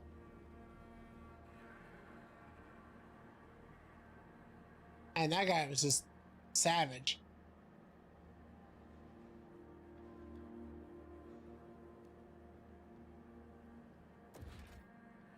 Logistics. Okay.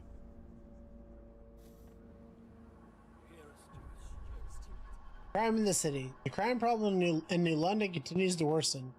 Scarcity of goods may drive people to acts of crime when they don't see other ways to obtain necessities.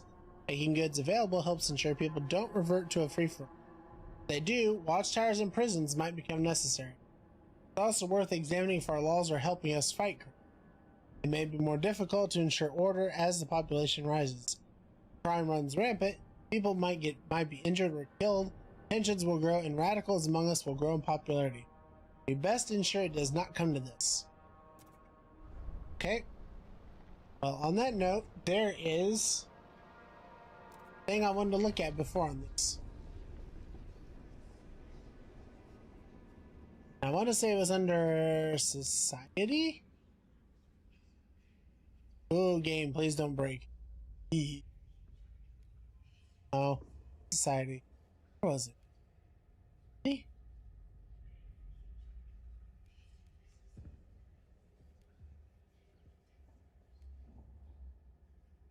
There it is. Goods factories. Requires 100. Okay. We'll chill out for that one and wait for it.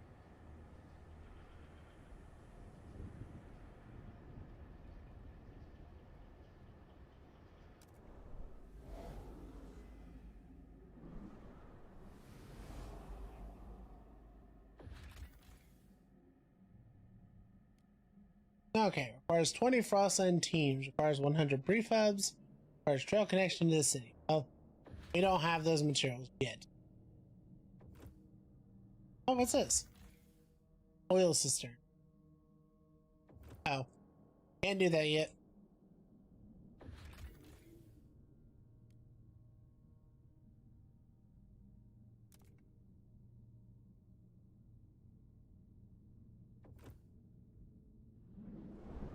Don't shield your apprentice from the dangerous aspects of your job.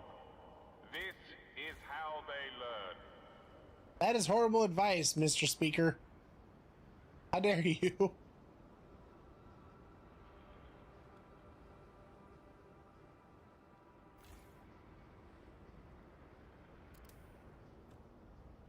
Okay. So, 10 out of 10 bad advice there. Well, I guess that's what happens when you want to just throw children into the mines. Is it's just a sink or swim mentality. As horrible as that is.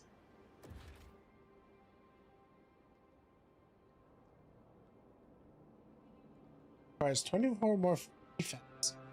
Wait.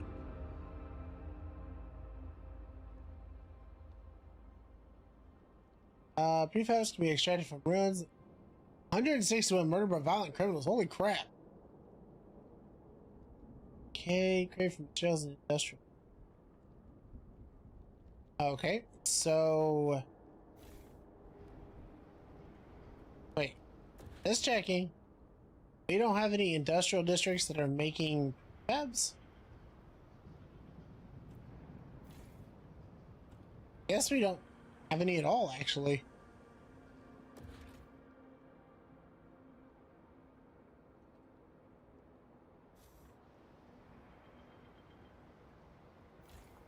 Okay, this here is done.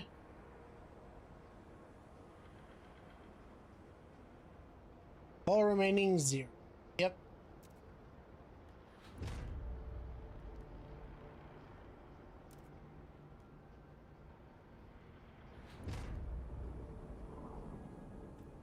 Okay.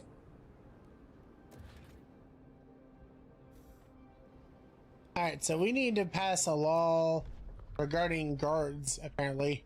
Like now.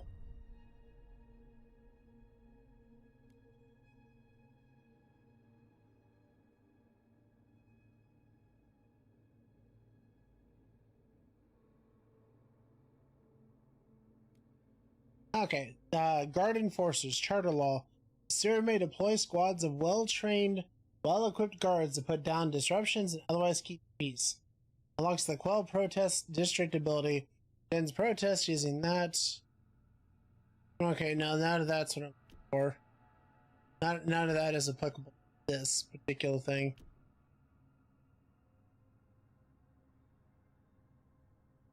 Isn't it kind of weird that we're missing some of these still? Guard immunity? No. That's just a straight up no.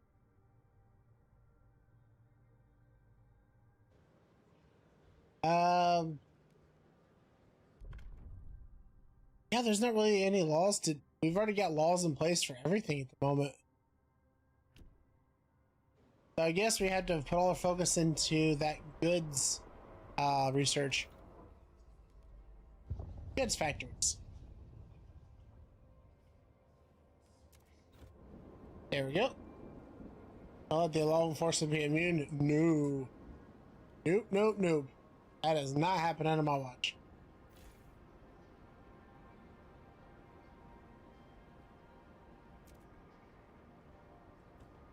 Okay. Let's increase efficiencies here.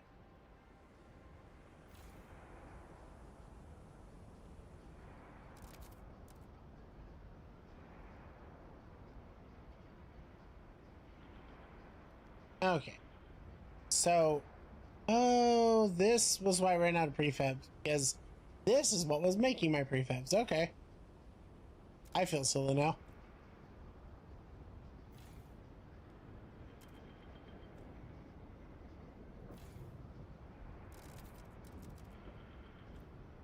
There you go. Let's crank all this up.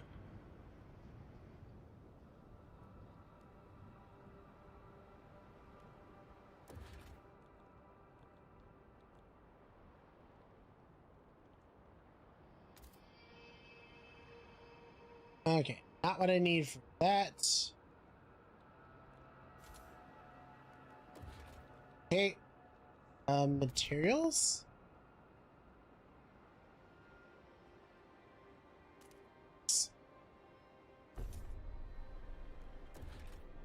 Stupid.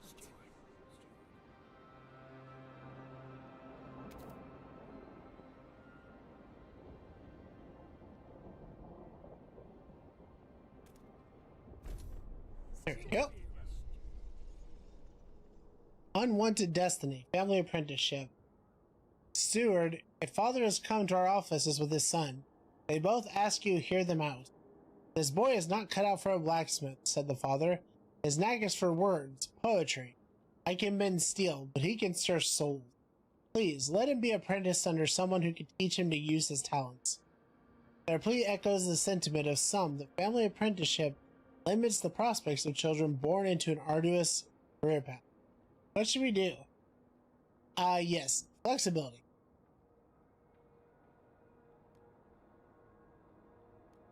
Because, yeah, you don't want somebody swinging a hammer that might swing a hammer and break their face or something. Like, that's a terrible, terrible idea. Wow. You're a disgrace. You're leaving your family's heritage. Oh, didn't want to be in that family anyway. Jeez. What a rude person. Okay, just a little bit more heat stamps so we can get more shelters. Welcome anyone willing to learn heat suits layering and showing methods. Well, that's interesting. Those are both under the same thing.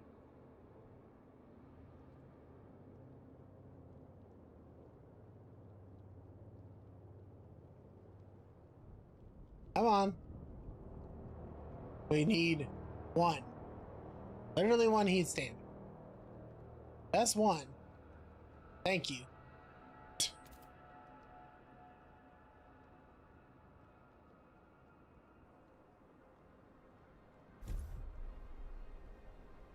Go.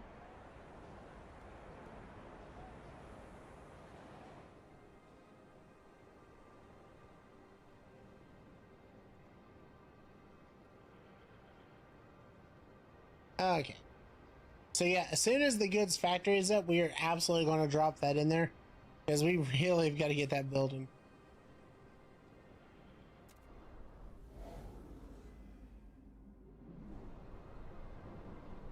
What's going on with you guys?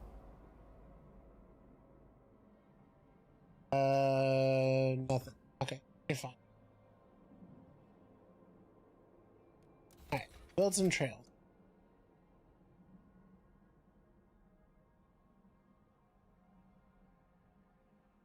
Wait, did we lose a team? Oh, right. I forgot I sent them over there. Okay. Fun fact, negative 40 Fahrenheit and calculus is the same. Hey, I say calculus. Celsius. Huh. Interesting. Let's see, this towering structure, old observatory. This towering structure often attracts outcasts and scavengers who would rather live together in cold isolation than follow the laws of New London. Settlement has been in decline since the collapse of the observation tower. Some may be willing to reconsider the situation and join us in the city. Okay, what's this one?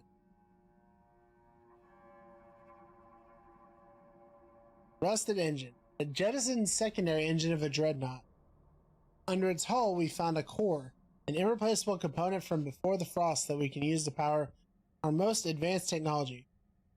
Fissures and ice suggest the dreadnought traveled to the frozen bay a long time ago.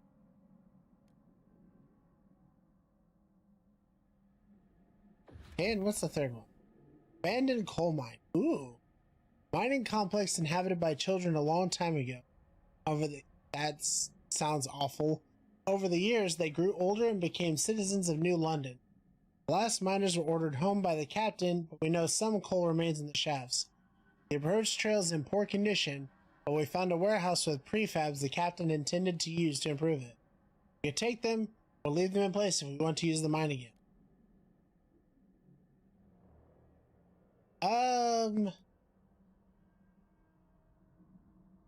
Yeah, no, I like this idea. We'll improve the trail to get there. Mining, let's see. Outpost here could increase our supply by 250 coal until its deposit of 448,000 coal is depleted. Cool. Build a trail or a sky.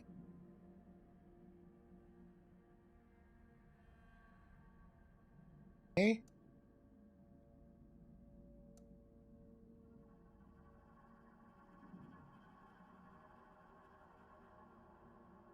This polka dot thing is kind of goofy.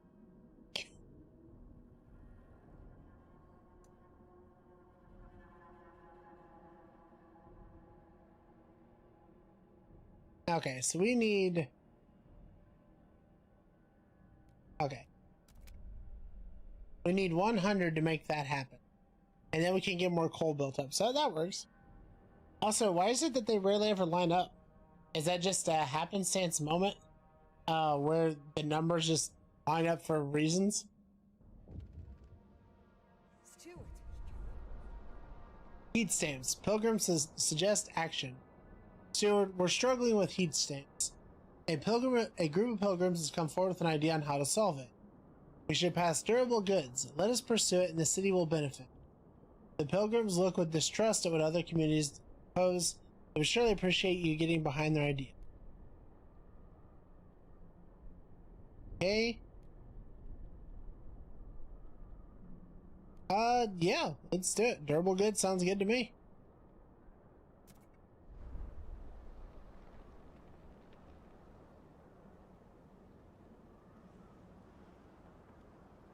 Just kind of waiting for resources to build up here.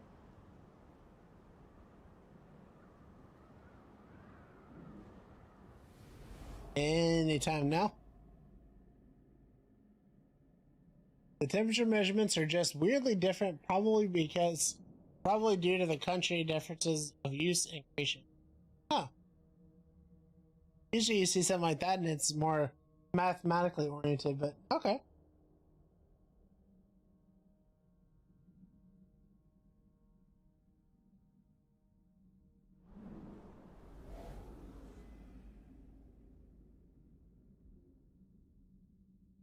Come on, come on.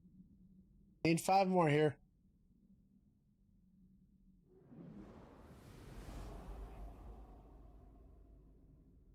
I'm just patiently waiting. Rather, impatiently waiting. There.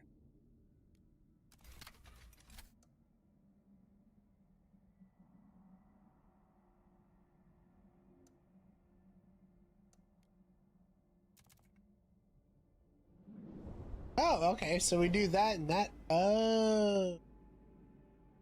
Oh, okay. So we need more teams to continue building that, but it's in progress. We're getting it. Cool.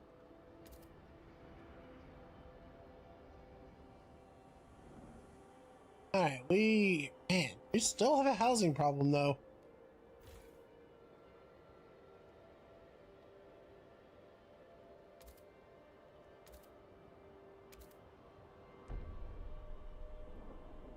We keep getting more and more people, and it's like, oh man, we're so close.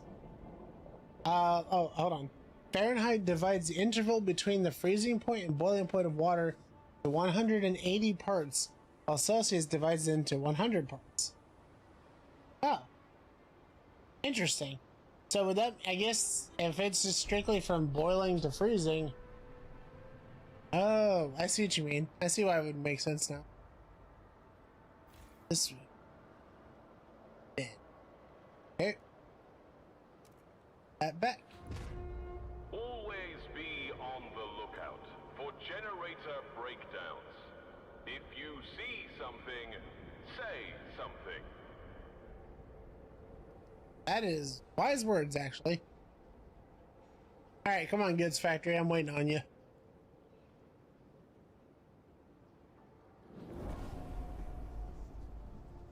All right, building upgrades. Councils for delegate. Yeah, we know that. So now we need to put up a law for the Goods Factory. Okay.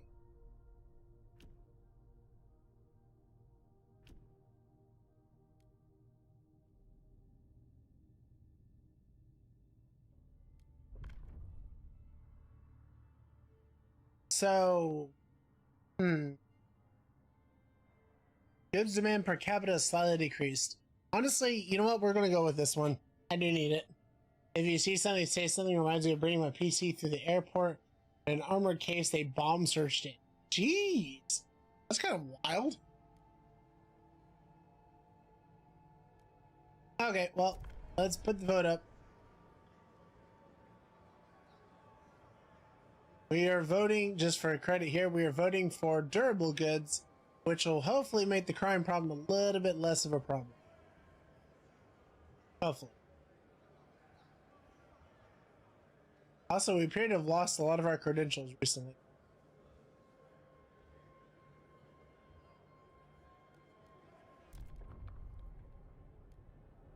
Alright, New Londoners, what can I do for you, buddy? What can we do? Heat dispatchers, synthetic composites. Is that the case I transport my parts in? I mean, yeah, if it's a solid case, why not? Tell you what, you guys get to pick the next one. How's that?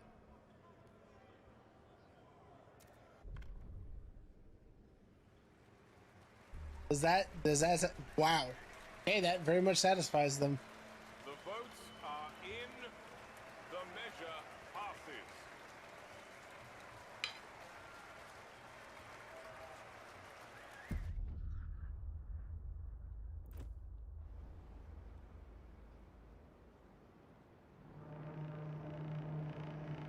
People Okay. of the city, your Industrial. council has voted. Furbished goods factory. Oh my god, that takes a lot of material.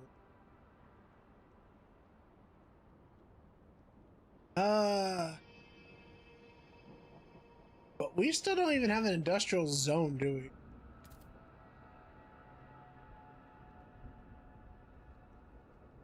Oh, hold on. The industrial zone, oh my god. The industrial zones don't have to be attached to it. I just now learned. The whole time, I've been wondering about that.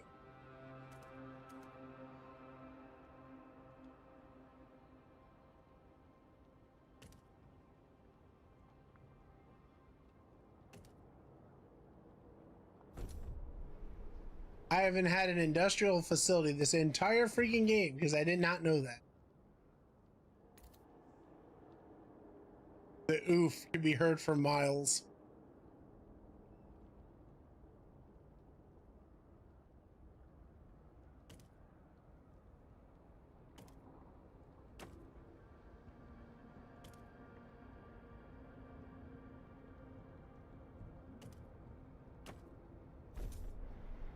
All right, well, let's get some industry building since I messed up pretty bad on that one. 160 murdered by a violent criminal. Oh.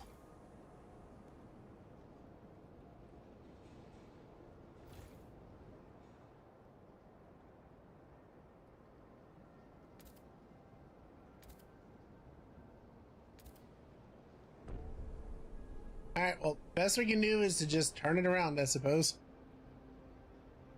On the other hand, I'm kind of impressed that we haven't had more people kill each other over the fact that we have not had things like toiletries. That's kind of impressive in a way.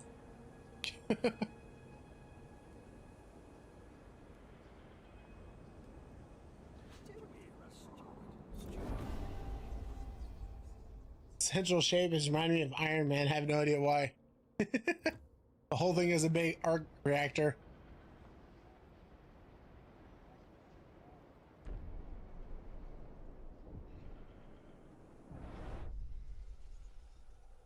Hiram Townsend, 39, trapper, sparing a baby seal. Sorry, little one. I had to take your mother. It was her time. But you're too small for my pal now. Would be ashamed to deprive you of your life for so little meat. Go on, back in the water with you. One day we'll meet again. And I'll spare your children as I've spared you today. Aww. That's actually kind of noble and sweet.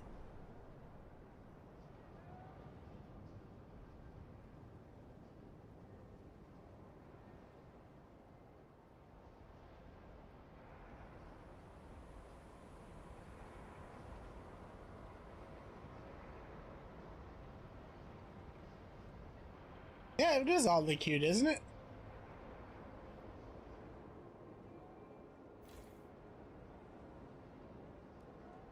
Okay. Let's see. Housing. No, it's anymore. Commands and requirements. Yeah. Thank you for pointing out to me how industrial works after I didn't do it this whole time. Oops.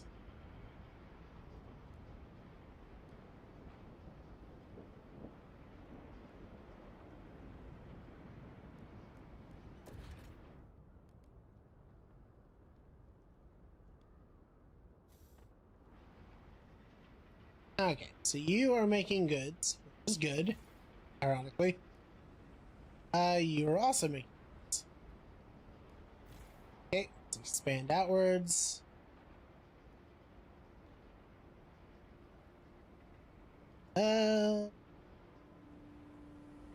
Why not put those down? Guess not.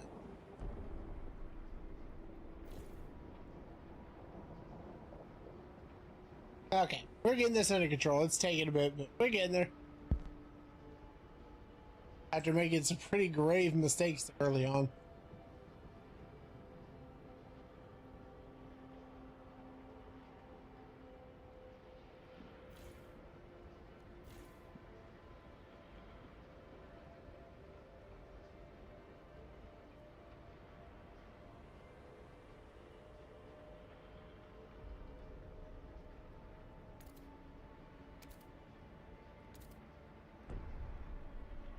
Go. Alright. Put those into place. We should be good. Whoa, we are going pretty hard on the coal all of a sudden. Uh-oh. I intended to buy this just because City Plenty is fun. This game really is fun. Like, genuinely. I've played Sims and stuff like that. I've played City Skylines, and I think having an external factor like the weather, which, by the way, at least on this level, is nowhere near as crazy as it was in the first game. On this level, but you can always adjust that.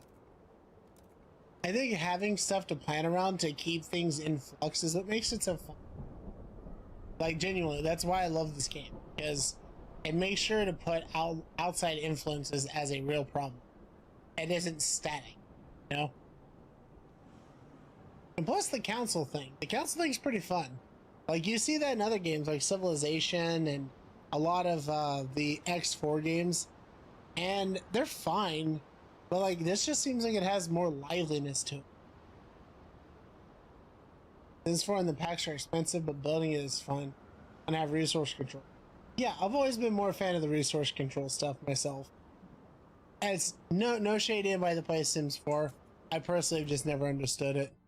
I think the closest I got to understanding Sims 4 was playing like Tamagotchi Life or whatever it's called. which is definitely not the same. Oh, fishing village is depleted.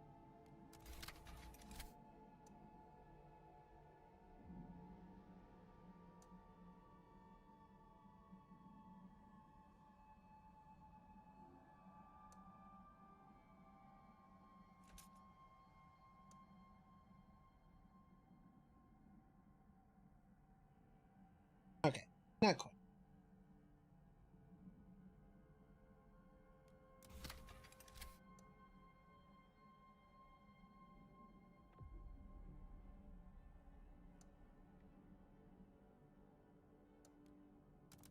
There we go. Now we're connecting things. Woo!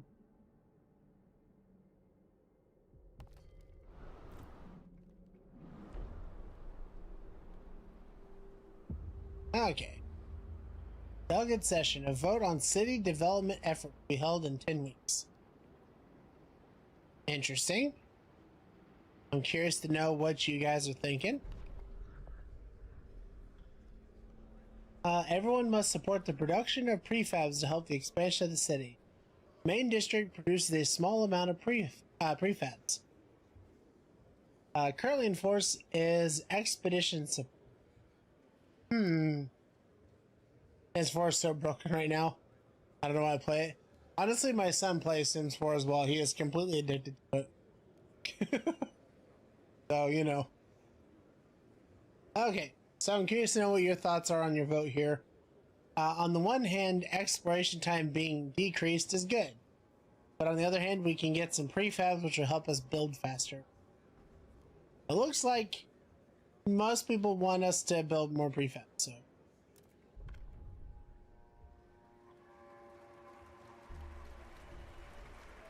Wow. Okay. 69.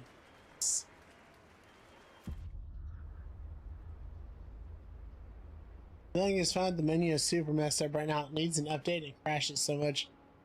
Well, I mean, it kind of makes sense because The Sims has like how many freaking things going for it now? The delegates have reached a decision.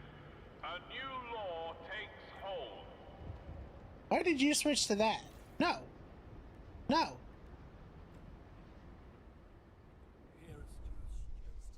Broken vow. Expedition support. Steward, the Frostlanders are furious that the expedition support law is no longer in force. They should remind you of the vow you swore to enact this law. Keeping this vow earned you significant goodwill with their members. Breaking it now has pushed them towards hostility. How do you respond?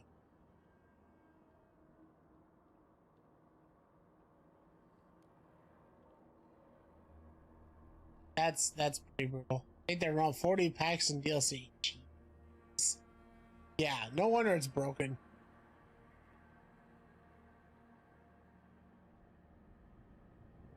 I don't know. Like, yeah, I kind of feel like we'll restore expedition support because the prefab thing, literally all it did was it screwed me over.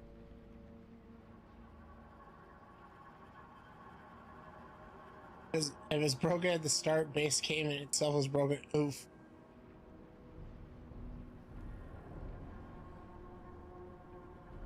Yeah, we're gonna get expedition support back on because honestly, we need them making this, not whatever that was.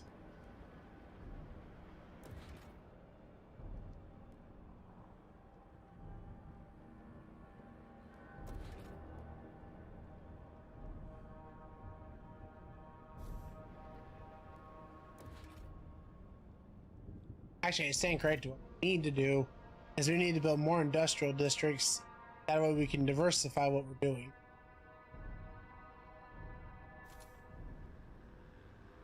Housing district. Okay.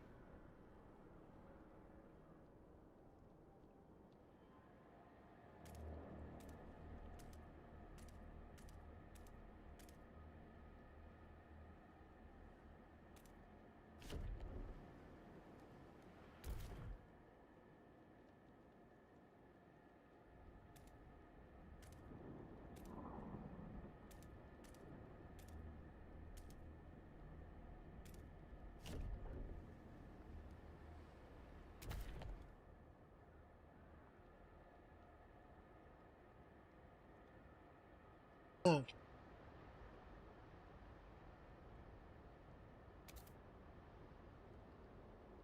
Oh, true. We can build houses out here. I forgot about that.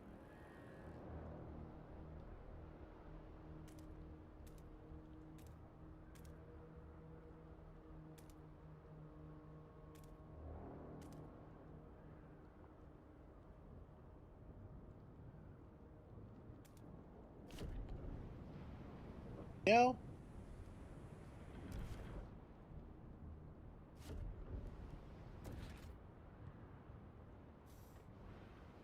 Okay, we're at -2 goods. I definitely take that.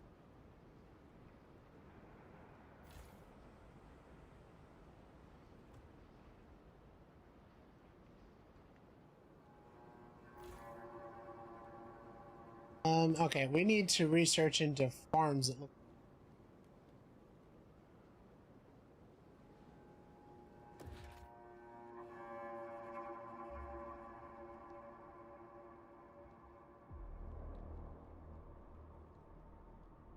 25 materials, 40 heat, requires 85 more prefab. Okay.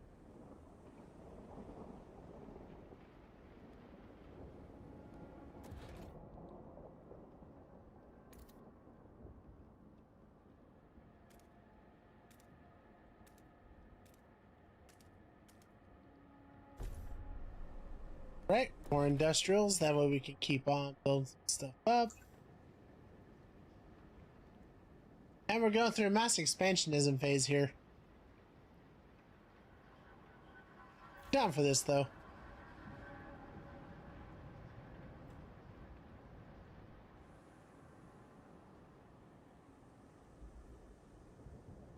I am a little bit worried about our food supply though. We are suddenly running short on that.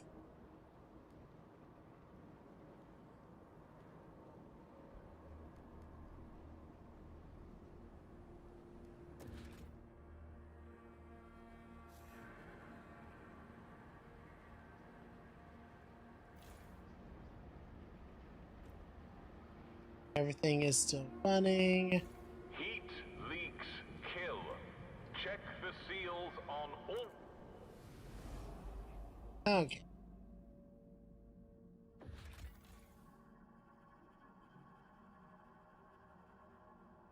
Okay, so that's giving us some coal, but that's not really that great.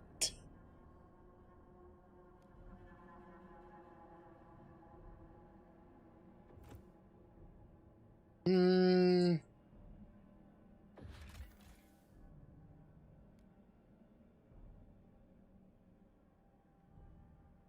Yeah, we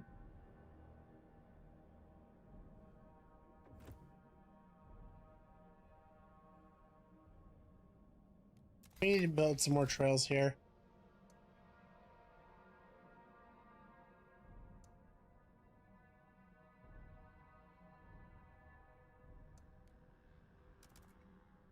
Go. Man, that's a long walk.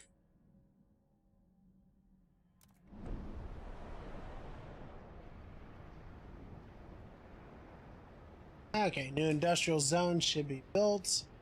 And we need to get that on prefabs like ASAP.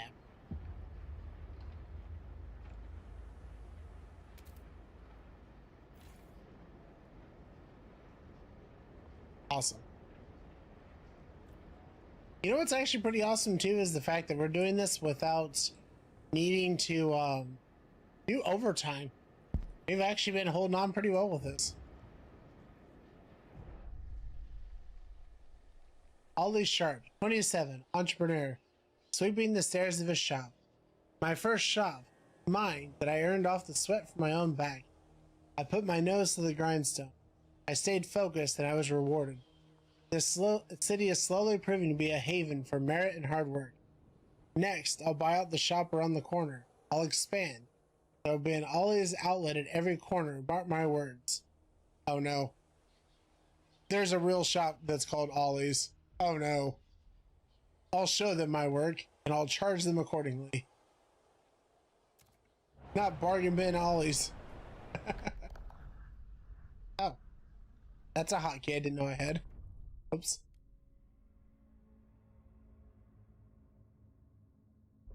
Okay. Yeah, no, we're putting this back on this side.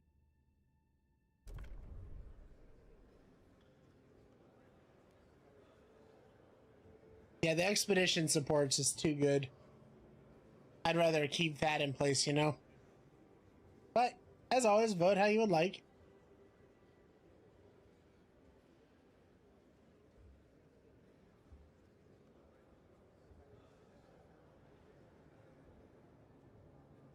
Man. Whew. Right? Let's see. The votes Okay. are in. The measure passes. Yay! There is no final design. Change the policy to another one, and then pass the previous one. I love that. Congratulations on the Steam achievement for People shilly of the shallying and not city, know where you're going. Your council has voted.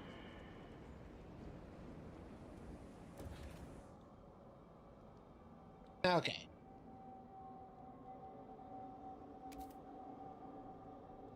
Yeah, we definitely need these housing blocks. So close to getting the our needs met. So close.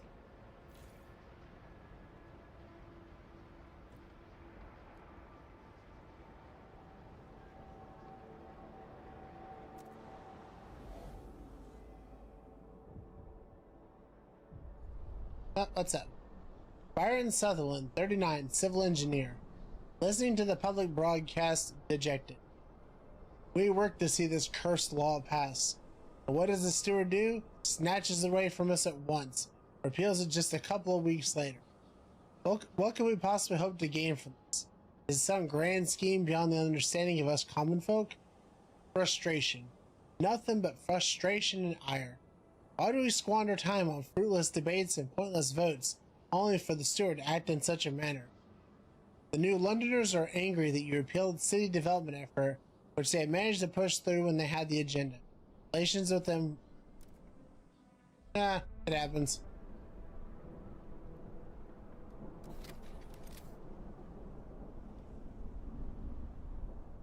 Okay, so we got a route from here to... there.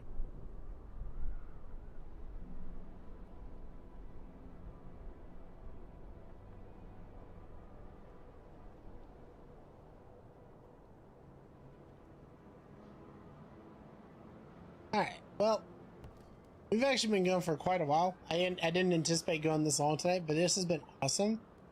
We're going to have an ad break that's rolling through here in a sec.